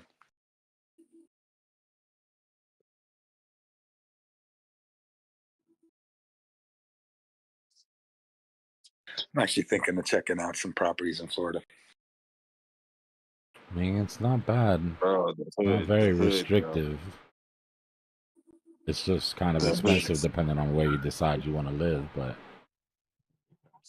Chicago has a massive exchange, right? The CME, right? yeah. This is like Chicago Mercantile. The way But these isn't things it happen is that extremely dangerous as well? well, Chicago? the city, the south side is, yeah. Yeah. The south Yeah. side. But it's every major city, guys. Like, listen, the nature of a city, the nature of a major metropolitan area is that it sucks out all the liquidity from the surrounding neighborhoods. I don't care where you go, every major city has a ghetto next to it. And it's not because it's not a coincidence. It created that ghetto, right? It creates that impoverished area where nobody goes to those stores because you're close enough to the city and you have more choices. So, you know what I mean? So it creates like a vacuum. And in that vacuum, if there isn't structure, you get crime, you know? I was gonna say, bro, like I've been delivering to some of my old hoods lately, and I don't know what it's like in Miami. Actually, I was in Miami not too long ago, but bro, the gentrification is crazy. Like yeah, bro, like there's some nice spots down where I used to live, and they leaving electric scooters outside, door wide open at 10:30 at night. Like I'm like, who are these people? Yeah, and there's nothing wrong with gentrification. Like gentrification gets a bad rap if, and there's a big if, I'm about to move back. if they provide enough economic opportunities for people who live in these neighborhoods currently to remain in these neighborhoods. It's bad when everything gets bought up and people get shipped out, and it's like, no opportunities to even try to make it, to keep. They get around that. Big developers get around that because I think every state has to provide Section 8 housing availability for Yeah, and any new. they'll pay for a project building to be built somewhere outside the city and send everybody there. Yeah. But the problem is that that's how you get crime. Like the same thing happened in Chicago. If you wonder why it's so bad in Chicago, I mean there were mega projects in Chicago before, like Cabrini Green, and I mean like these are 10, 12 block areas. When these buildings get bought up to put up high rises, and those neighborhoods get split up and sent to 27 different neighborhoods that already have their own gangs, already have their own problems. What do you expect? And then you lock up all the older gang leaders, right? You lock up the entire structure. Anybody who has had any control at all on these young kids is in jail. And now they're all in neighborhoods that they don't know, with enemies that they had for generations. Some things are inevitable. Chicago is one of those things, unfortunately.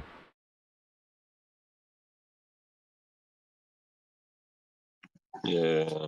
Have you lived out there or stayed out there? Nah, I got some I people know that some are out people. there, but I mean, it's the same story in Brooklyn. It's the same story in, you know, a lot of different places. Chicago's special because, you know, Chicago's old world. Like, that's where the mob came from. Like, they've had gang problems for the longest, but inner city street gangs had a certain a piece worked out, right? The land's carved out. Nobody went in. You know, there was peace.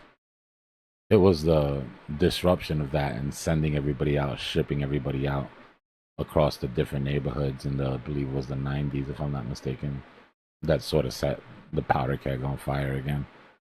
It reminds me of Iraq, right? When we went into Iraq and we took out Hussein took all the warring factions were horrified of them.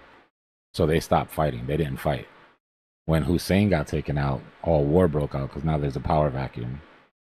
Right? So now all the age-long battles come back to the surface, and it's the same sort of shit. Remember Gaddafi, man? He was trying to get everyone on the gold currency, and he had about 12 African nations already to change their currencies. That And didn't end well. great gold. Yeah, they took them out.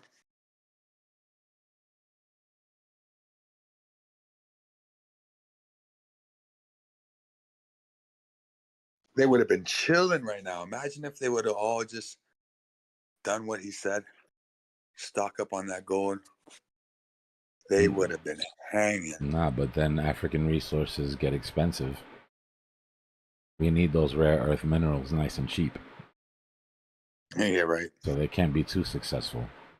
Right? It's not a secret why the world hasn't really helped Africa get out of that. I mean, that's it's the natural resources are just ridiculous.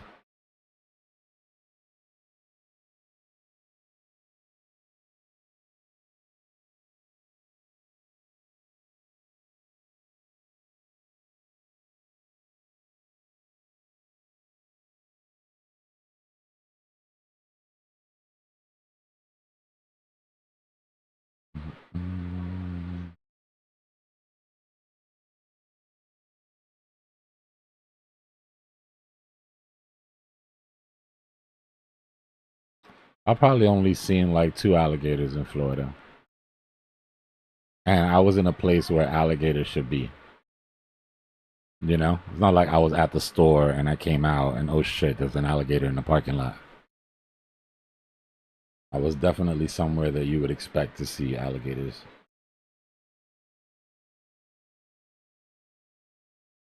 I'll tell you what though, if it has water, like a body of water, you better assume that there's crocodiles. It's probably a good idea to assume, yeah. Yeah. You can't see the bottom? Just, you know, pretend. Just pretend there's one in there. Gotta be about 3, 4. We'll swim around up in there. Minimum.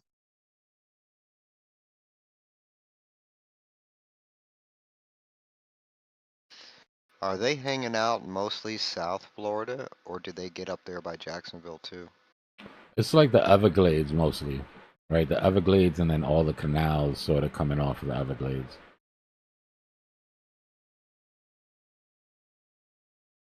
So it's interesting to see this Putin-Trump phone conversation, to see how the American news media outlets kind of push it and how the Russian outlets push it.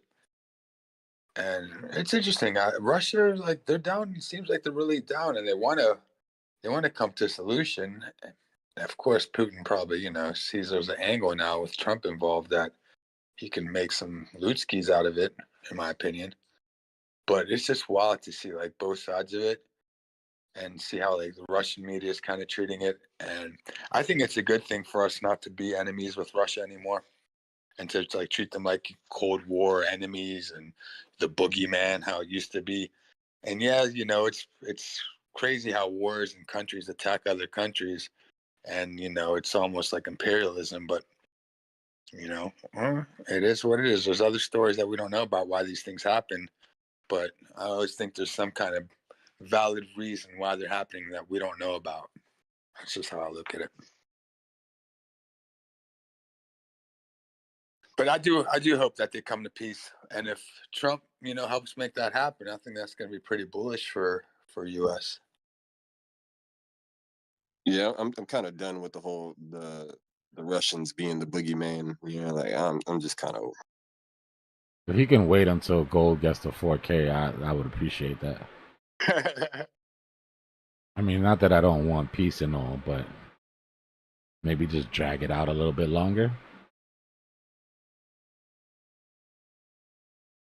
I'm kidding. I'll give up a couple $100 on gold for peace. I'll take one for the team.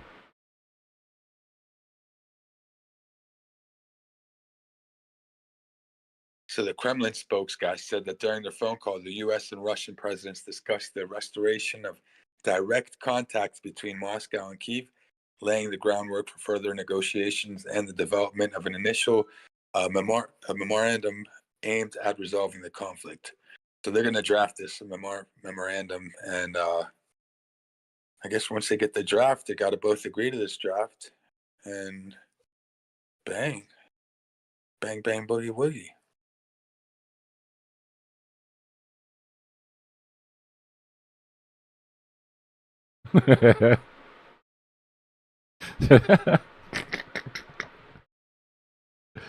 Tim says, doesn't Florida have giraffes, ostriches, tigers, and jaguars? Kumi said, you're describing a zoo. No, they don't. They got like some kind of. There's a Florida panther. We got a panther that's, I guess, different than all the other panthers for some reason. We call it the Florida panther. I've never seen one.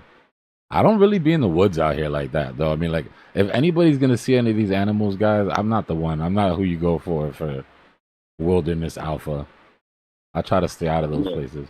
You need my homeboy Drip. My homeboy Drip goes into the Everglades to catch pythons, and he goes on python hunts and all this other extra shit. Bro, I tell you, it's a different type of jungle out there, man. I went to Miami for the first time, boy. Never seen nothing like that.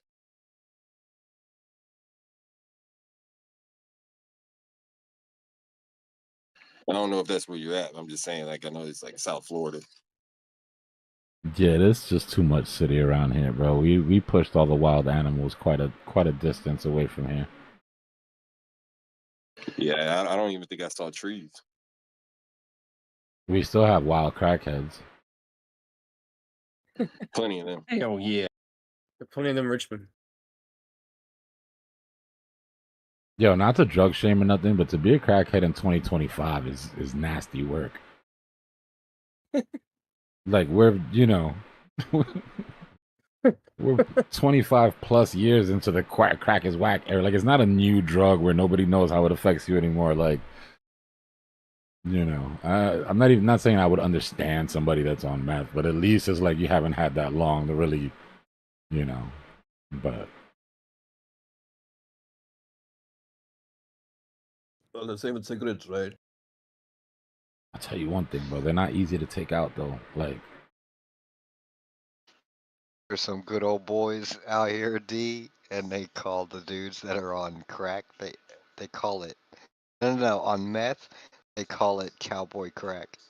It's funny. Yeah, but what's funny is you go to Wall Street, and they'll just straight put Coke on their cigarettes when they're having a drink and call it a coolie. And whatever, it's even more potent than crack, but no one says nothing about that. No, yeah. If you had the money to do freebase, you were doing it with lawyers and doctors and people in the stock market. If you didn't have enough money to do freebase, you were smoking crack with people in alleys. Yeah, at the time, everybody was doing cocaine.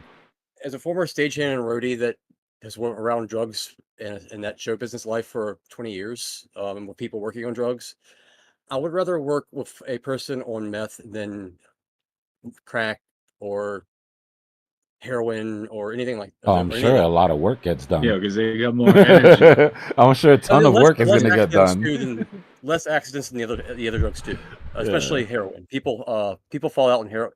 Let's put it this way: if I was in charge, I would of all the drugs. If I could tell someone was falling out on heroin, I would fire them. Like you gotta go home. You gotta go home. I've seen a meth head carry a full-size couch up 2-story building before. By himself. Bro. Just on his shoulders. Is that Qui-Gon? That's Yeah. bro. Yo, is that Randall? Is that Randall, bro? Yeah, that's me. Yo, what's up, dude? Where the hell have you been? I've been here. Well, kind of. I haven't been in Dbloc server long, but I've been home trading the whole time. Nice. Nice You to hear you, been... bro. Yeah, good to hear from you too. We were worried about you. Oh, thanks. Coley, give me updates occasionally about you guys. Yeah, every couple months, everyone's like, "Has anyone heard from Rendell? Where's Rendell been?" Just home charting, trading. I've been here. Don't Nice, listen to dude. him. Nobody's asking that. Oh, who's Randall? Mike, how are you still at the number 2 crown, bro? See, something's wrong with this shit. You should have True, you been don't took remember that me? number 1. I'm messing around, man. Yeah, don't let these guys get in your head, Rendell. Guys are just bored.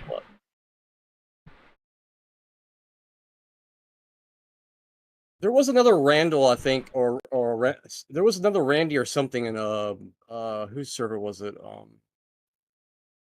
Bees.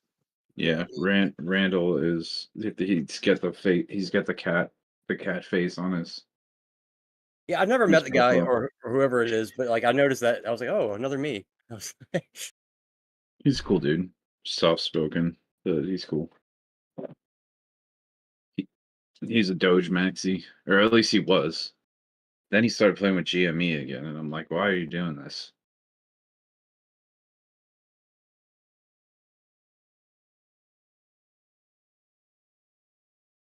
He's looking pretty strong against Bitcoin.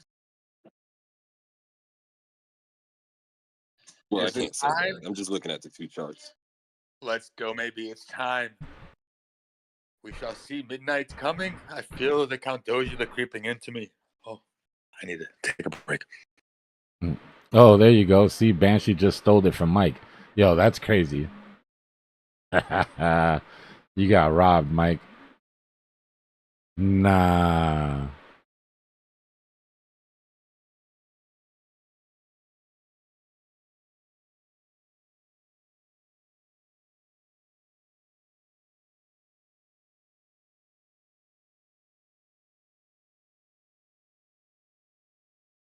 Banshee gifted 50 gifted earlier, yo. All he got to do is pop up and he gets a crown, apparently. That's the cheat code. That's what I'm trying to figure out, who number 1 is. And why, after like 30 messages, they didn't give number 1 to Mike. If you, right there at the top next to like where it says live chat, there's a little thing that says your XP. If you just click on that, it shows all the ranking and it shows you a little like rule thing of how to get the points. Oh, I see it. I see the XP. There's a leaderboard. Oh, this is exciting. All right, guys, you want to see the leaderboard? It's the current leaderboard. Hold on. Yeah, I'm where number are we? 1. You guys can't see it. I'm up there right now. Split the Wig is number 1. Oh, there's a 3-way tie right now. 225 for number 1, 2, and 3. Fractals has 225 too, but I guess they left her out of the group. There's like 2 more people, Santo and Long BTC.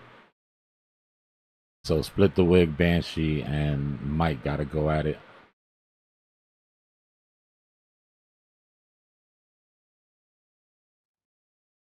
That's funny. They gamified the chat. I like it. You still there, Qui-Gon? Yeah.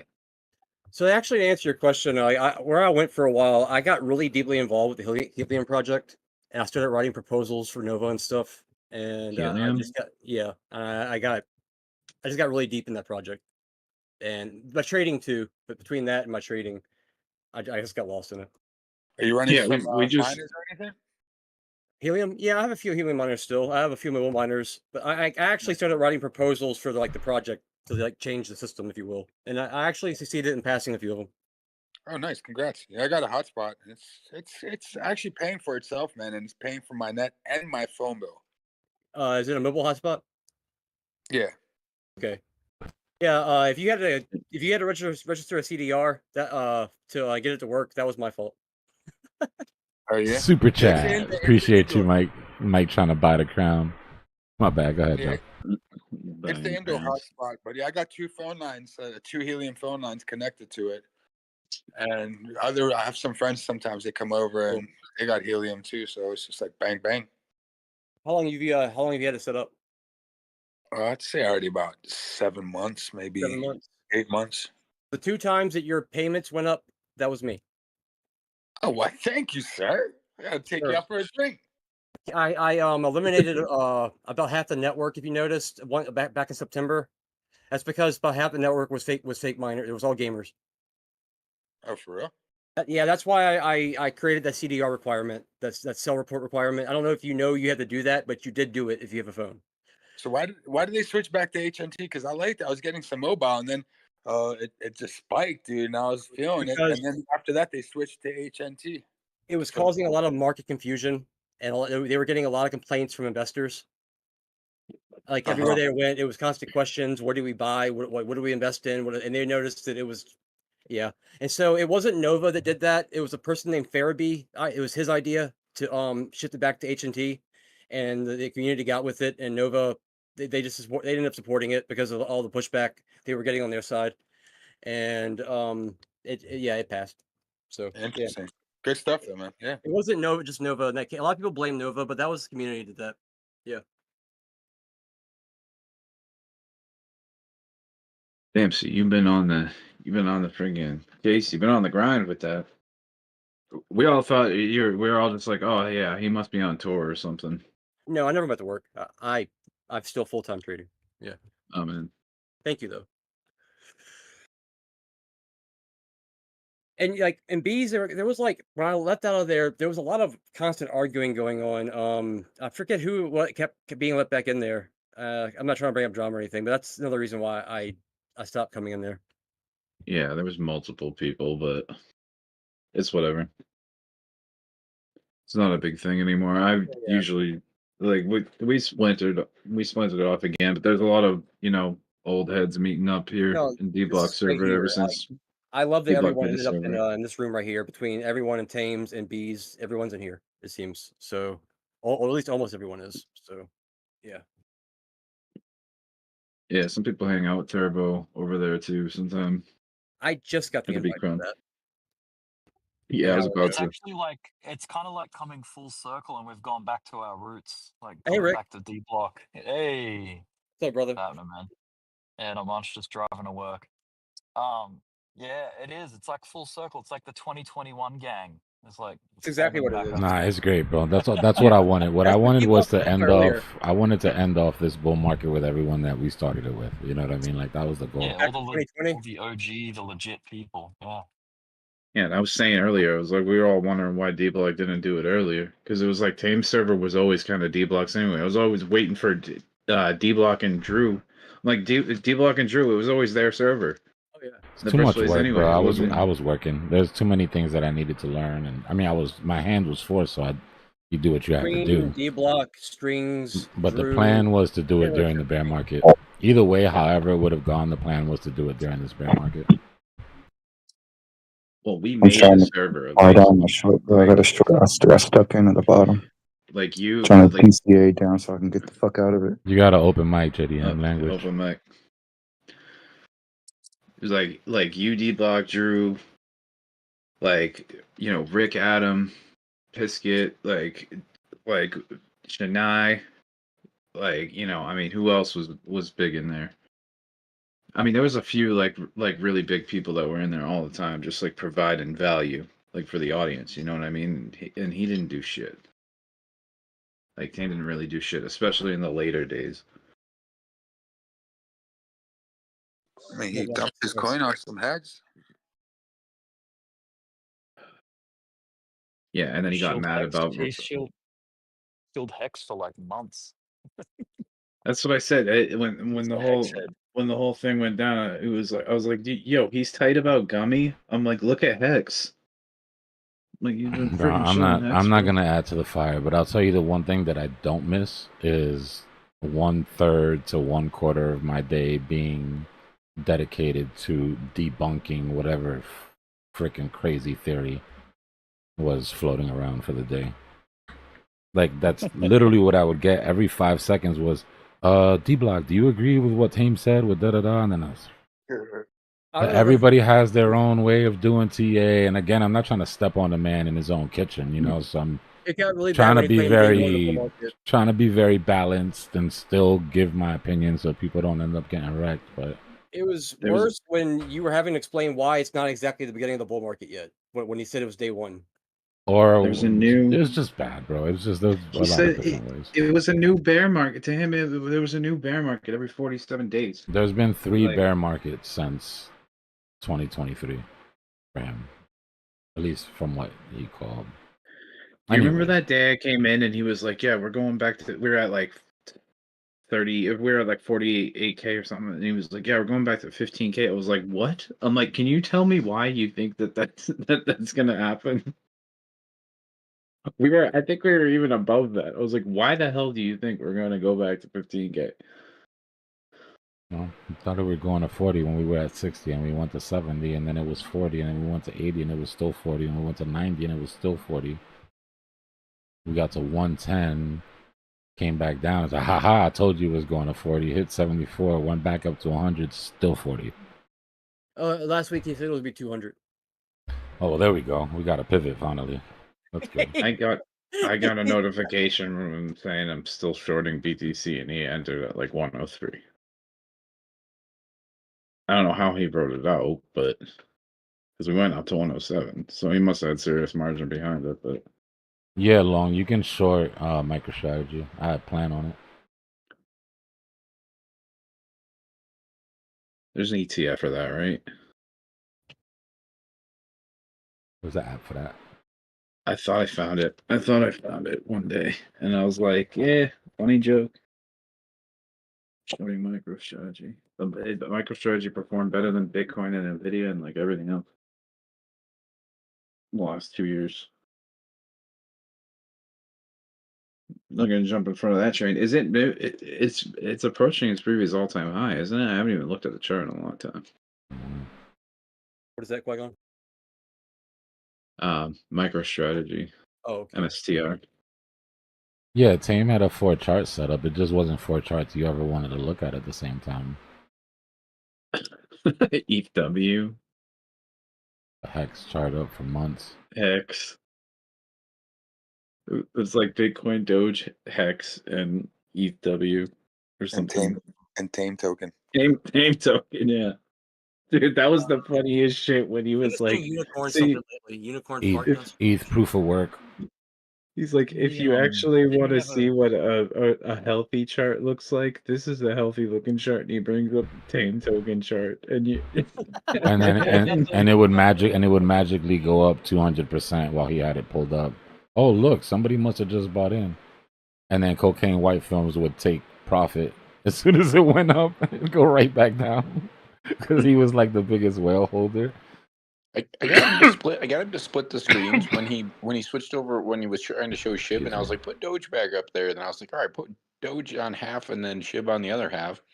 Then I was complaining, and then we wound up figuring out all 4 and kind of kept tightening up. But man, oh man, well, things that were on there. I could put 4 charts on the screen right now, but if I have 4 charts on the screen with TA done on each one, it's going to be a massive mess. You're going to spend your whole day explaining to new people that come in what everything means.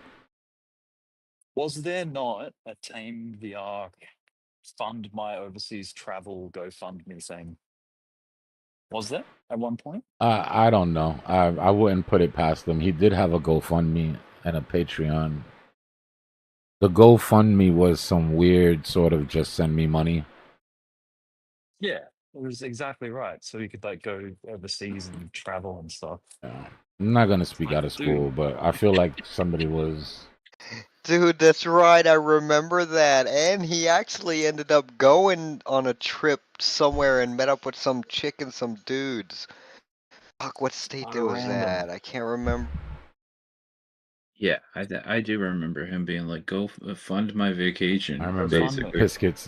Biscuits Come to America fund. Biscuit to America fund. Everyone send him Doge.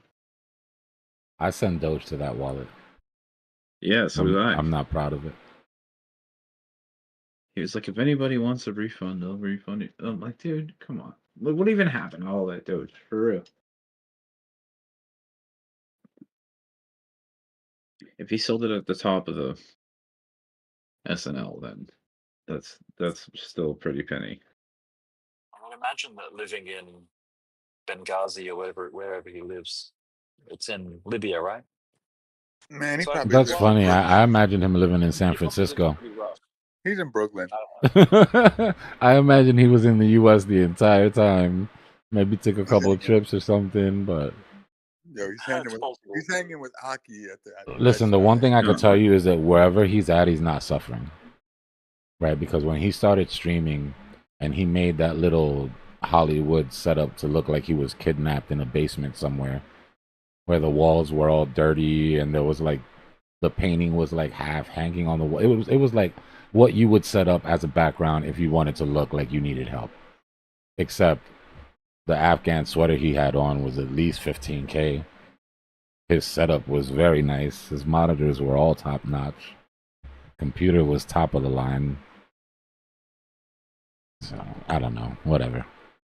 Different strokes, different folks. Well, he would complain a lot about his electricity going out and stuff like that. And Yeah, but he so, made it seem like, hold on, I'll be right back. I gotta go feed my camels. You know what I mean? Like, what he portrayed wasn't the image that we ended up seeing at the end. Oh, he's wearing like Which is why it was easy to send, like, oh yeah, I'd love for him to come see what the other world, what the other side lives like, and blah blah blah. But he was doing just fine. no, I mean I'm sure it wasn't struggling as much as what people pictured, but like the thing is, I do believe that like the whole Libya thing is not really a lie because it's sort of more of a meme, I think, because he was like there would be times where he wouldn't be online and it was or he got kicked off and he would say that it's because he lost electricity and it would be like multiple times in a row that he'd be mid-sentence and then get kicked off. And I think I remember one time he actually did FaceTime and it did look like the surroundings what did look like a Libyan environment. But Scammers come in all races and all nationalities. I mean, not really like a third world type of thing. I think it was more urban.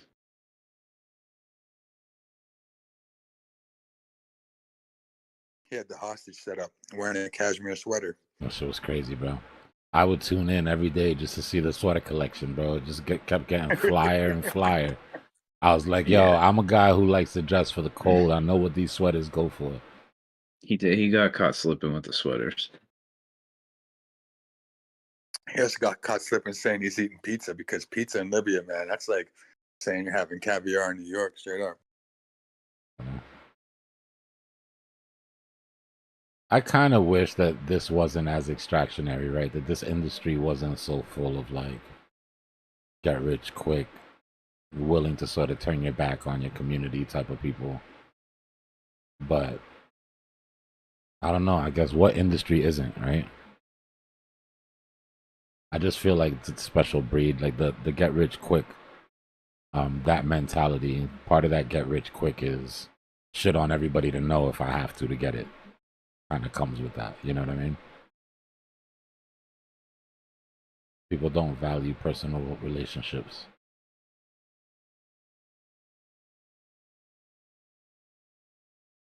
Yeah, Dbloc. So why are you gonna dump on all of our heads in October? I need a new pair of shoes. Die, bears. I need a new pair of shoes, man. Hey, at least you're telling us, which is more than we can say about them. Not only am I telling you, but it's not going to affect your bag in the least. I'm not sitting here trying to stroke myself saying I'm about to create a 20% candle or something. I'm just saying when I do sell, I don't want that feeling of... Because you know what it is? Some people don't come on all the time. You know?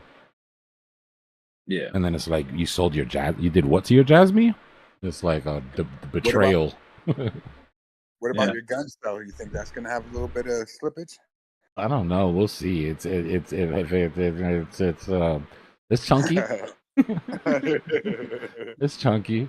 Hopefully not. Hopefully it gets so big that it has absolutely no effect. Right? Right. If things That's go the way everyone's I dream. plan, the market cap gets so huge that it'll have zero effect on the chart. If I was to sell right now, maybe. Let's send it to 100 billion. You should do it. You should sell right now so that I can buy. Bro, I literally only want. And then I'll. I only want guns to get to like 500 mil, bro. Like, I mean, I want it to do better, obviously. But for me, a victory in this trade would be if it got to 500 mil market cap. Like, that's a big W.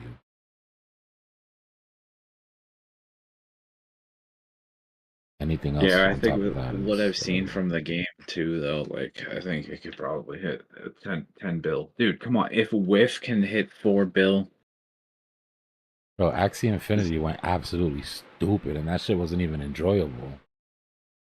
right? Exactly. I think it'll go far, man. I think it'll get way That's past what I a was half a saying. bill. When we were talking about it before, I was like, man, it could be the next Axie. Yeah, I mean, you can only, all you can really do with these narratives, right, is compare it against the top narrative. Like, if I expect this to be the top in the narrative, then let's compare it to the top of the narrative in the last run and sort of get a rough estimate of what the possibilities are. But people were also making a lot of money on Axie, which is what led it to, you know, so the player economy is going to be important here. In the beginning, they were, but then it wasn't worth it after a while. And Yeah, then, you like, so needed much of the like supply came out. you needed 20K for a starter kit at one point, bro, to get the little characters you needed and the stable or whatever the hell, all the other shit you needed. It was about 20K in NFTs. Mind you, 3 years before that, or let's take something like Sandbox. People were buying plots of land for like 20K, 30K, 40K if it was next to, even more if it was next to Snoop Dogg's place. Remember, that was like the big thing. Get as close to Snoop as you can. That game 3 years before that, when they first went play to earn, or when they first decided to start selling where you can resell your properties, one plot of land was $20. So there's kids that played Sandbox. They were like, Mom, you think I could have my allowance? I want to build a thing with my friends, blah, blah, blah. 3 years later, that shit was worth 20, 30, 40, 50K. That's insane. And that parent probably had no idea. Hopefully the kid had some sort of idea. But imagine your kid's in there playing Imagine forgetting about it. Your kid's in there playing on $150,000 worth of freaking land and you have no clue. It went back down too, right? Yeah, of course.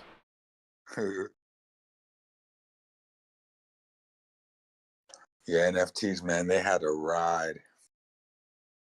I was about to say, bro, NFTs in the metaverse, like what happened? Dude, that did not feel, that was not real. Metaverse, you can't give up on Metaverse. Metaverse isn't done. Metaverse will be back. Remember, Metaverse and gaming, they kind of came out of the gate at the same time. Gaming takes about 3 to 4 years to build a AAA, which is why we're getting guns now, and we didn't get it back then. Metaverse is going to take way longer than that. You're talking maybe 6, 7, 8 years of development. You know, maybe maybe 2 cycles from now, we get another Metaverse resurgence, but with people shipping product, where like they're actually done, and you can get in there and do shit, and you know, who knows? Big sales coming in. Yeah, because that was the biggest buzzword, bro. Was metaverse. Yeah. That and NFT. Got some big sales. So what is this green line above the volume on this aggregator? That's not like an RSI or something, right? It might be like a smooth average of the volume. Oh yeah, it might be like a moving average. It looks too jagged to be an MA though.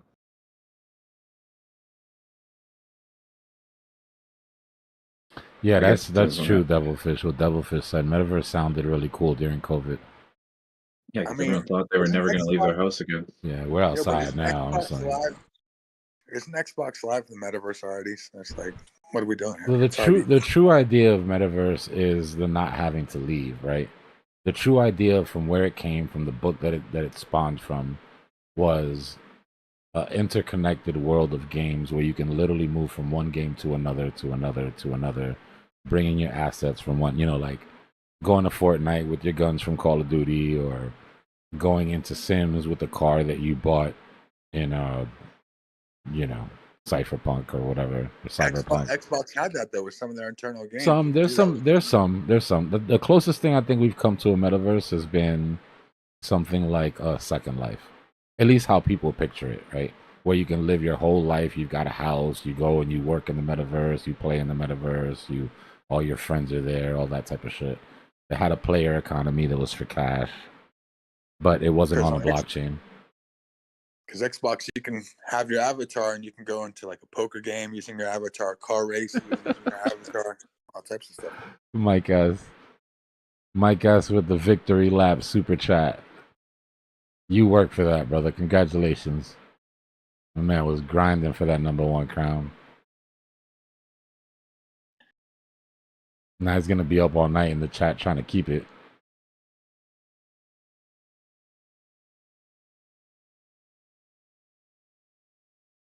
Appreciate you, Mike.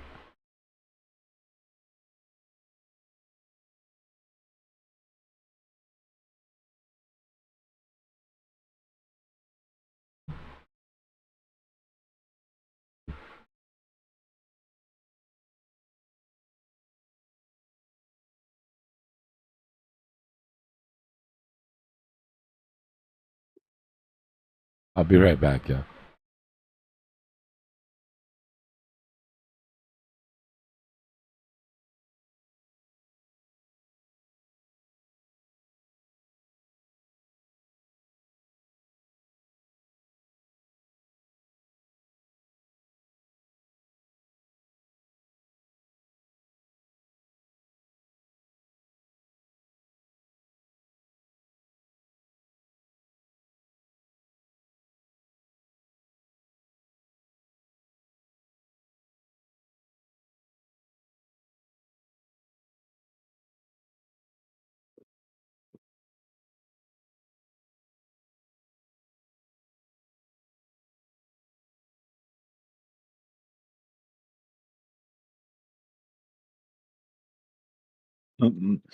Another one of those big buys, 1.1 million from Binance. Is that Binance? No, that's not Binance. Never mind.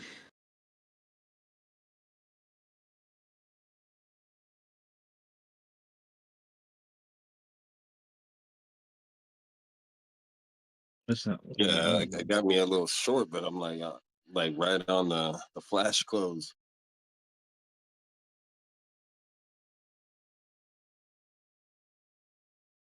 I mean, it's better in this sort of situation. It's better to stop out and try to reposition. Like you could put your stop at entry.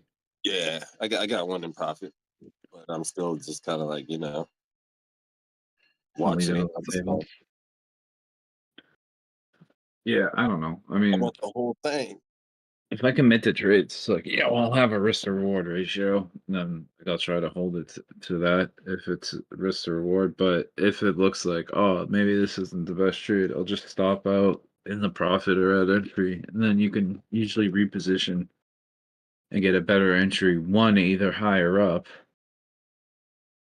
and then it kind of puts your risk a little further away, or two, you get a better, more confident entry on some better confirmation that might be a little bit lower than your first one, but at least there's more confirmation, so you know that you're in a good trade.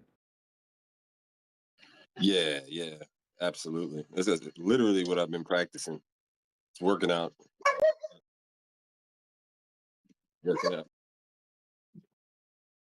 You get what I'm trying to say. Yeah, because you don't get what these people are gonna do. These people are crazy. You just try to send it, and then it completely fails, and you're like, oh, okay, 2% higher, I'll take that entry instead. Or like it stops you out, and then it does break down when you get like a lower high, and you're like, okay, more confirmation. I was right. I just might have been a little bit too quick. Like I might jump the gun a little too quick, Exactly. It's an art. It's at the point now where like I just need to cover my fees. Like, you know what I mean? Like I don't care. Like if it goes against me, that's fine. Like, but taking any kind of loss in this environment, like it's no. Might as well just restructure the trade. Yeah, that's no point. It's so quick and volatile that you have better luck repositioning. than you do like stopping out. Like, what's the point of stopping out, losing money, and then maybe it only goes a little bit higher anyway. I mean, sometimes you got to do it 4, 5, 6 times in a row to actually catch the entry. But as long as you're not like, if you're stopping out in the profit, or you at least cover your fees, then at least you're not losing anything, and you can attempt it with a better entry somewhere later with the same amount of money instead of less money. Yo, the chat is tripping right now. Hey, I appreciate the super sticker. Scott with the 5 gifted memberships. Yo, they are fighting tooth and nail for these crowns. You two More might big be onto sells. something here. Dude, I am a genius, man. I just figured out this dilemma I had, and I put this thing came out, automatic brake lights for bikes, and I needed to put something on my motorcycle trailer because you got to have brake lights and turn signals. So I just bought bike turn lights, turn signals, and it has a Bluetooth device so I can hit left turn, right turn, even though I'm not on the bike. I just put it inside the car on the dashboard, and now I got blinkers on my trailer without wires. Bang! Let's go. Genius. Hell, isn't that genius, bro? No, W blinkers. It only costed me $25 too. For me to wire that would have costed me like $300 to $500.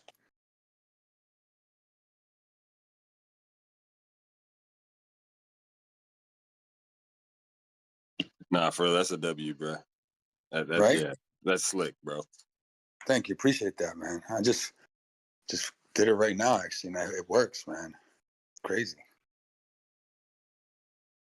I didn't think these things would work because they sense when you brake, so you don't have to hook it up to your wires. So it knows when you slow down and it lights up when you slow down. And just got the Bluetooth left turn signal, right turn signal for a bicycle, and just put it on the trailer, and got the device on the dashboard. Bang bang.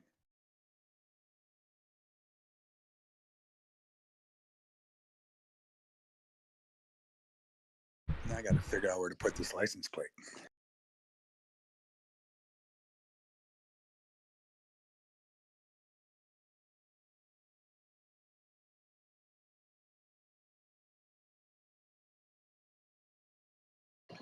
It's crazy. Like on the low time frames, like the 30-second, Bitcoin's like underneath key moving averages, and like Ethereum's slightly above some key movement averages. They're doing the same thing, but Guys, we Ethereum has more strength. just confirmed bearish momentum for the first time on Bitcoin here on the 5-minute chart. Doesn't mean any immediate reaction, but we are getting a shift in momentum. We gotta see if it holds. Yo, Gambit, I don't got to use the phone. It's Bluetooth with a device, so it comes with hardware. This like little turn signal that you attach to your handlebars, but I'm not using handlebars. I just stuck it to my dashboard, and it's got 2 buttons, a left and a right. So I got the turn signal right there on my dashboard. Bang bang. Yeah, liking, subscribing, all of that adds to the XP.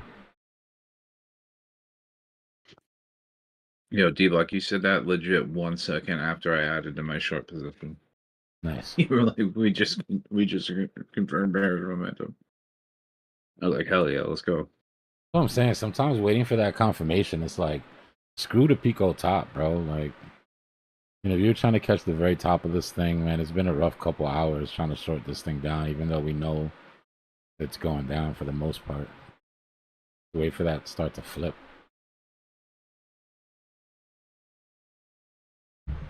I was completely lying about that subscription helping on the crown game, but it sounded like the truth, so let's just pretend it is.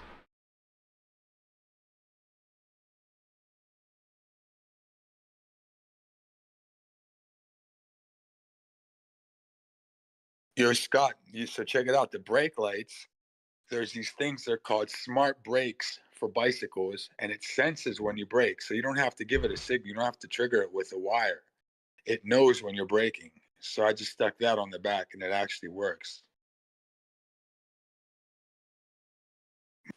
Yeah, my mind's blown that these brake lights work. I'll be back. I got a phone call.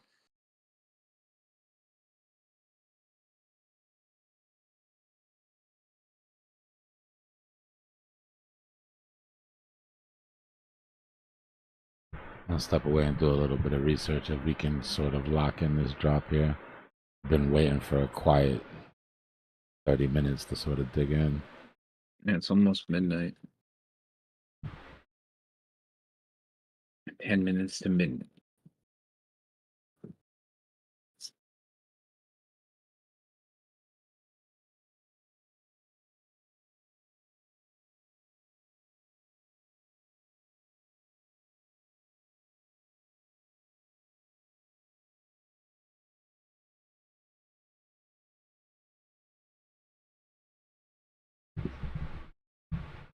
Yo, Gambit, yeah, if you need that for your trailer, just go on either Amazon or wherever, Walmart, and just get a bicycle smart brake light with turn signal. Make sure it's the turn signal detachable so you can like put one turn signal on the left part of your trailer and another one on the right part.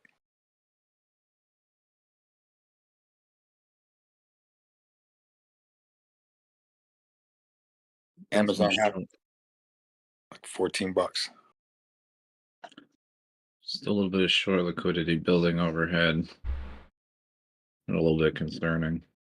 Man, you guys are going to be able to stretch this out down to like 104,800 at max, in my opinion, because the Bulls are already taking a snip right here. All right, I'll be back, guys. Later, bro. All right.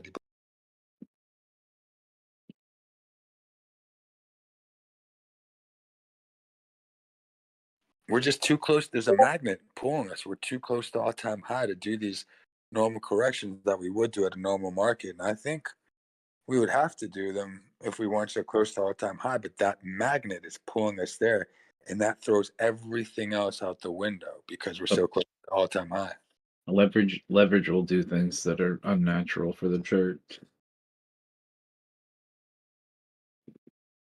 So that's how I'm looking at it. Just like everything that I would think kind of does not apply here because of how close we are to the all-time high.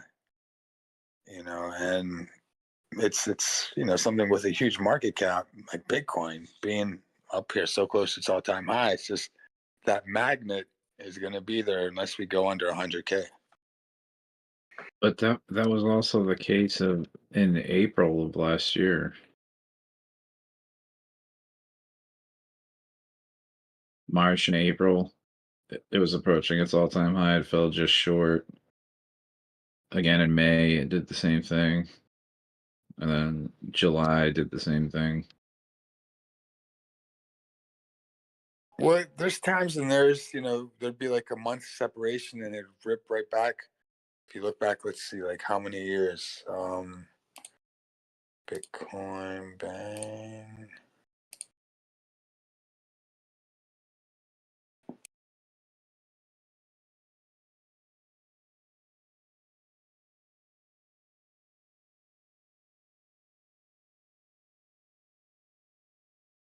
I mean, every time it's crazy. Like if you look starting December 20th, people were saying all-time highs. Bitcoin's like, oh my God, we're already at 40K. It's like it can't go get higher than this. A lot of people were saying that, and we got to retrace, and it did retrace down to like 29K, right, 30K, but then it just went all the way up to 65K by what, April 2021.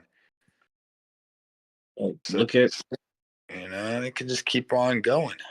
Look at the summer of 2023. Basically, April, you had that top at 31K, and then it came down until June, mid-June, and then it bounced and it had like a really swift move up. It had like a really fast move up, and then sort of just went sideways and bounced around for a little while before retracing again, and then a drastic drop. I'm wondering if that same sort of thing is going to happen. Like what? Because we already seen the pull down that lasted a couple months, and then the quick move up. If you're talking about 2023 July, though, I see what you're saying, but that was a different scenario because that was clearly a accumulation zone. That was right after the crypto winter, and it's like it was like coming out of the worst ditch ever. Like people were euphoric at 69, then they found themselves at 15K. It was like gloom and doom. So I think it was like more of accumulation type vibe that, you know, you don't get that same kind of energy you do when you're up at these levels, you know? Yeah, I mean, I'd say it's kind of more so reaccumulation. Like, I'd say anywhere from 17 to 25 was accumulation, and then 25 to 31 was like reaccumulation. But I'm wondering if we dip back down to the 70s for that like final fake out, and then you start slowly climbing back out of it, and then that's when we break through the all-time high again, and we go into price discovery. And it does a similar move that it did after the ETF rumor came out in October of 2023, because it was just up into the right after that. I mean, Yeah, that's I mean, definitely, that could be in the books. Yeah. I mean, I was thinking 97,500 was going to get hit definitely even after we cleared 102,000. I was like, oh, it doesn't matter. We got to go back to 97.5. But then, I don't know, everything just kind of shifted. It felt like I was watching, you know, zoomed in on detail, even 1 minute charts, and just watching how, you know, the bull stepped in at the right time just to show that they're there. Like they're not just like, they're showing their cards, and they're kind of scaring the bears away by showing not just like spoofed order books, like they're doing it on the books. Like every time you make a lower low on the small time frames, someone on Binance would come with 1.3, then what was it, 1.3, and then 1.7 million dollar buys one after another, like consecutive. Might have even been a bot, some way to program that and automated it just to every time, you know, you get a lower low on smaller time frame, bang, come in with a buy, because that's what it seemed like. So I don't know, man. It's a fight here, you know. But I think that's why everything what we would think is normal goes out the window when we're so close to all time highs. You know, if we're below 100K, then I'd be all for everything. You know, I'd be like, yeah, dude, let's just take it down to 74, 77 again, 69 even. But you know, here that's why I said 101 is my line in the sand. So like if the Bulls can show they can hold 101, that means the Bulls they're gonna stay. We're here and we're not giving up, you know, and they got the money. If they got the dry powder on deck, they can do that. And selling pressures are gonna, you know, it can't last forever, because once people that have no conviction sell out and the, you know, diamond handlers are just hanging out at 100K comfy, they'll even sprinkle on top some more, even though they're already in deep, you know. So I think that's why we just got to get it out of the way, touch that, maybe do a double top off the all-time high, or break it. But there's a magnet that's going to pull us there unless some kind of black swan event or something drastic happens in the macro real world.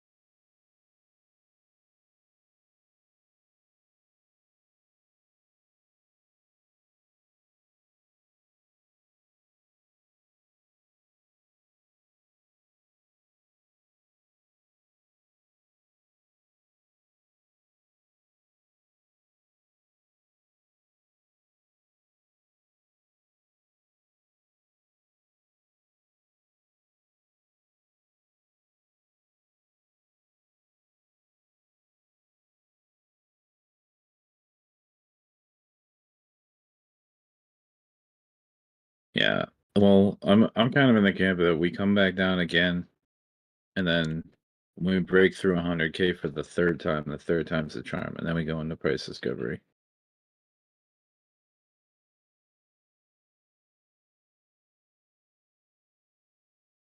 Yeah, but how far down is the question?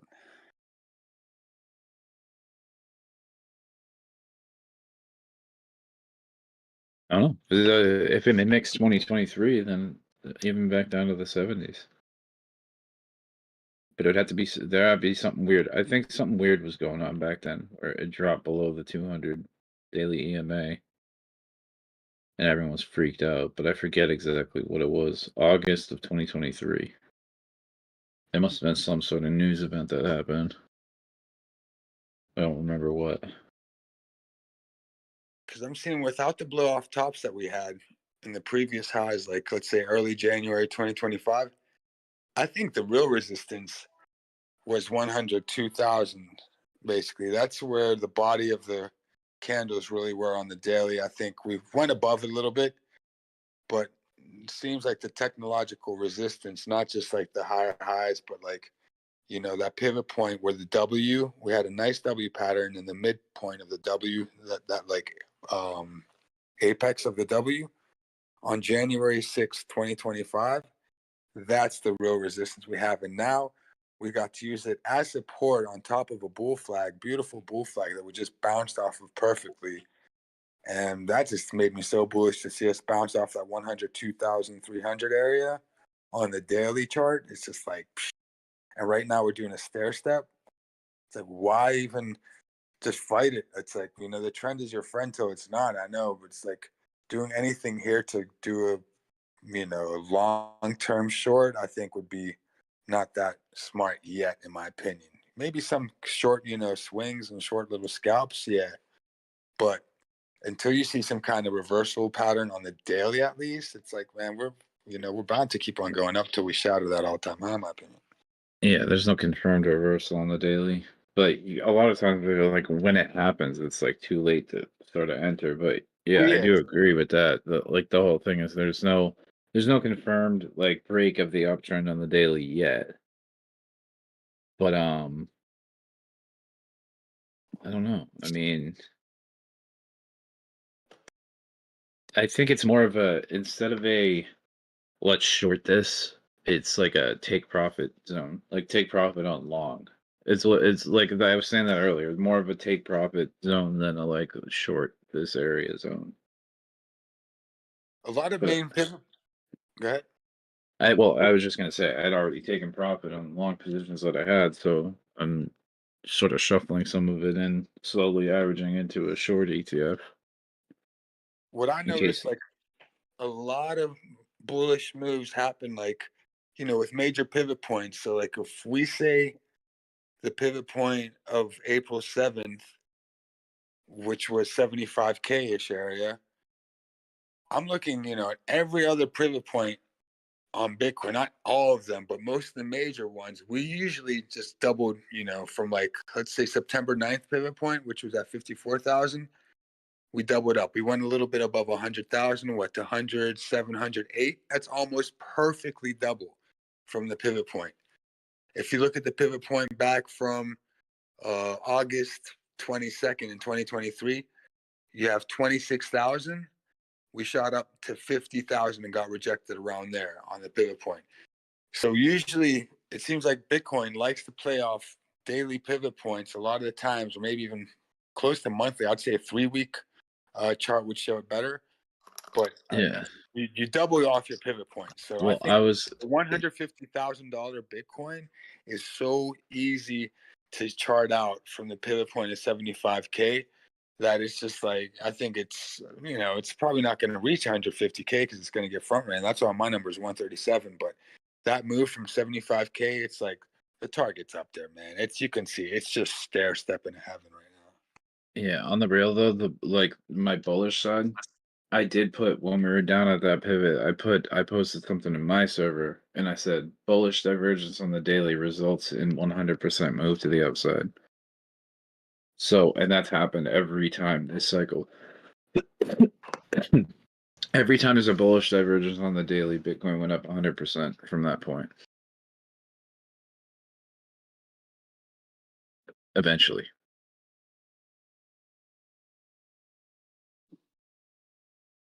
Do we have any bearish engulfings on like the, let's see, on the 12-hour? Like It happened from moves? 25 to 50. It happened from 50 to 100. Okay, yeah. We do have a few 12-hour bearish engulfings, yep. There's a bull div on the weekly that sent it from 15 to 30. So yeah, it's just consecutive 100% moves up. Like this 12 hours telling me how bullish the bulls are. Like they're just not giving up. Like every time the bears try to take a swipe, and we got that huge 12-hour candle that goes all the way down from 106,000. The body of it goes all the way down like 102,000, 101. That's like, that just shows that we made a tweezer bottom off that all the way to the top of that candle within the next two candles. It shows that the bulls, like, it's like even after you see a potential reversal formation on a 12-hour, it's like, oh, they come back up. It's like, no, you're not getting that reversal. We're still here. Yeah, the daily RSI has been steady chilling above 70 since April 22nd. So Yeah, it's been almost a month that the daily RSI has been above 70. So there's more buyers than sellers. It's just how long is that going to last is the question. Are they going to get exhausted before we hit all-time high? Like, because so think about this. Once we break through the all-time high, is there going to be more people that just show up to buy it, or is everyone blowing their whole load right now? That's the question. we're slowly, there's institutions right now on the sideline that are dying to buy, but they don't have the green light yet from Atkins, who's supposed to give out some new clear regulations. Now, once these clear regulations come out, I think that's going to take another probably 2 quarters, probably by the end of the third quarter, maybe hopefully beginning of third quarter, but I don't think he'll have anything ready by then. But once those things come out, you're going to see that there's going to be so much more institutional money that's pouring into crypto that it's just the hype from the news of like the SEC giving the clear framework for these institutions to jump in. I think is going to be enough to push Bitcoin up to that 120, 130K easy. Yeah, I mean, so that if that takes a little while, like not that I'm not macro bullish on Bitcoin, but if that takes a little while, right? I was saying yesterday, I was like, I don't think that Bitcoin will see a new all-time high before the end of quarter 2, which would be the end of June. So if it's quarter 3 or quarter 4 that it actually goes into price discovery would make more sense to me, which would involve a correction here by the end of quarter 2, maybe that lasts into the beginning of quarter 3. I don't know. That would make more sense to me, which is why, like, okay, so like I think it either doesn't see a new all-time high before the end of Q3, or before the end of Q2, or if it does, it'll just be a swing fail, and it will eventually come back down and either put in a higher high, an equal low, or a higher low from the one we Hey saw guys, before. how's it going? So, I'm curious if you take this equation of doubling, every period, et cetera, what's to prevent it from always doubling for the next century? Well, it's kind of how it happens. Supply and demand. Yeah, well, that's how fractals happen. If you look even at the stock market or No, I NASDAQ. understand. There's only been 3. It's how old? It's basically how old is Bitcoin since it really got popular, et cetera. Not the $12.50, not the $250, but when it realistically got expensive, $10,000 or $20,000, it has. Let's take it from 20,000. Okay, so 40, then 80, then 160, then 320, then 640. But you don't have enough. 2 or 3 times something happens. Yeah, okay. But they're kind of limited as far as you can't keep doubling forever. Oh no, I agree. I agree well, with it's that. just since the bottom, every time there was a bullish divergence. Let him finish, and then I just have a quick comment. Yeah, I Go agree ahead. with what you're saying. I was just saying with the 50%, Yeah. with the doubling moves, I was just saying from the pivot point. So since our last pivot point was 75, we would go up to 150 technically, but that doesn't mean we're going to have to go from 150 and double that to 300. It's just we can retrace from 150 all the way back down and do a bullish megaphone, even down to 47K. It's the same rationale. You're using a rationale to say, well, it'll double because it doubled before. Well, then that rationale moving forward would be the same. Well, no, but the before are the pivot points, not just any time, any moment in time. So there's specific pivot points that we can look at. Right, but what's the rationale for this one should also apply to the next one. By that logic. But well, of course, you don't get the pivot point. The pivot points are after you get the lower low. So you have to wait to get a proper pivot point, which would be a lower low, and that's when you can apply that doubling. Once the market gets to the pivot point. Understandably, there is a mechanism in it that it becomes harder and harder to mine. Interest is going up. Yes, I agree on these points, etc. But there does come a point where okay, we're paying all this money, and what are we getting for it? The same in a stock. Most companies don't double their production every 5 years or every 10 years. They reach some limit at some point. But just be careful on that in that regard of saying, well, the circumstances still exist, and and quarter two, nobody does anything in quarter two. Quarter three, very much so. That is the strongest quarter of any year in stocks. Quarter four is a sell-off.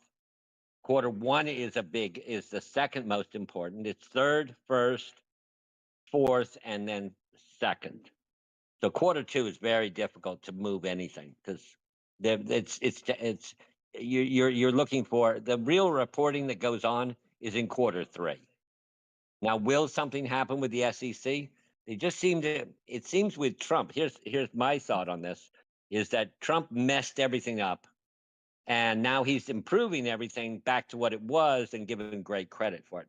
And there's nothing wrong with that. It's like dirtying up a room. Look how dirty it is, and I cleaned it up almost as good as it was before. So you got that kind of factor there: the war, the taxes, the tariffs, etc. I mean, are we better off than we were? It's an idea, but So those this are theory, small things. Go ahead, please. just Go going to ahead. cut you off with the doubling theory, though. It applies to to the stock market too, because if you zoom out and you look at the pivot points, let's just look at an all-time NASDAQ composite chart and just zoom out and just look, even from 95, the moves it made when it doubled up from its pivot point, when it goes up to 4,500, and its last pivot point was around 2,300. But you can zoom in and go into like SPY doesn't 2022. measure the SPY doesn't measure the same thing each quarter, each year. Right. It's constantly Right. replaced with other stocks. Right, but that's why the pivot point theory that I'm saying applies to a lot of charts because it's more of a fractal thing. It's almost a Yeah, Fibonacci sequence thing, I can see that regard, but when you take something like you kick out let's say you kick out company X because they're not performing well, and you put in company Z, you're not measuring the same thing anymore. And this happens I think it's every quarter, but 2 or 3 or 5 stocks often are taken out, and then new ones are put in that are better. It's sort of like you have a baseball team. Okay, well, it's not as good as it was, but not as good. Well, yeah, you replaced half the players with better players. So that you have happens naturally too in crypto, Well, not a Bitcoin. Bitcoin is Bitcoin. You're measuring the Well, yeah, same thing. other players, the other cryptos that come up, that happens No, naturally because I'm only talking about Bitcoin. Well, then you I'm have to not talking compare. about- Then you have to be compared to just Apple stock or something. Yeah. Just one stock. You can't compare it to a market. Yeah, exactly. You can't compare the two. You can't compare the stock market to anything else because it's constantly Yes, you can. reporting. You could compare the stock market to the crypto market, but you can't compare the stock market even though you can, but it wouldn't be proper just to say the Bitcoin only because all the components make it, So, But you were the one comparing the stock market, not me. right. No, but now I was just Okay. kind of Yeah. going against what you were just saying now, because the whole thing with it's you can't say Bitcoin versus the whole market. No, I'm not. I'm saying Right. as NASDAQ, not all I care about is Bitcoin. I don't care about this other crap. There's a few out there. Yeah, okay. But Bitcoin is the dominant one, okay? And that's what we should care about, is the biggest. Yeah, yeah. And But those you know. companies that you were saying that get replaced in the stock market and putting the same thing happens with protocols on blockchain that just stop losing hype or get rugged, and get replaced, and some other one Right. pop up and they're in the top 100, And it's all a conversation. It's not a test of who's smarter or anything like that. It's just kind of like different point, okay. But we'll see what happens. I don't think anything's really going to happen major with crypto this year. I don't think the SEC is going to come up with a final decision this year. I think they're going to draw it out because there's just too much other things Trump is doing. He tried with the coins and et cetera, but he's looking at much bigger targets than Bitcoin. If Bitcoin triples in price, does he make as much money as he does settling a tariff agreement on quadrillions of dollars moving back and forth? Of course not. But we'll see. We'll see. Anyway, you have me. I wasn't supposed to work all of today. They called me in. So you will have me all day tomorrow. And it was a pretty good day in the market, considering that the dollar was devalued by Moody's. It's one of the lowest ratings we've had since.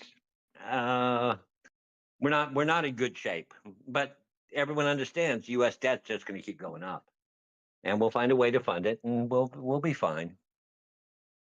Hope everyone had a great day. Always interesting conversations here. Over. Hey, it's always good to hear from you too, Clyde. Thank you. And everyone's very respectful, to each other. We're not screaming at each other or calling, "Oh, you're an idiot." We're like, no, you're not. You just have a different opinion. It's like, we'll see what plays out. I am the first to come in here and say, boy, I was wrong on that number. I generally try to make such a short time frame. Oh, by tonight or within a week, et cetera. And then I come on, it's like, boy, I was wrong. So we'll see.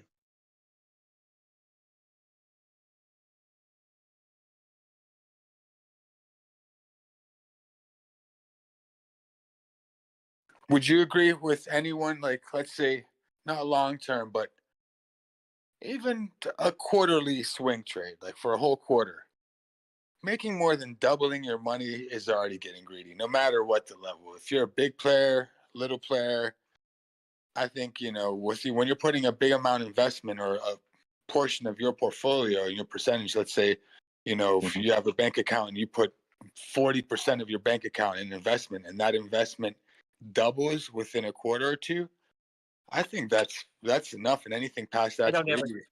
try for that. I do not look at trying to double my money. If I want to double my money, I fold my money in half. It's an old saying. Okay. But I'm saying if you that's did, not realistic. you would consider taking profit. You'd be like, oh man, I already doubled my money. It's time to get out, right? I take profit at 0.5% daily. But you don't have any long terms. You don't have any long terms. Oh, I have huge long terms. I have So huge on those long terms, once you I- double, aren't you out by the time you double? Yeah. Okay, yeah, that's what I was saying. My son is serving me dinner, but I own Nvidia at 60 cents, and I bought Berkshire A at $11,000. I haven't sold it. I've got 8. I bought my 9th one at $500,000, and I'm still haven't sold one. So that's long term, and that was in 2019. What the hell was it? Well, you more than 91. You doubled already with that, right? Oh, more than doubled. I'm up 260,000%. That's what I'm saying. So okay, so Yeah. you're a person that would hold past the double. On certain things, yeah. 70% of my folio is long term.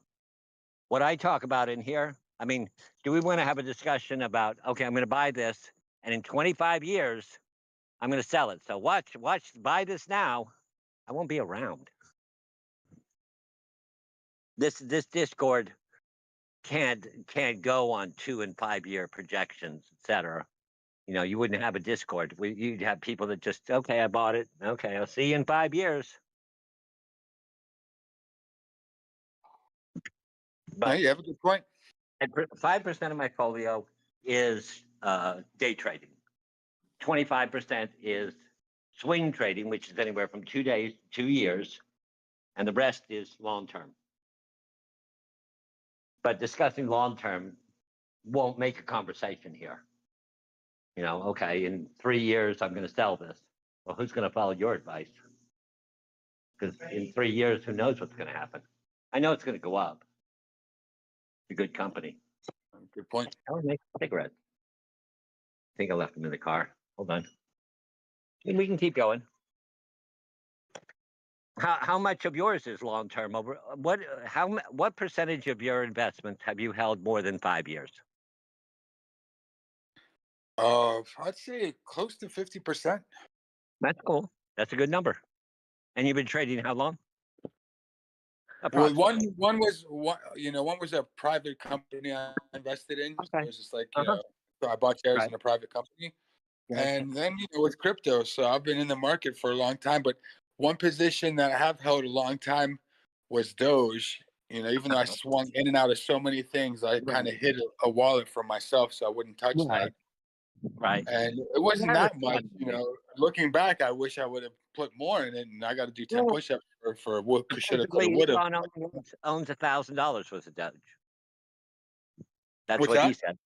Supposedly Elon only owns $1,000 worth of Doge. No, he's got much. Well, his son has a No, we lot. don't know. Company. You can't prove it. Well, yeah, you can. His company has the quarterly Company is reports different. that they have to disclose how much crypto they have in That's the Tesla. company. That's Oh, the you mean company. Oh, you mean personally? Yeah, personally. Yeah, Yeah, yeah. personally, he probably did. Yeah, he does. Mm-hmm. But he doesn't have to disclose that either. So I bet you he does have more Doge personally than he discloses. It's just a discussion point, but I don't think he would want to get caught lying about that. That's Why too big not? a risk. It's not a risk. Why His wouldn't he lawyer. say? Why wouldn't he It's not say? a risk. Just as easily, I have $50 million worth of Doge. If he had it, he's the type that doesn't. But I didn't would he get say in trouble for that His with the lawyer, SEC? his lawyer would give him the clearance to say that, though. You know, he'd ask his lawyer. He'd say, "Hey, can I tell the public I only have $1,000 Doge, even though I have $1 billion worth? Is that legal?" And the lawyer would say, "Well, it's your personal stuff, and you can say whatever you want. You know, it's like don't sign a contract saying you have that, but Right.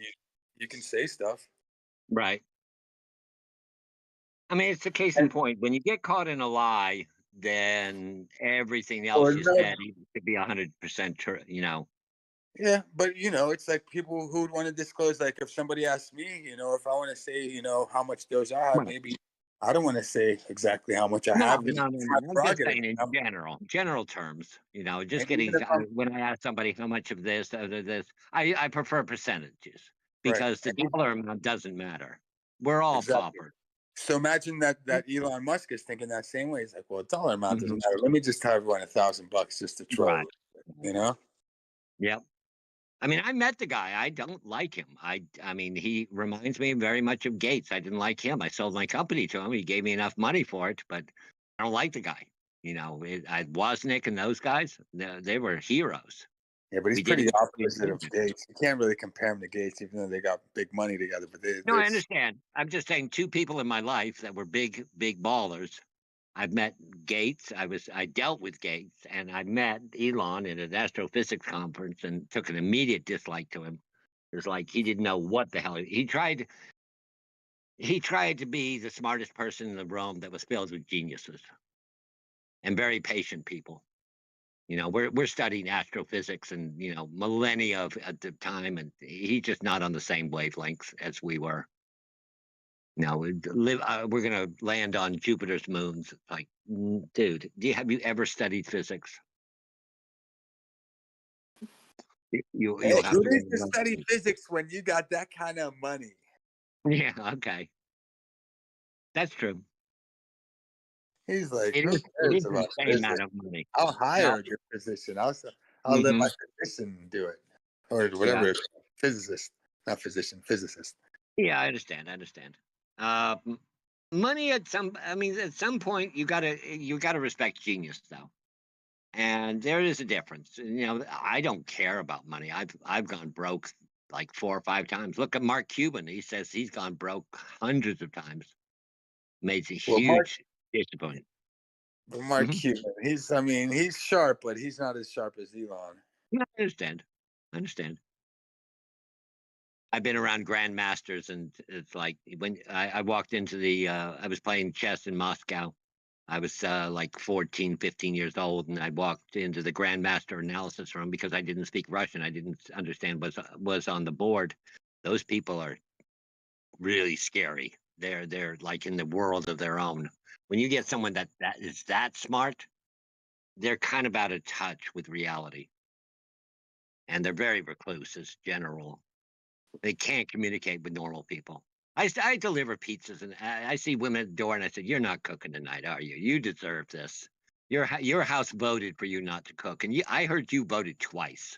And they would smile. I said, "Yeah, tip is appreciated. Yes, honey. Here's $10." So I'm a hustler. You gotta hustle. People wonder why I do it. I just enjoy the game. You know, I was in my house for 10 years. I never left. When COVID hit, burying 220 friends and plus my wife, it was really depressing. So then I ran a poker thing for 15 years, and every night people were at my house, like, okay, playing poker.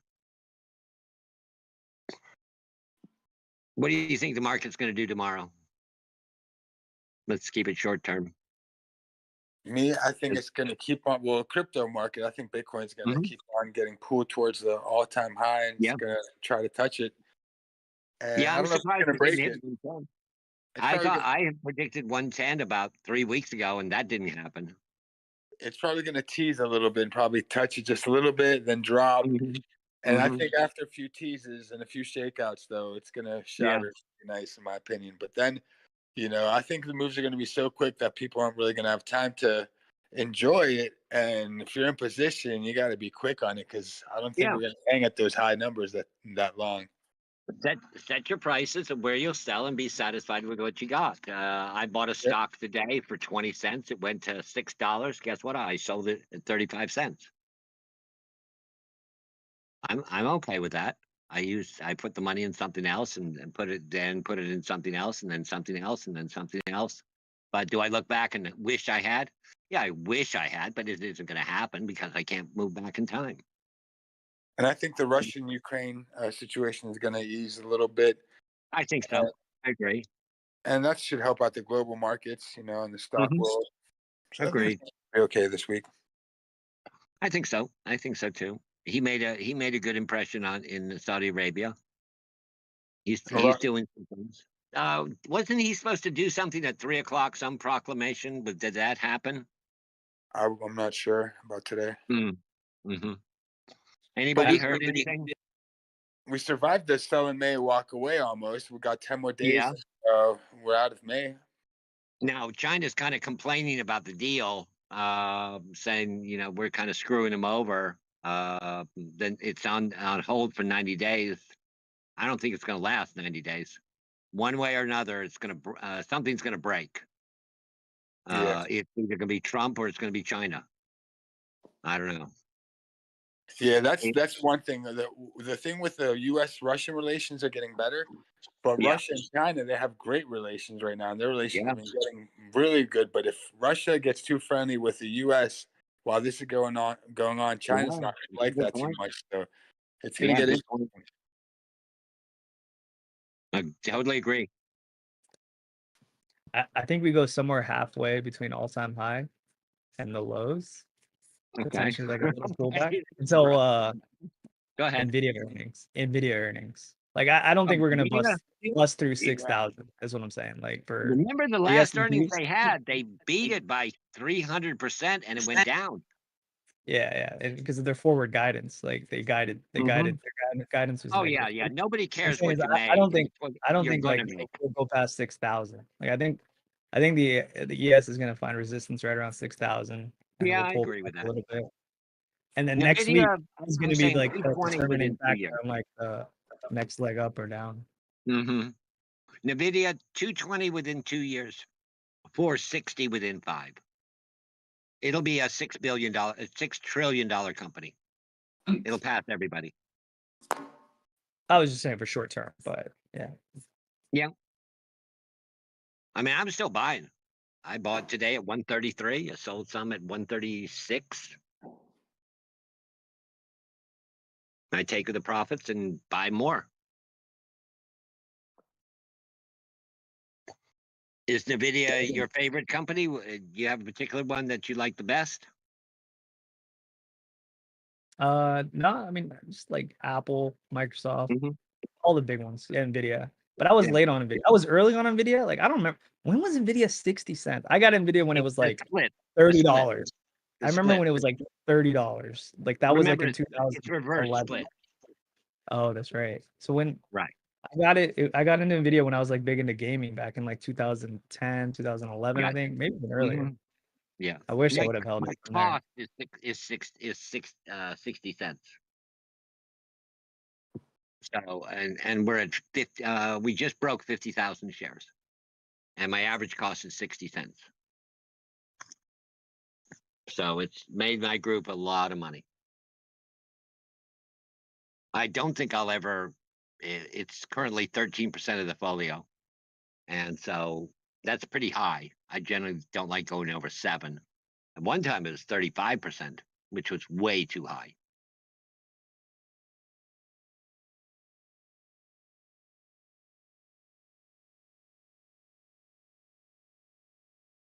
Yeah, I mean, I think this the recent news with like Saudi Arabia and Trump, and then being able to sell it, that definitely is giving them a giant pump. But they're going into a pump going into earnings, which Right. sometimes can be dangerous. Yeah, that's true.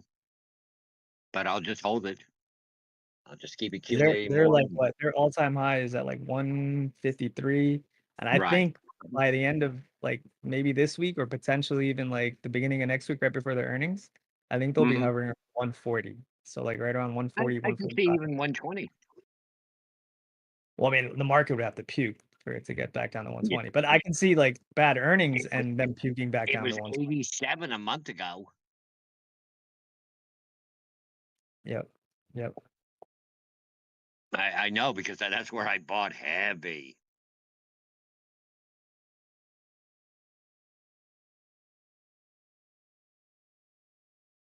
What's the futures? I'm not looking them up, but what are the futures saying right now? Stock market. It's not. They're not really. There's not a lot of volume right now. It is down a little bit, down 0.3, 59.64. Gotcha.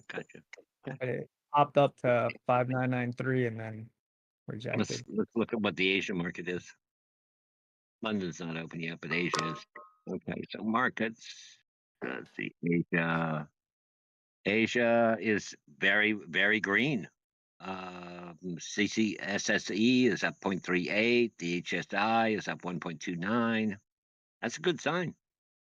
And climbing.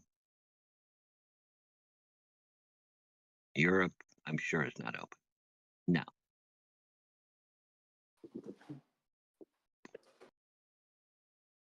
Well, it's almost midnight here. 30 minutes before, so it's after midnight in New York. 4 more hours. 3.5 more hours to market open, pre-market. We'll see what happens.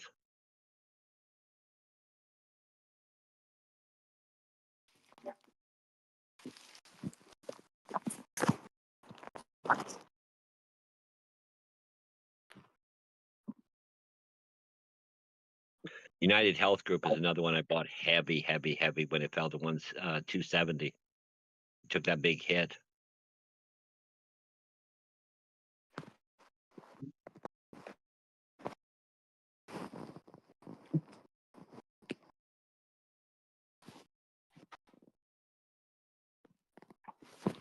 Good combo. Good compensation.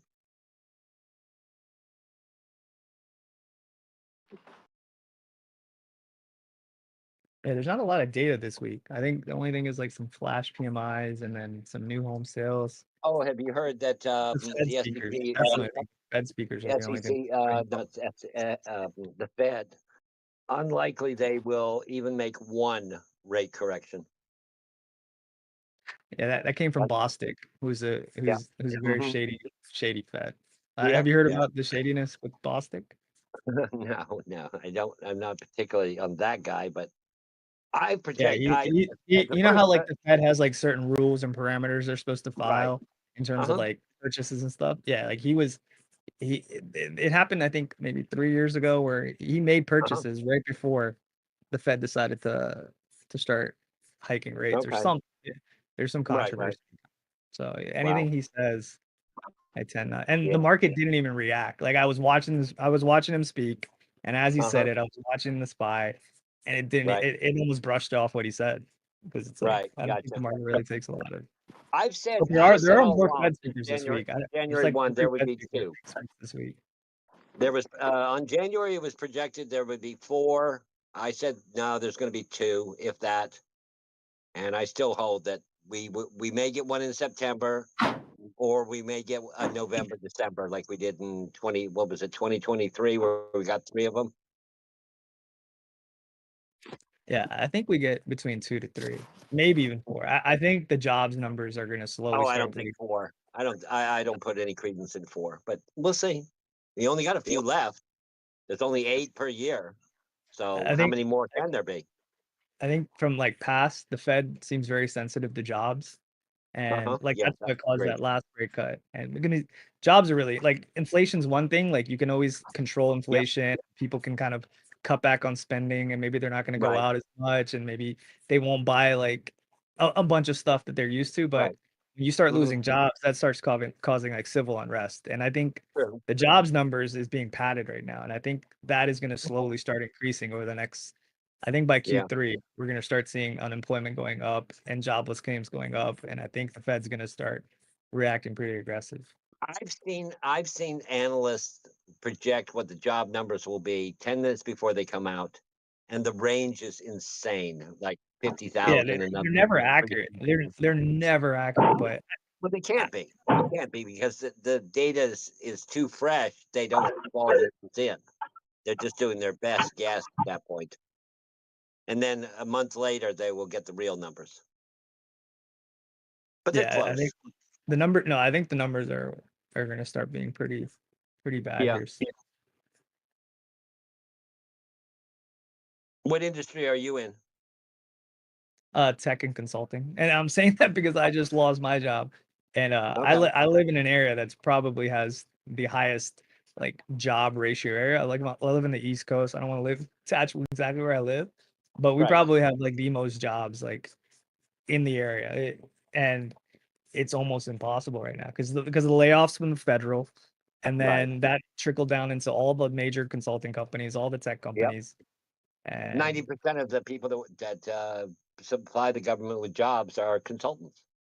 They're yeah, not. They're yeah. regular employees. There's mass layoffs happening that I don't even think people are talking about right now, but Right. they just started like last month. Gotcha. It's good to very often I will ask a person, what sector are you in? Okay, how long you been there? And, not trying to pry into their information, but see, okay, you're looking at this, you build Winnebagos and okay. But it's how not only old- that, like so I'm in the tech consulting firm. My girlfriend Mhm. happens to be in education, and she Okay. got her job's gone too. By the end of the school year, they're cutting a bunch of the teachers, and she ended Right. up being one of the cut. So it's like it's affecting a lot of different sectors. Sure. That's what I'm saying. It's a lagging thing that Yep. Powell is not. He's going to react slow to it. That's why I think 3 to 4 is definitely on the Okay. table. Okay. Microsoft just fired 7,000 employees this last week. I think it was 20,000. Okay. I think it was 20. Let's put it in perspective. Hold on a second.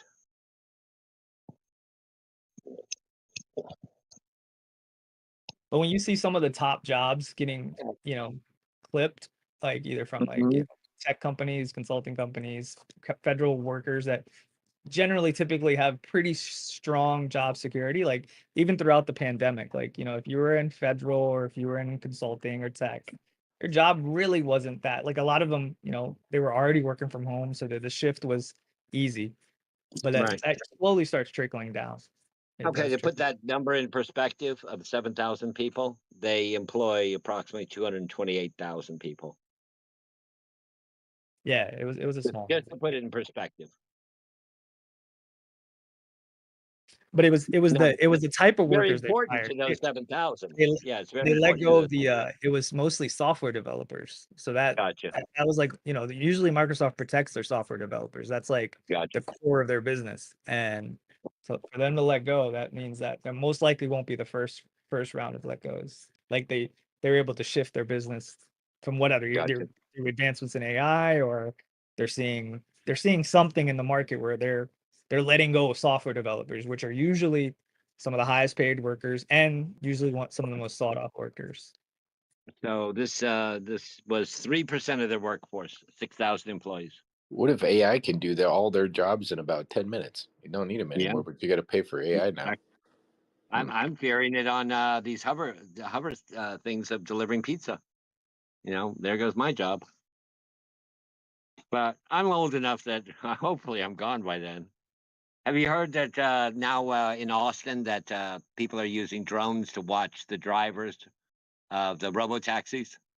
There's still no robo-taxi that's operating on its own. There's a driver in that car every time. Sleeping at the wheel. Mm-hmm. And I thought about how complex it is for, the decisions it's got to make based on, and they don't use LiDAR, they just use cameras, et cetera. It's going to be a tough nut to break. Yeah, recently there was the that one that crashed into the car next to it. I hate when one incident is painted as, well, this happened, and like, okay, it was one. Okay, a person was killed. Okay, it was one person. It wasn't me.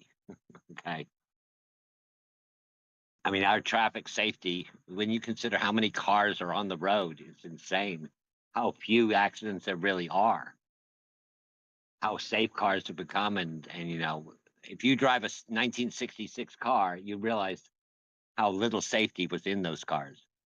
People died all the time.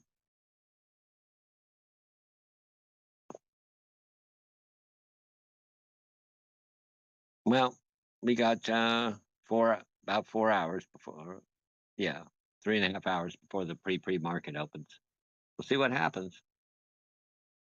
It's good to hear a conversation going on here. And I encourage more people to join in. Let your voice be heard and let us analyze. Don't be afraid. It's okay to be wrong. Just don't take 2 hours to talk about it's. Well, if it goes up, it's going to break new records, and if it goes down, it'll break the lower low. Like, okay, it's kind of obvious. It's okay to be incorrect. It's not right to be wrong. Yeah, that's correct.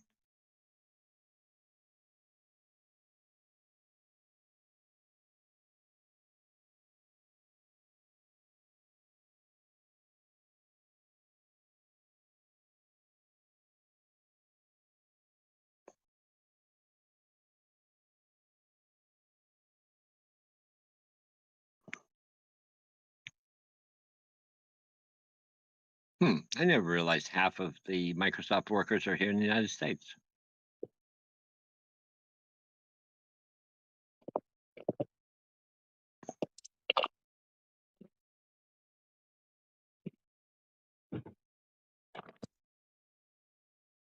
Wow. Here, listen to this. How long do employees stay at Microsoft? Meta, 1.3 years. Amazon, 1.5. Apple, 1.7. Microsoft, 1.8. And Google, 1.9. That's weird. Huh. That's a scary number.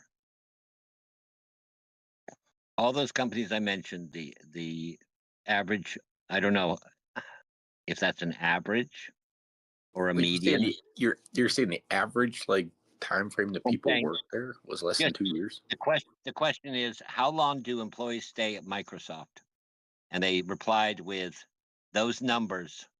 Now, are those median numbers or are they average numbers? Median is much different than average. You could have someone median is average. No, it is not. All right, what's median the difference? The median is the halfway mark. The average is the cumulative total divided by the number of employees. No, I see. Yeah, because some people could be there for a few months that are doing interns, and then some have been there for 10, 15 years, but it's a different outlier. Yeah. You generally throw out the top 2%, the top and bottom 2%, the aberrations. And then just what is the 50%? Like when a median income, okay? If you include a billionaire with a bunch of people that make 100,000 a year. Medians are different than means and averages. Again, median is a little bit different. So that's why I was, you're bending it a little bit. It can be really, really different. And I don't know. True means and true averages are directly equal without wiping anything off the top and bottom. Right.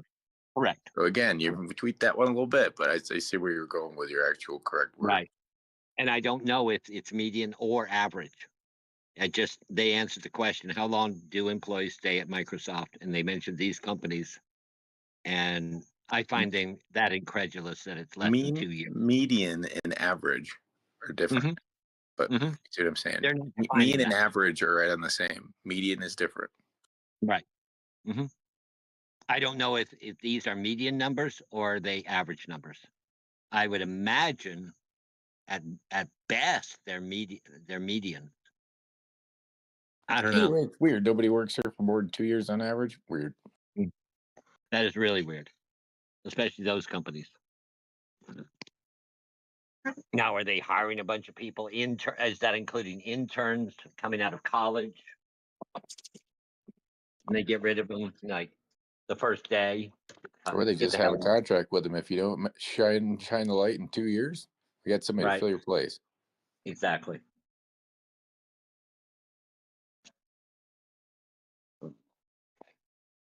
Okay, well, I'm going to have some dinner. I'll talk to you guys later. Pleasure.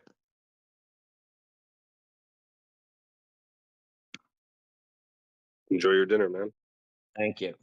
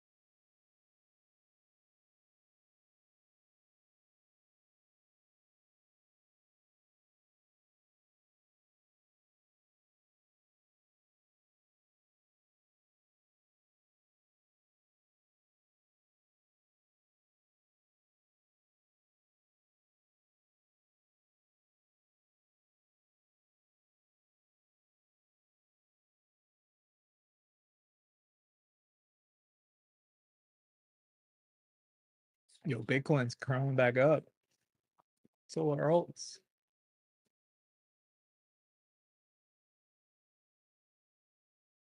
Yeah, I'm watching Bitcoin and ETH. It's looking crazy.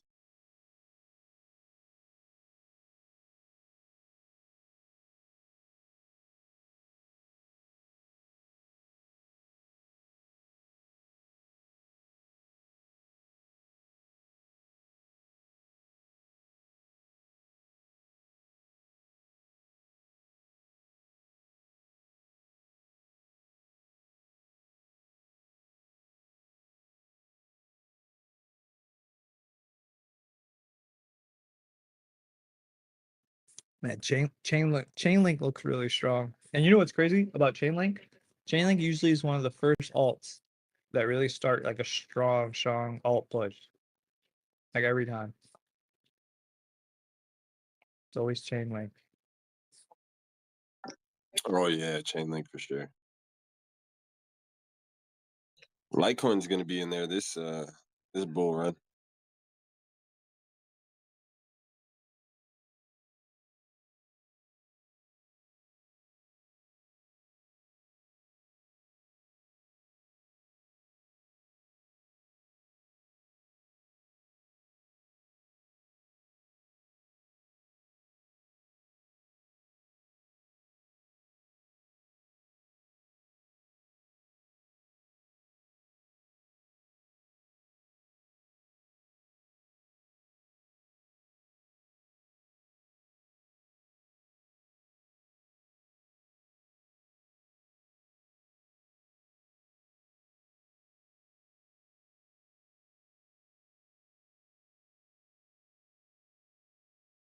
I wonder if Matic is going to sit this season out.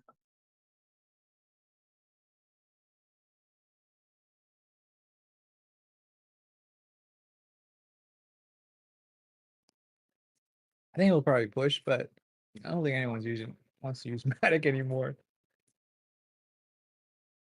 That used to be an old stable, man.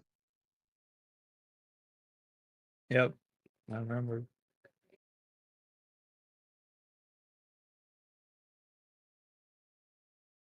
They're still holding like Yeah, 2,500 of them.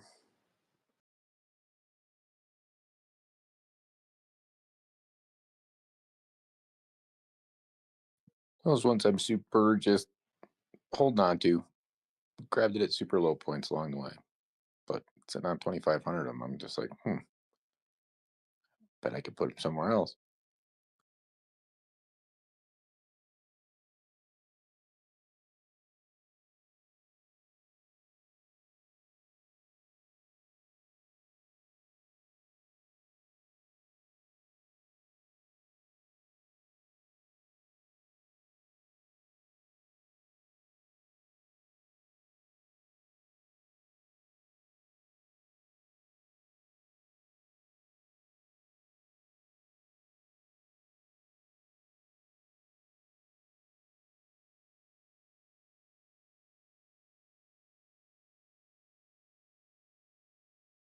Yo, Chainlink looks like it's about to explode.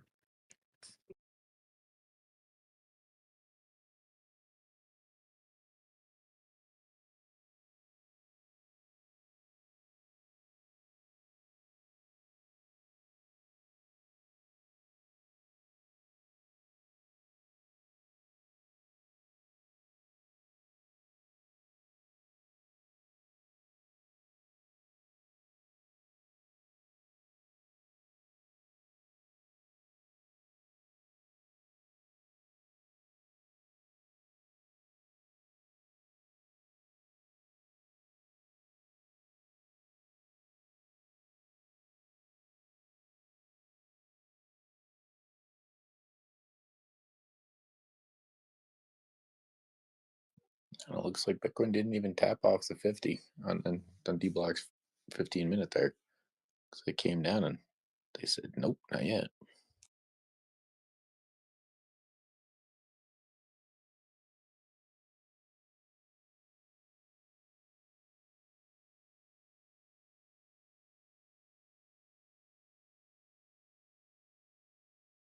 Oh wow, yeah. Alts are waking up big. Whoa.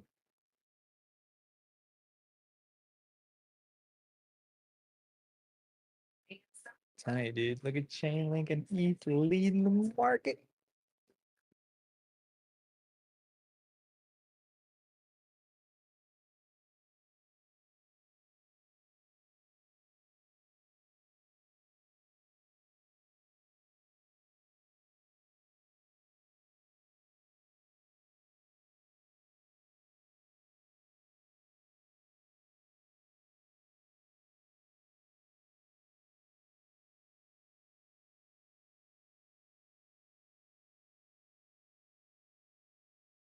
This is I think this is going to be a short squeeze on alts here, because everyone, like yesterday, how alts just like capitulated as soon as Bitcoin got rejected. Anyone that was shorting here is about to get squeezed bad.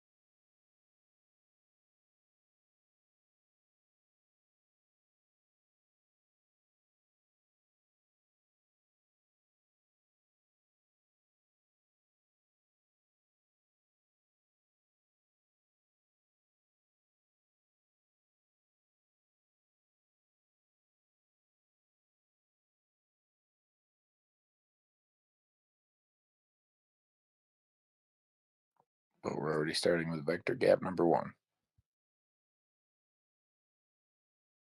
Yeah, 15 minutes about to pop.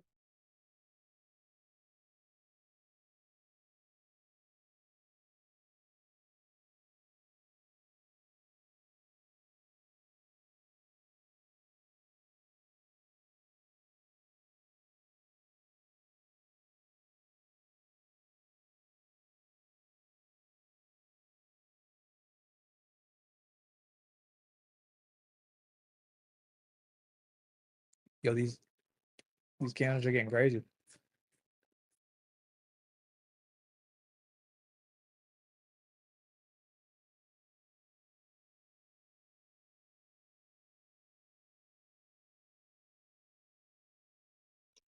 He needs to pull through this double top.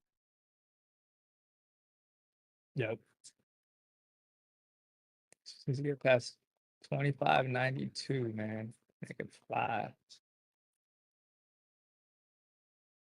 Yes, sir.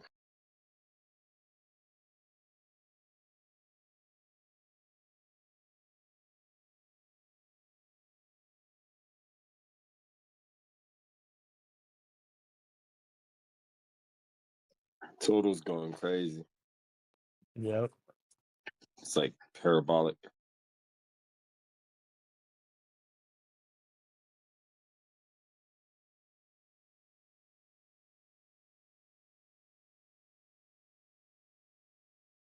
Oh, I'm on the 30-second.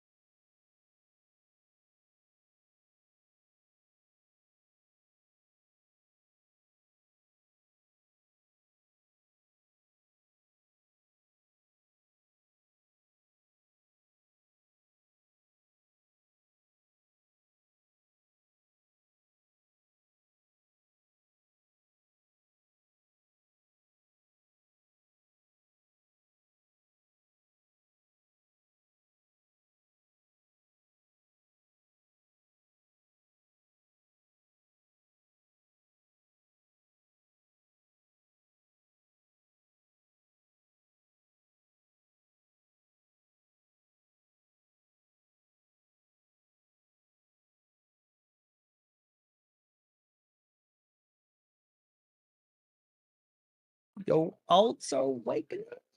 Or they've been waking up, that they're going. They keep going. They keep going.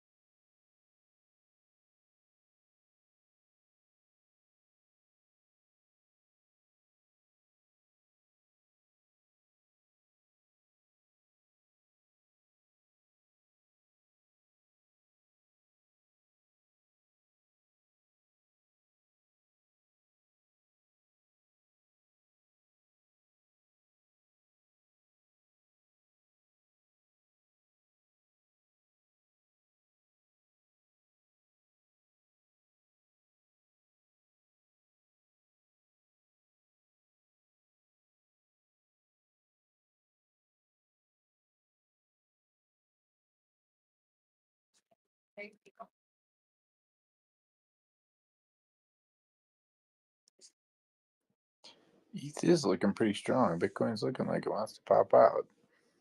Let's give it another try.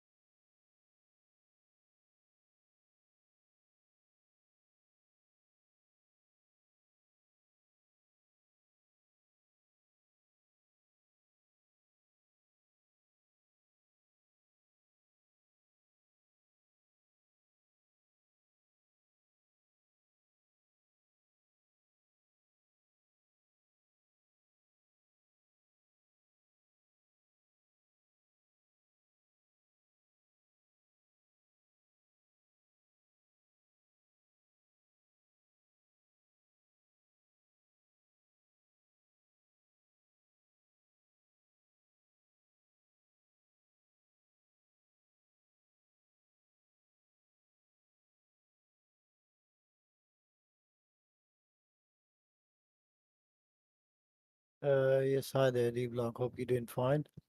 Is this the sport we just broke, or it's the M-Patron sport you're talking about?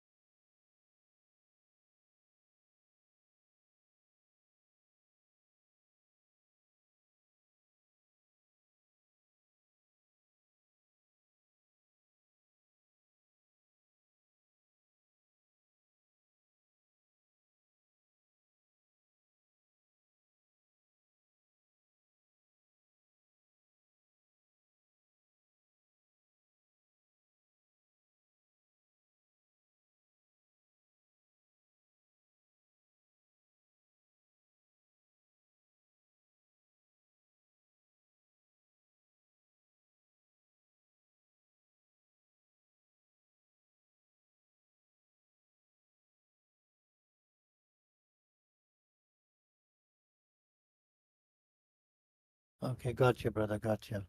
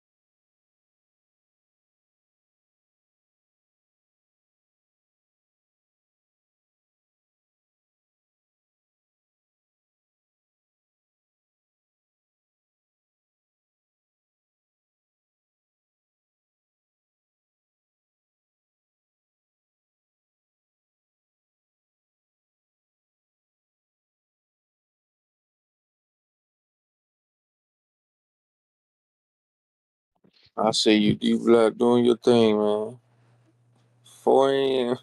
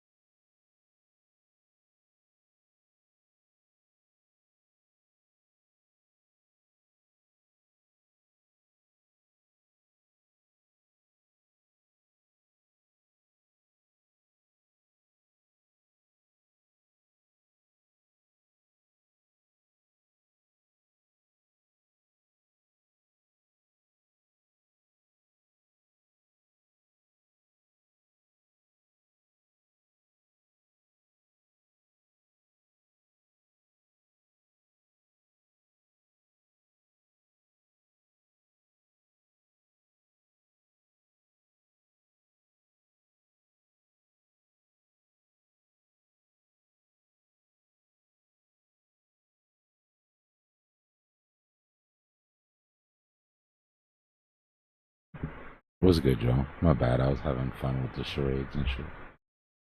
What's going on, chat?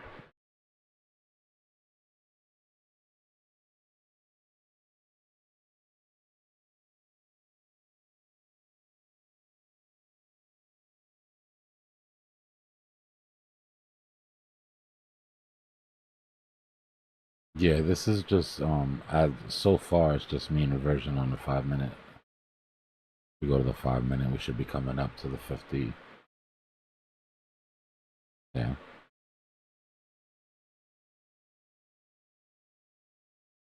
We'll see how she's feeling.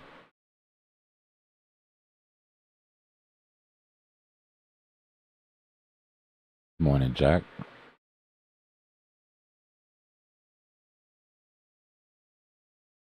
You guys up early or up late?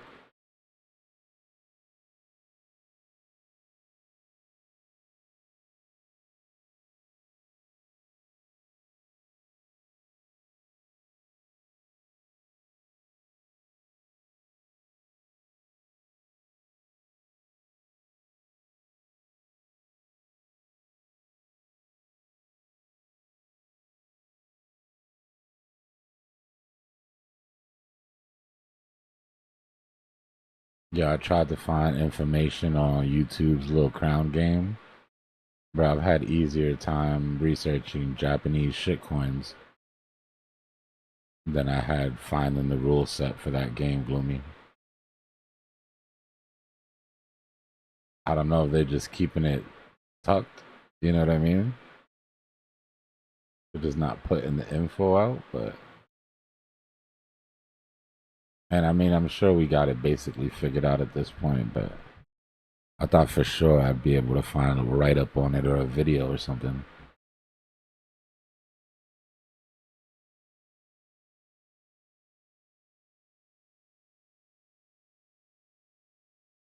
Damn. Yeah, I heard that happens. That's alright, bro. You'll get a good night's sleep in like 4 years.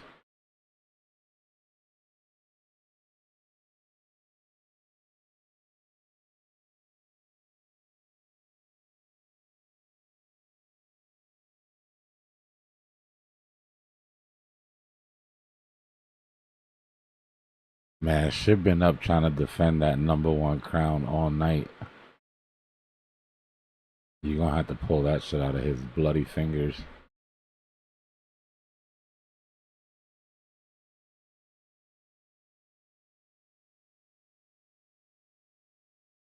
Oh, does it spell it out right there? I went everywhere but YouTube itself, bro. I even went to damn AI. Should have just gone right to YouTube.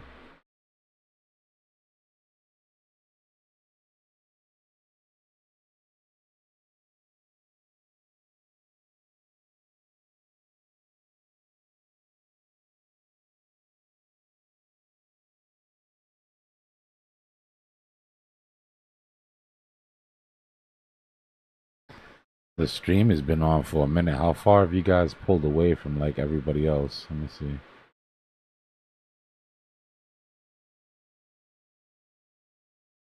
Yeah, you got a pretty decent gap, I guess.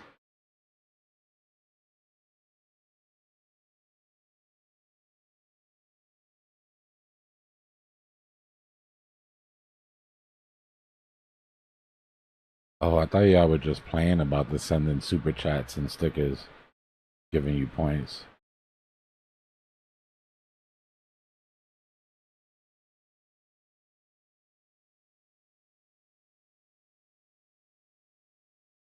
Could have warned me about the flashbang in the help center. I think I'm blind now.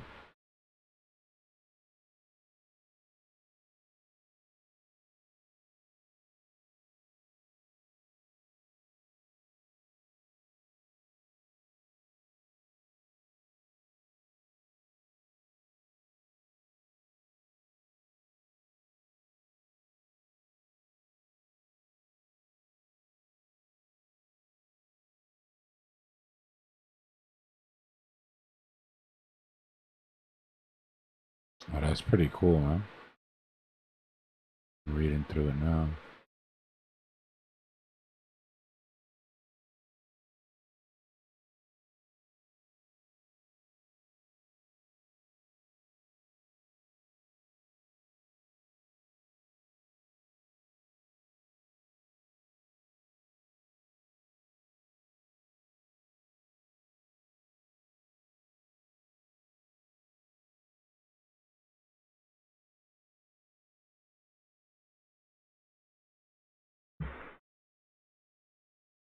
I think it's cool because, like, when y'all come in here and go band for band with the gifts, like, now there's a leaderboard. I already know a couple of y'all gonna get competitive as hell on that one.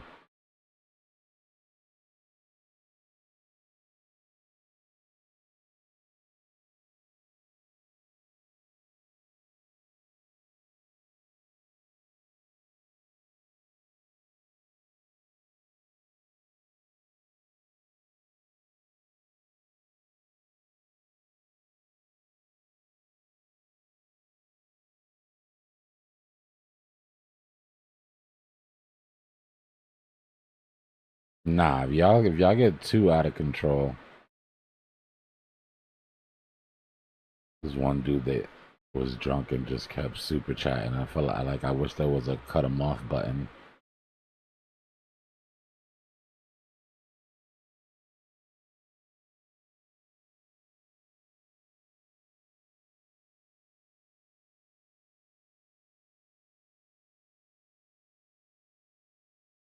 I gotta figure out something to do. Figure out some sort of incentive.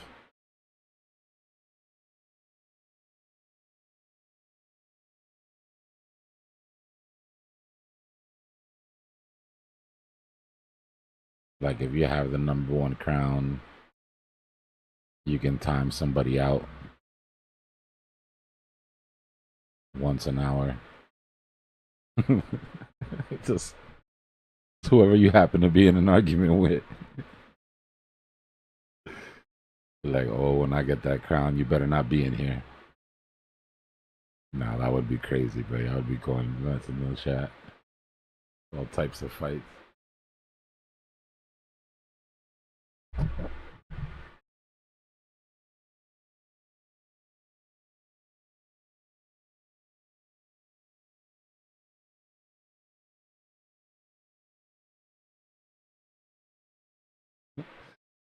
That's what I was saying early, Kelly. It's a dangerous game, right? Because you gotta chat enough to get your points up. But if you chat too much and you look like you're spamming, then the mods are gonna snipe you. There's like a PvP aspect to it. Nah, it's just a second before bed, Gustav. I'm really watching to see if we're gonna get that rejection on the 5. This is just mean reversion to that 50 EMA on the 5-minute, then it's just gonna roll over. Yeah, we slowed it down to the 1 minute. We were bugging before.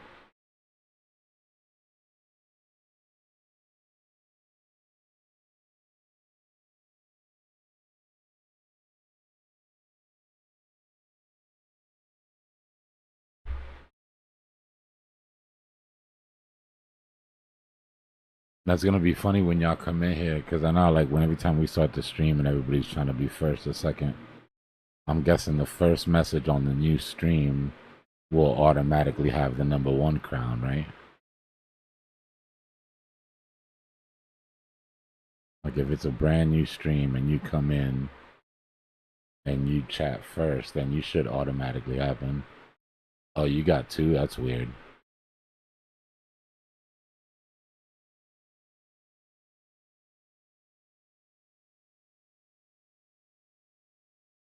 But we'll find out in a second because I'm gonna restart this shit before I go to sleep.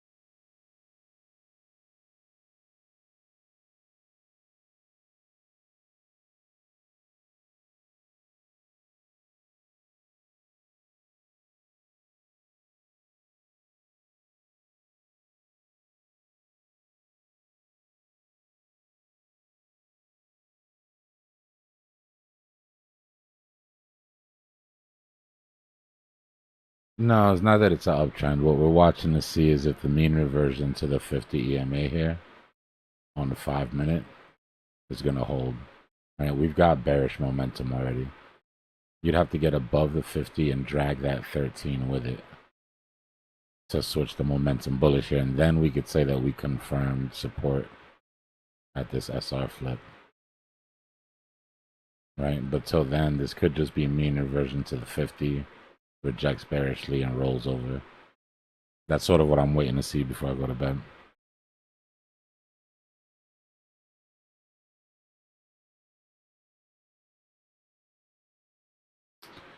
I don't know. Let's take a look.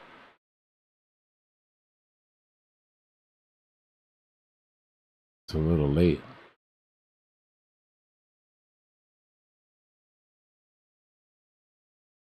And Asia had one hell of a session, though, man. This is not your typical Asian session at all.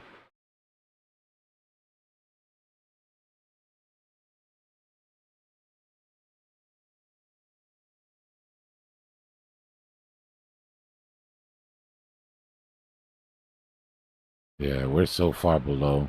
So I don't talk about this often because it doesn't happen a lot.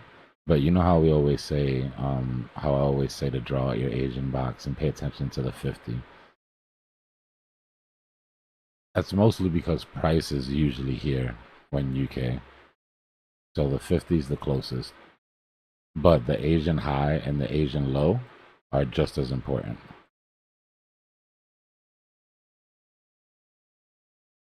Right? If it's below the Asian low and it can't hold the Asian low, it reacts the same as if it can't hold the Asian 50.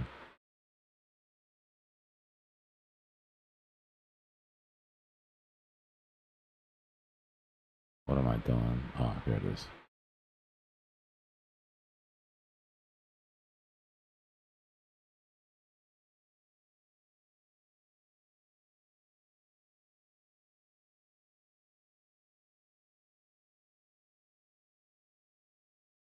Right?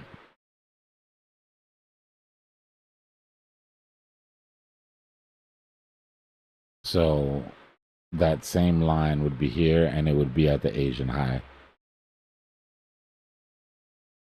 Same, right? If price happens to be here and it comes down and it holds the Asian high, it would react the same as if it held the 50, right? It would be up and to the right.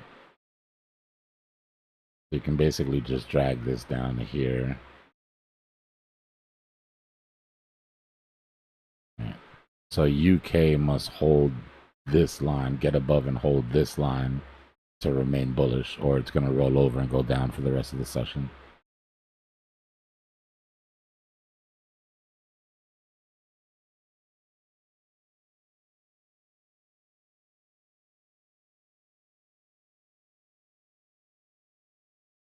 Does that make any sense?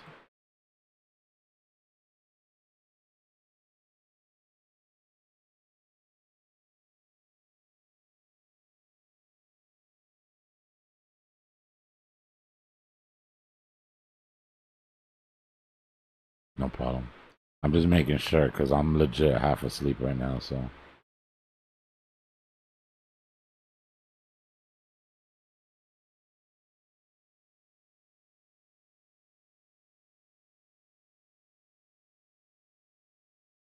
The reason I'm staying up is if because we get above that, if we get above that 50 and hold, then I want to leave a play in while I'm asleep.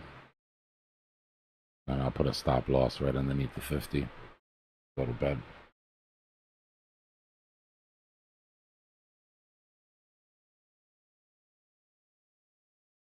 Yeah, we'll probably get above the bottom of the Asian range to test that 50. The question is, do we stay above it, right? We got to get above it and hold.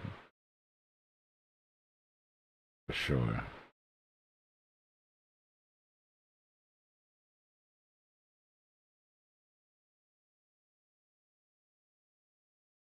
And then maybe Bitcoin could cook for the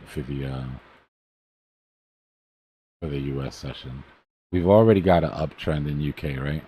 UK doesn't tend to switch directions often.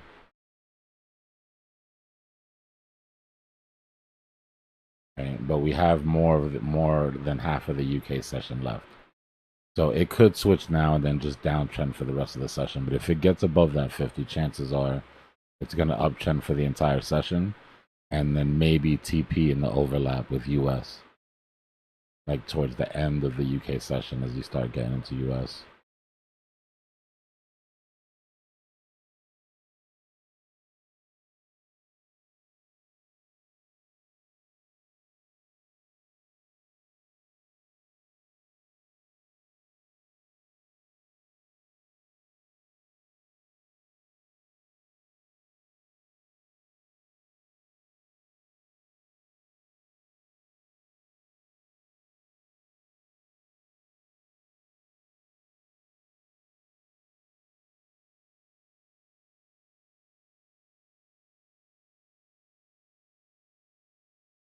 I don't know. Let me look at Litecoin. I was planning on maybe picking up some Litecoin if it got low enough.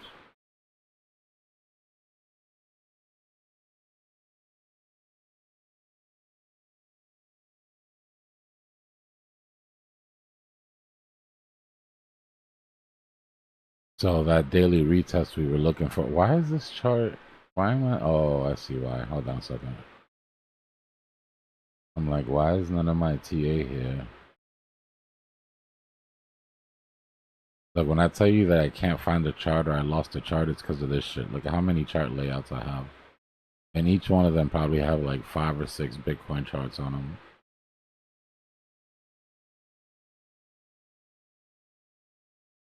What was I looking for? Yeah, YouTube TA.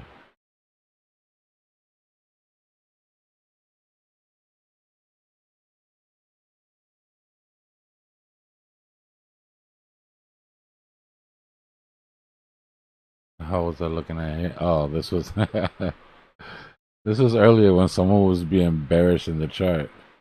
I was trying to show y'all the MACD flip that we had. Right, we were talking about this MACD flip when it was still red, and just the reaction of it, and then what happened with the price action after.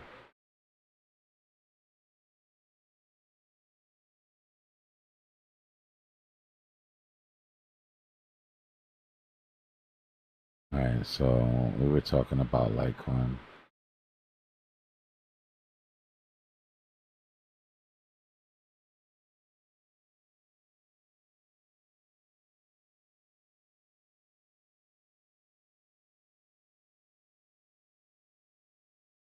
Well, we got the retracement we wanted, right? 50 EMA, all but touched it.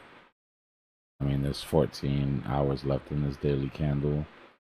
Maybe it possibly comes down and hit it again. 91 it hasn't hit it yet, but that for me is close enough. What it did do is come down to the high volume node, right, which is really more important. That's where the support came from. It can still come down, hit the 50, which would be hitting this volume node and still be good. But I mean, yeah, if you sold high and you were looking to get back in, or if maybe you missed, you know, this would be the retest that you were waiting for. I'd say maybe give it 24 hours, see how it plays out. Not financial advice. Because if Bitcoin takes the run that we're looking for down, then this will come down to its 50. If Bitcoin just happens to skip all this liquidation for I don't know what reason and make a run and sort of delay that, then, you know, the alts will go with it.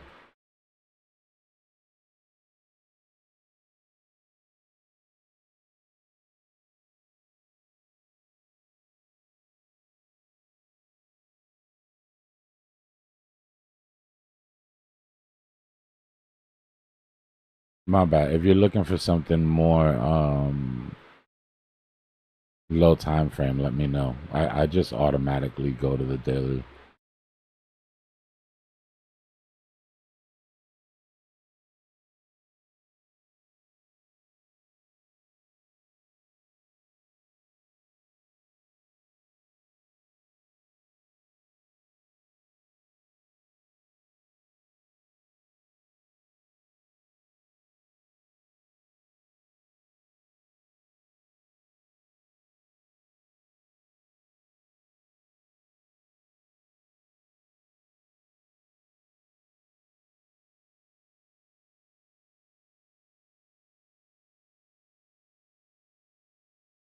Big Boar, what's going on, brother? I mean, put it this way, it wouldn't be a bad range to start DCAing. If your alt is down at the very least inside of its cloud, inside of its 50 cloud, or it's already touched this 50, even if it goes lower, it's not going to be a bad spot to DCA. If UK can't hold this, it's not going to pan out well either. UK doesn't tend to just try and try and try. They try once. If it doesn't work, they pivot once or twice.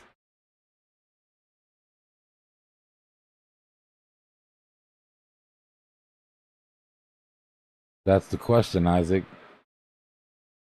That's the question.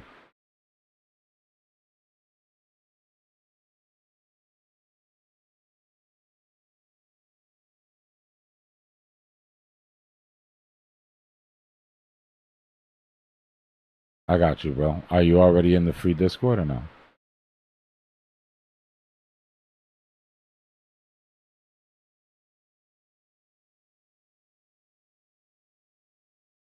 I'll send you both links if you need them.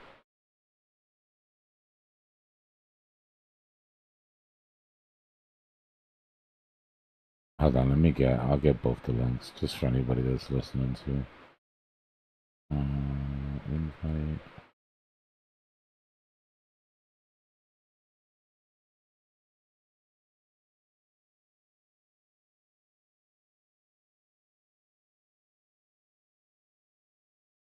I got you, brother. Give me a second.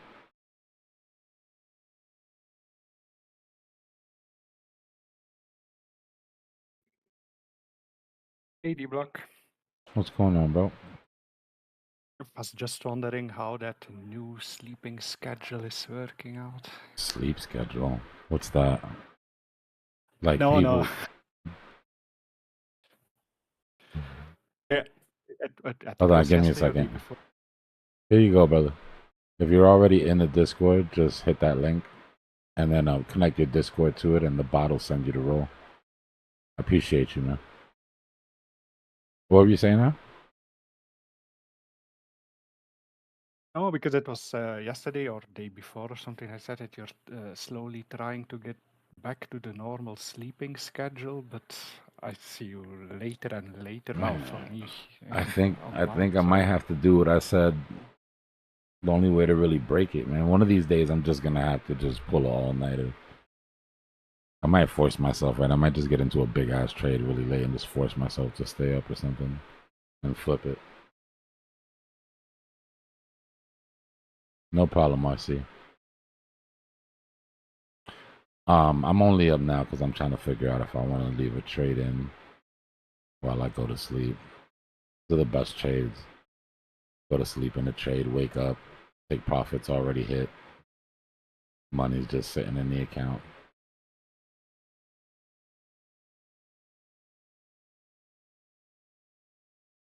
But then you need a strict stop loss policy, I guess, because Yeah.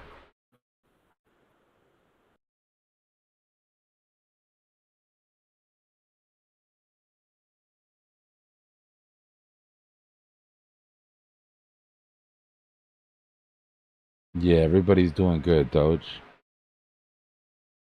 Everybody's doing good.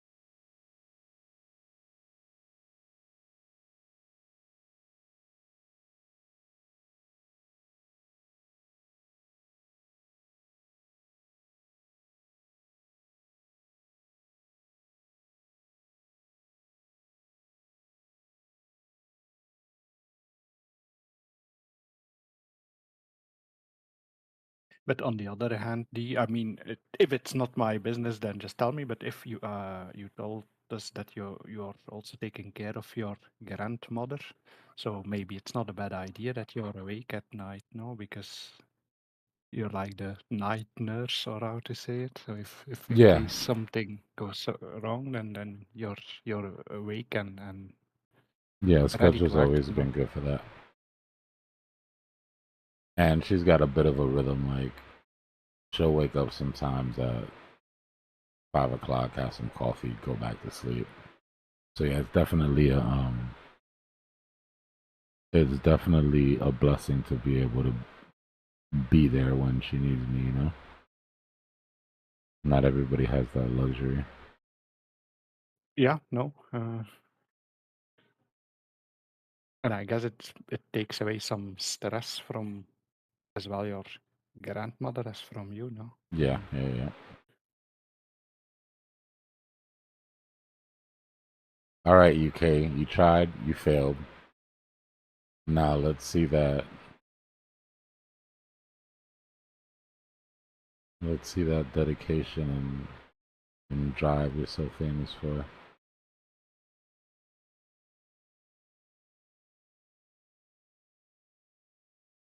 Nah, they could still pop it. I'm just trying to get in their heads, Kelly. We've got some vector gaps right here. If they make a push, they should be able to grab that. We still haven't hit the 50 EMA on the 5 minute. That's basically where this circle is. Now, whether they're going to be able to hold above that is the real question. Still don't have bearish momentum flip here on the 1 minute.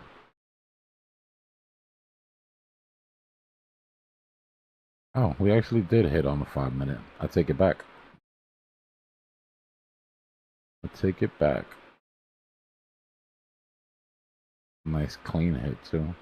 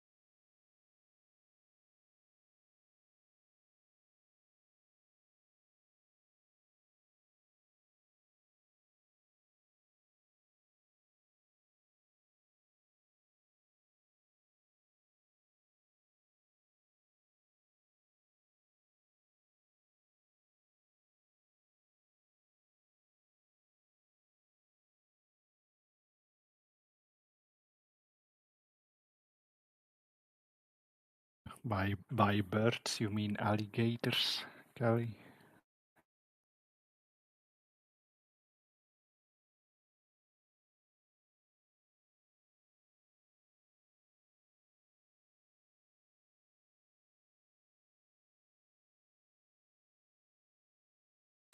I don't know. My blackout curtains,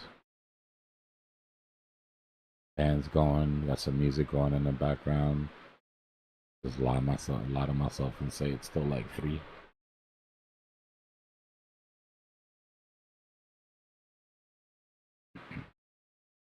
And mind you guys, I'm not fighting sleep, right? Because I don't want any of y'all doing that shit. Remember, I wake up, mid-afternoon, so I'm plenty rested. I'm just naturally starting to feel tired right now at this time. My schedule's just screwed up. But I did just spend 2 hours looking at crowd-funded super micro caps.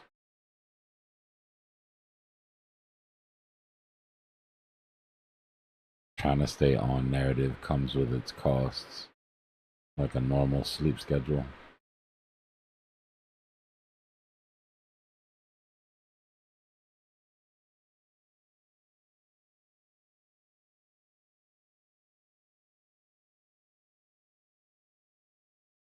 Well, that's kind of like a symptom, that's more a symptom than a disease. That was my first sign that it's time to start getting ready to go to bed.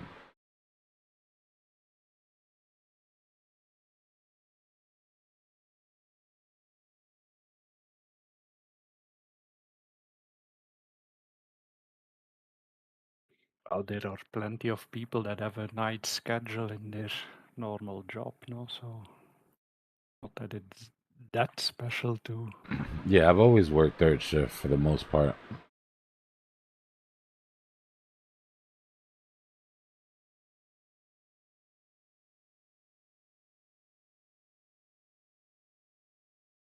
worked 28 years night shift, and the people I work with told me that if I go to day shift, I'll never go back to night shift.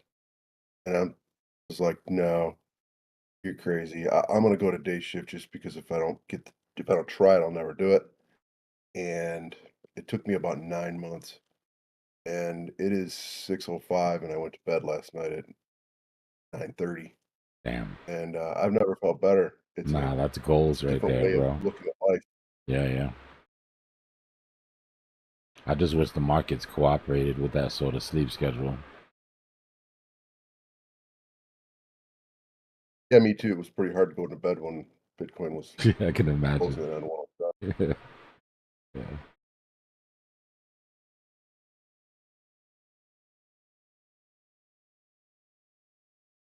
I guess the cheat code is moved to wherever in the world your natural sleep schedule lands at, like normal people hours. Probably be in Australia. I feel like I'm on Australian time. Actually, no, because Rick usually gets up around when I'm going to sleep, so that's not right at all. I don't know. I gotta find my sweet spot.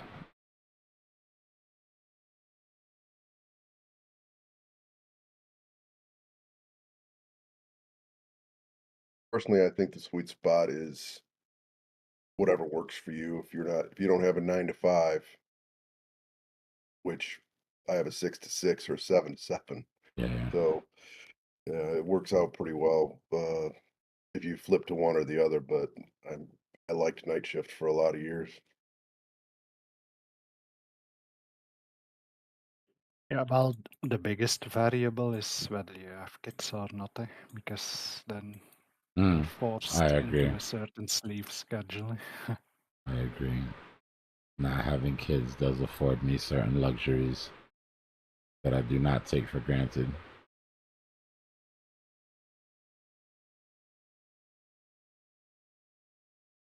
Yeah, that was actually when our daughter was born. That was actually the hardest thing. Not the going out or the thing. That was actually the sleep schedule. Like 6 o'clock in the morning, she is there. So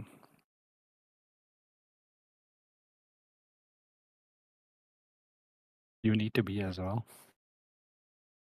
Yeah, yeah. When you have to do it, I'm sure it's, you know, man up and you do what you got to do.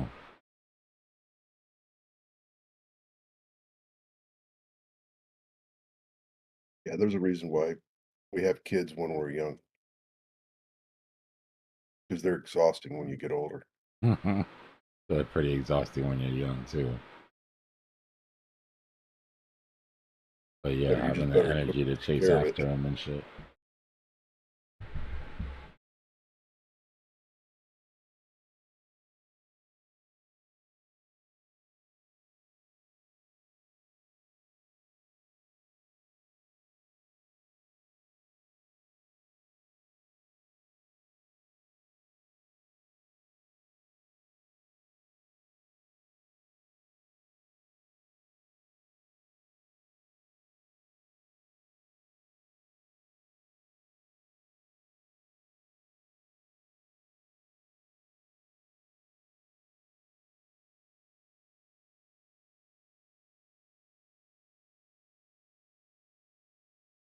There's also nothing worse than having to do things with your kids like playing games or go on a trampoline or whatever with a hangover. That's immediate punishment. We're gonna play this game today, kids. Oh, shut the hell up. Give me a tablet. What game do you like here? Yeah, but that's the thing, eh? A lot of parents are giving them their phone or their tablet. Yeah, But, yeah. No, I'm it completely creates playing. different That's not issues. the right thing to do. It's not the right thing to do. You can tell I don't have kids yet. Maybe you should say no educational advice, eh? In the Right, yeah. rant of the Yeah, non-financial not advice. Because reproductive advice, not parental advice.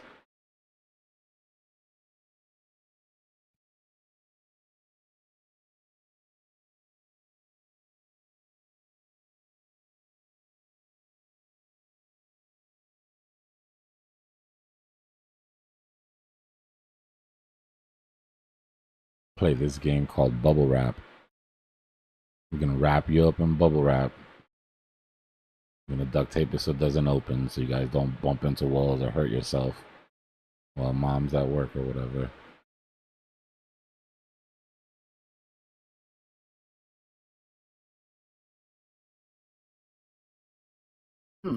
that's maybe an idea.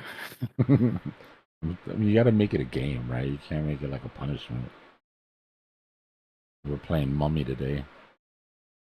Like, oh, look at the little mummies.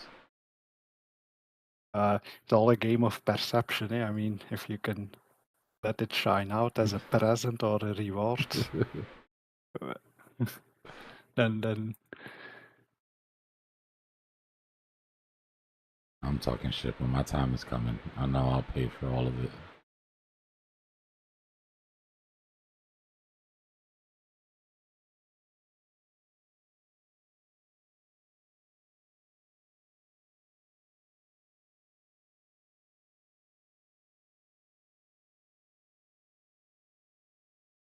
Pretty significant rejection off the 50, off our mean reversion attempt.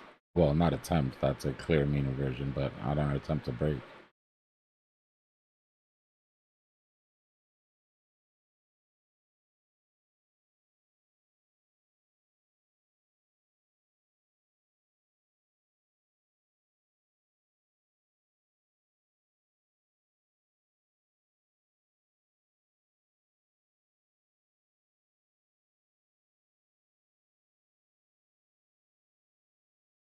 The 50 AMA was like,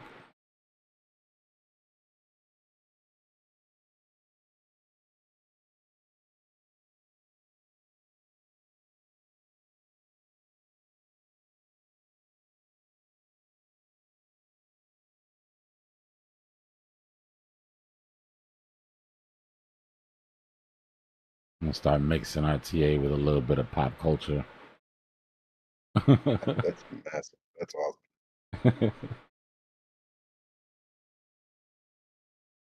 What's that heat map you have on?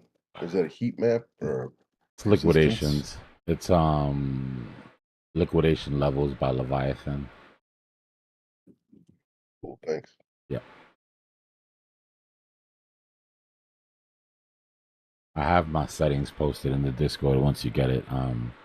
It takes a little bit of work to get it to look like this. I hate the way it comes out of the box. I'll be honest with you, I hate the way every indicator comes out of the box. I haven't met an indicator that I don't have to like get in the settings and fiddle with. Mostly just for the visuals. But some of the colors that people pick when they do shit is weird. Maybe it's just me. Maybe it's my ADHD or something. My OCD flipping out. Could be a little bit of both. I do belong to the Discord though. Thank you very much. Yeah. You awake, Dbloc? Wow. Well, define awake. No, yeah, I'm up. I was telling my friends earlier in class today, I was like, what are you doing? Answer the question. I told him, I'm like, bro, I'm sleeping. I'm passively sleeping right now Mm-hmm. with my eyes open, bro. You trade crypto for a while, you learn to shut down parts of your brain for rest while like your eyes and a small part of your like motor function and sort of cortex stay active just to look for big red candles. Yeah. Our laundromat is finally back open after being flooded for like a week. So I thought it'd be a good time to do that at 6 a.m. before anybody gets up. I'm Yeah. using 3 washing machines right now. Oh my gosh. Nice. Oh yeah.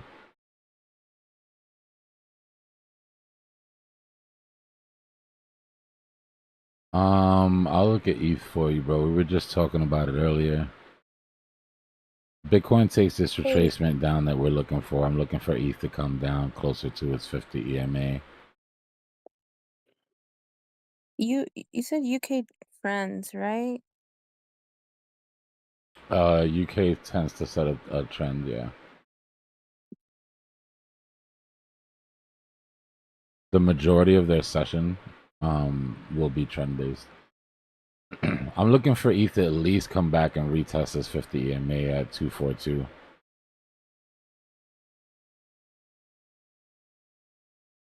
If Bitcoin takes this move that we're looking at. All right, we've got some buy walls underneath though.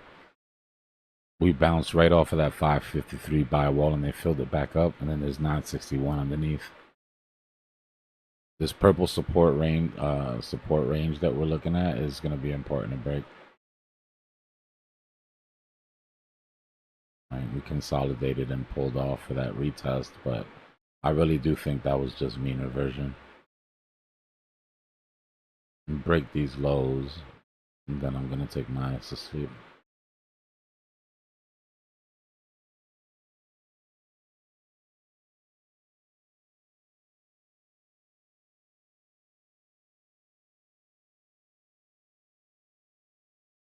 No problem, Master. If this holds and pushes, though, then I would expect ETH to just do some more consolidation. But if we look at dominance right now, it looks like we're going to have a bit of a bloodbath. If Bitcoin comes down 2-3% with dominance pushing like that, you're going to feel it on the alts.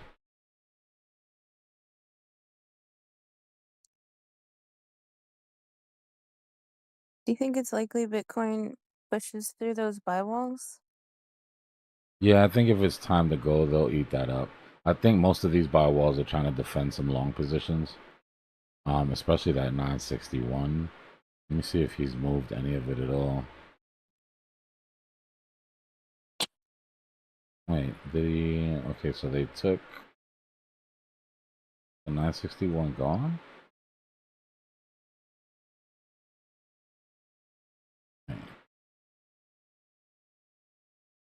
They might have got out of the way. 1046.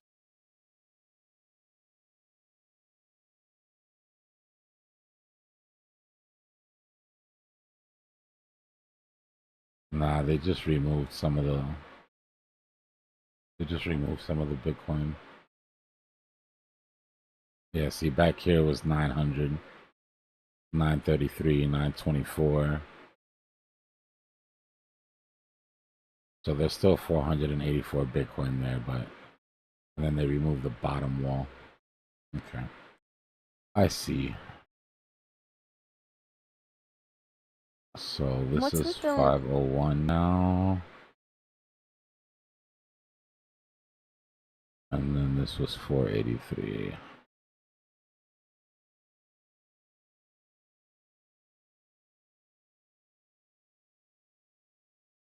Do you ever use the buy walls as like a TP point? It depends on what happens at the buy walls, right? So the money's there, but we've got all of these reactions here to expect. So we have to like watch the volume, right? Like what happens when it hits those walls. If you come down to this wall and you get a large spike of volume, then yeah, you know, maybe that's a spot that you swing at. Like this was weak, right? We didn't see anything really crazy here. There was no follow through, and the volume is just declining.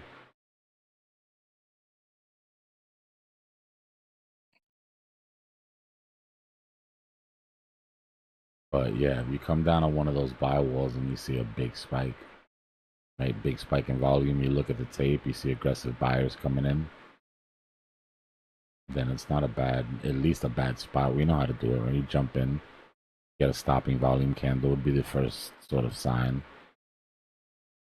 Set your stop loss right at the body of that stopping volume candle.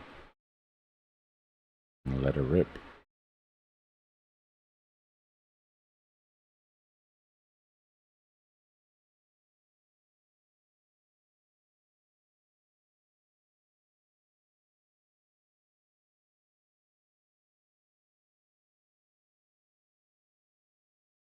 I'll be right back.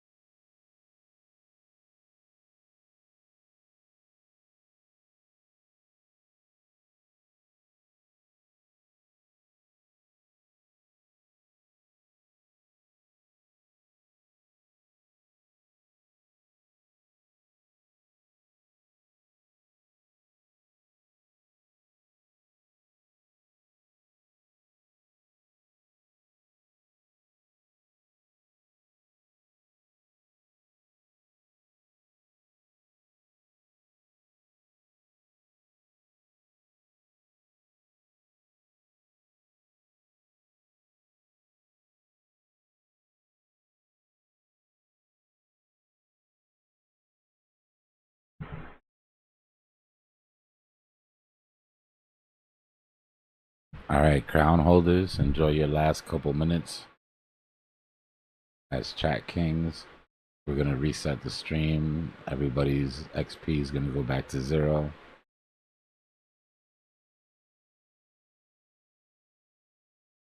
I'm going to reset it in a couple minutes. I'm just trying to finish something first.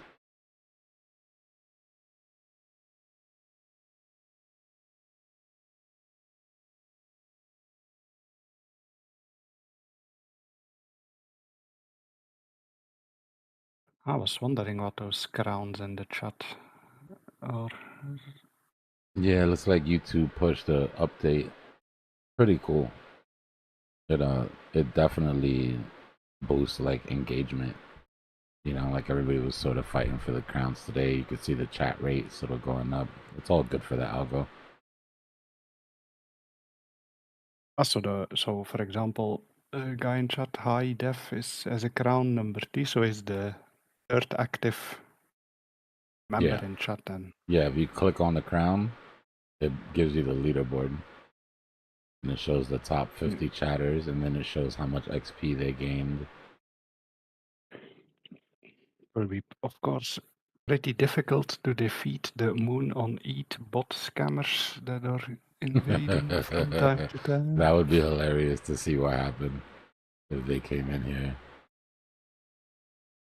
I got something for them. Next time they pop up, I'm just going to put it on on sub only. If they want to spam, they gotta hit the subscribe button.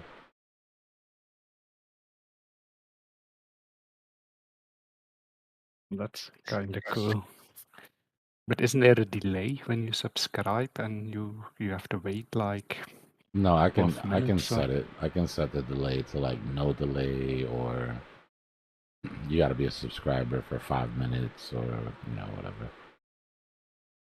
You can set it.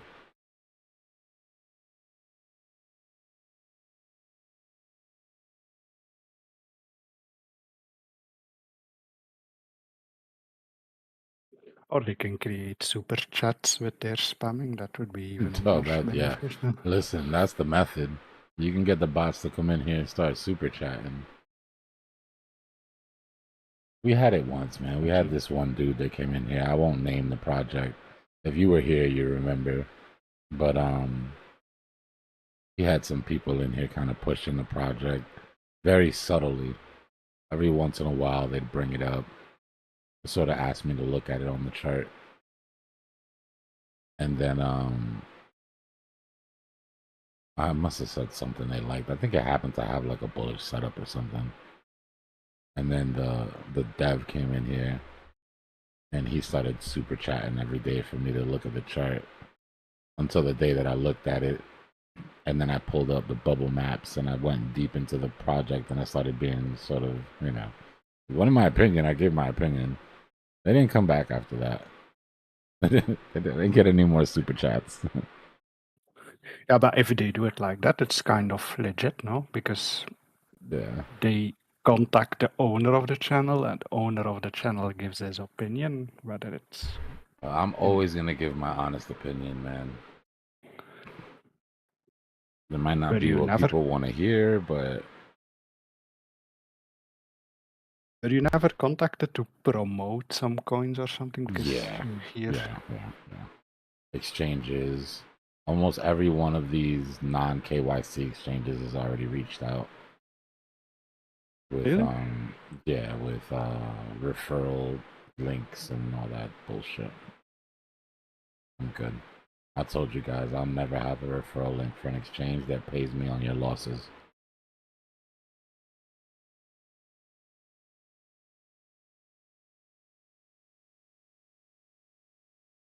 And the crazy thing is that that's how they sell it to you too. They're like, oh, you get a percentage of the liquidity that's pushed through, and that means like even if they lose money, you make money. And I'm like, that's nasty work, bro.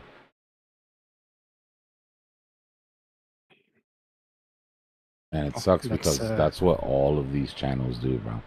Especially the ones that just bring in brand new people. You know what I mean? They'll bring in brand new people that know absolutely nothing about leverage, and say, hey, we're gonna have a leverage school. To be in the leverage school, I need you to put $500 into this leverage account. This is gonna be what you play with. And then they just start pushing liquidity through. Oh, that's actually quite nasty, because the people that actually going to use the referral code are the ones that don't have an account anywhere. So yeah. They are totally new to the market, so that means that they're going to be screwed anyway. That's I didn't know it was that nasty, the practice of those exchanges. Yeah, I mean, there's very little education on those channels, bro. They're just pushing people. It's like a mill, They're just pushing new people through the buzzsaw.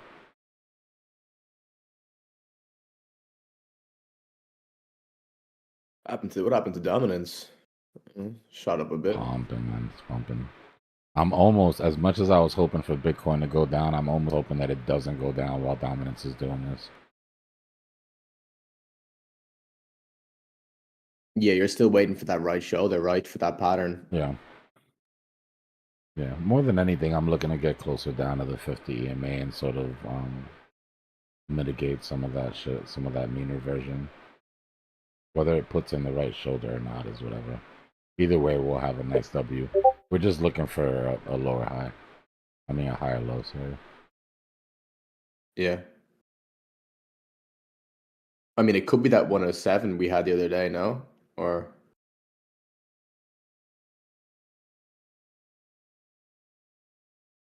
Yeah, we just need to come back into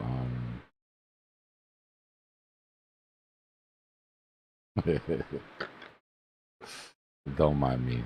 Hold on. Is this a daily? No, this is the weekly.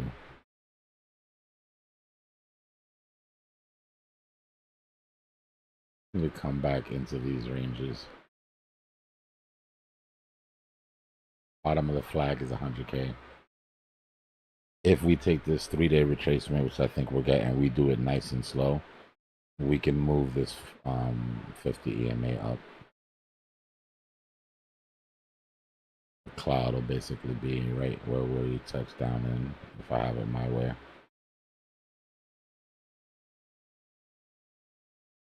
%50 of that vector. and if we don't, We take the whole vector, we come down to 97. That's still, in my opinion, not bearish. Just deeper than people that are waiting for 100 are willing to, you know. yeah. Is there also a complete opposite opinion you have on it? Like, could it also just move from here? But then, what would the long-term effect of It that could, be? You know? but yeah, that's the problem, right? It could, but it could. It very well could. The problem is, like you say, the after effect, right? Because if, let's say we just come down and touch like the 13 at 103, or the retest of the flag or whatever, basically, and then pop out and get that measured move at 117. That move down to the 50 at this point will feel way worse than what we're doing now. The sentiment that this would just kill sentiment. But I'd rather get it out of the way. Just do it now. Just do it now and then go, and we have nothing to work. We don't have to turn back. Yeah. I mean, so you would like hope for maybe like a pullback today or tomorrow, and then that reversal, then Thursday, Friday up? Yep. Yep. The problem is this, right? This range, this wick range, that's not going to be easy to get. This isn't going to be easy to get past. Right? There's going to be a lot of volatility in that range. So to have a better attempt of getting through it and not having it just pop, pop, pop, and then roll over after we waste a week or two, I'd like to come down and grab these buys, right? Come down and grab everybody that's waiting to jump back in, everybody that's waiting for that leg that maybe they missed out on. Okay, if it gets to 100K, I'll buy. Once all those guys are back in and loaded, right, and our bears, which we can count on them doing this, have shorted this thing so heavy that this is just bloody red, then the mix of these extra buyers and that liquidity sweep should be enough to get us through that range. Once we get above this range, I don't think we have a problem holding it, right? There's a lot of price action here, but you got to get through it, and to get through it, we're gonna need all the help we can get.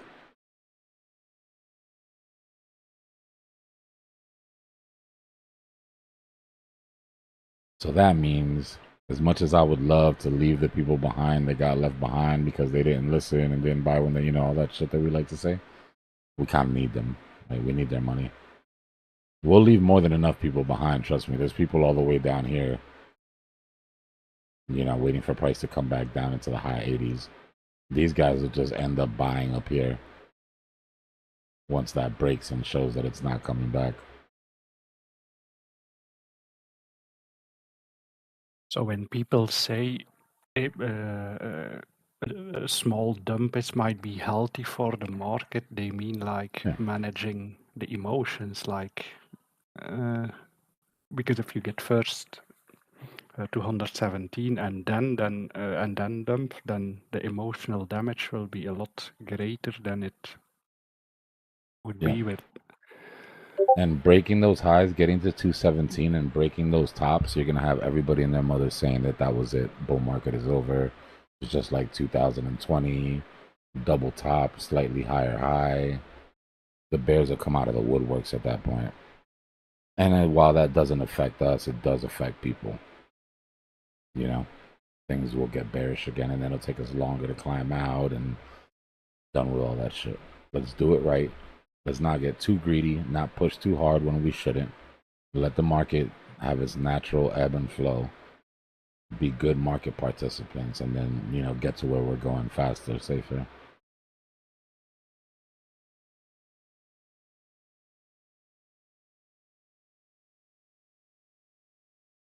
I think you just earn XP by chatting and shit. They said you get XP for super stickers and super chats and all that, but if you just chat a lot, I noticed the crowns moving around between people. Some people try to pay to win. I can't say I'm mad at that. But there's ways to get the crown by just chatting.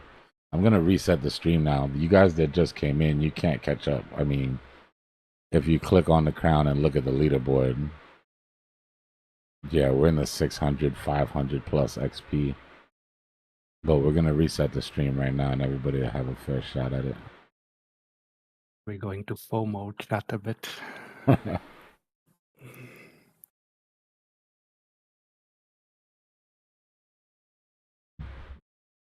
All right, you know what? Let me reset the stream now before this breaks, so I can be back in time. All right, we're going to reset real quick, guys. Hit that subscribe button, hit that like button. We'll be back in less than 2 minutes.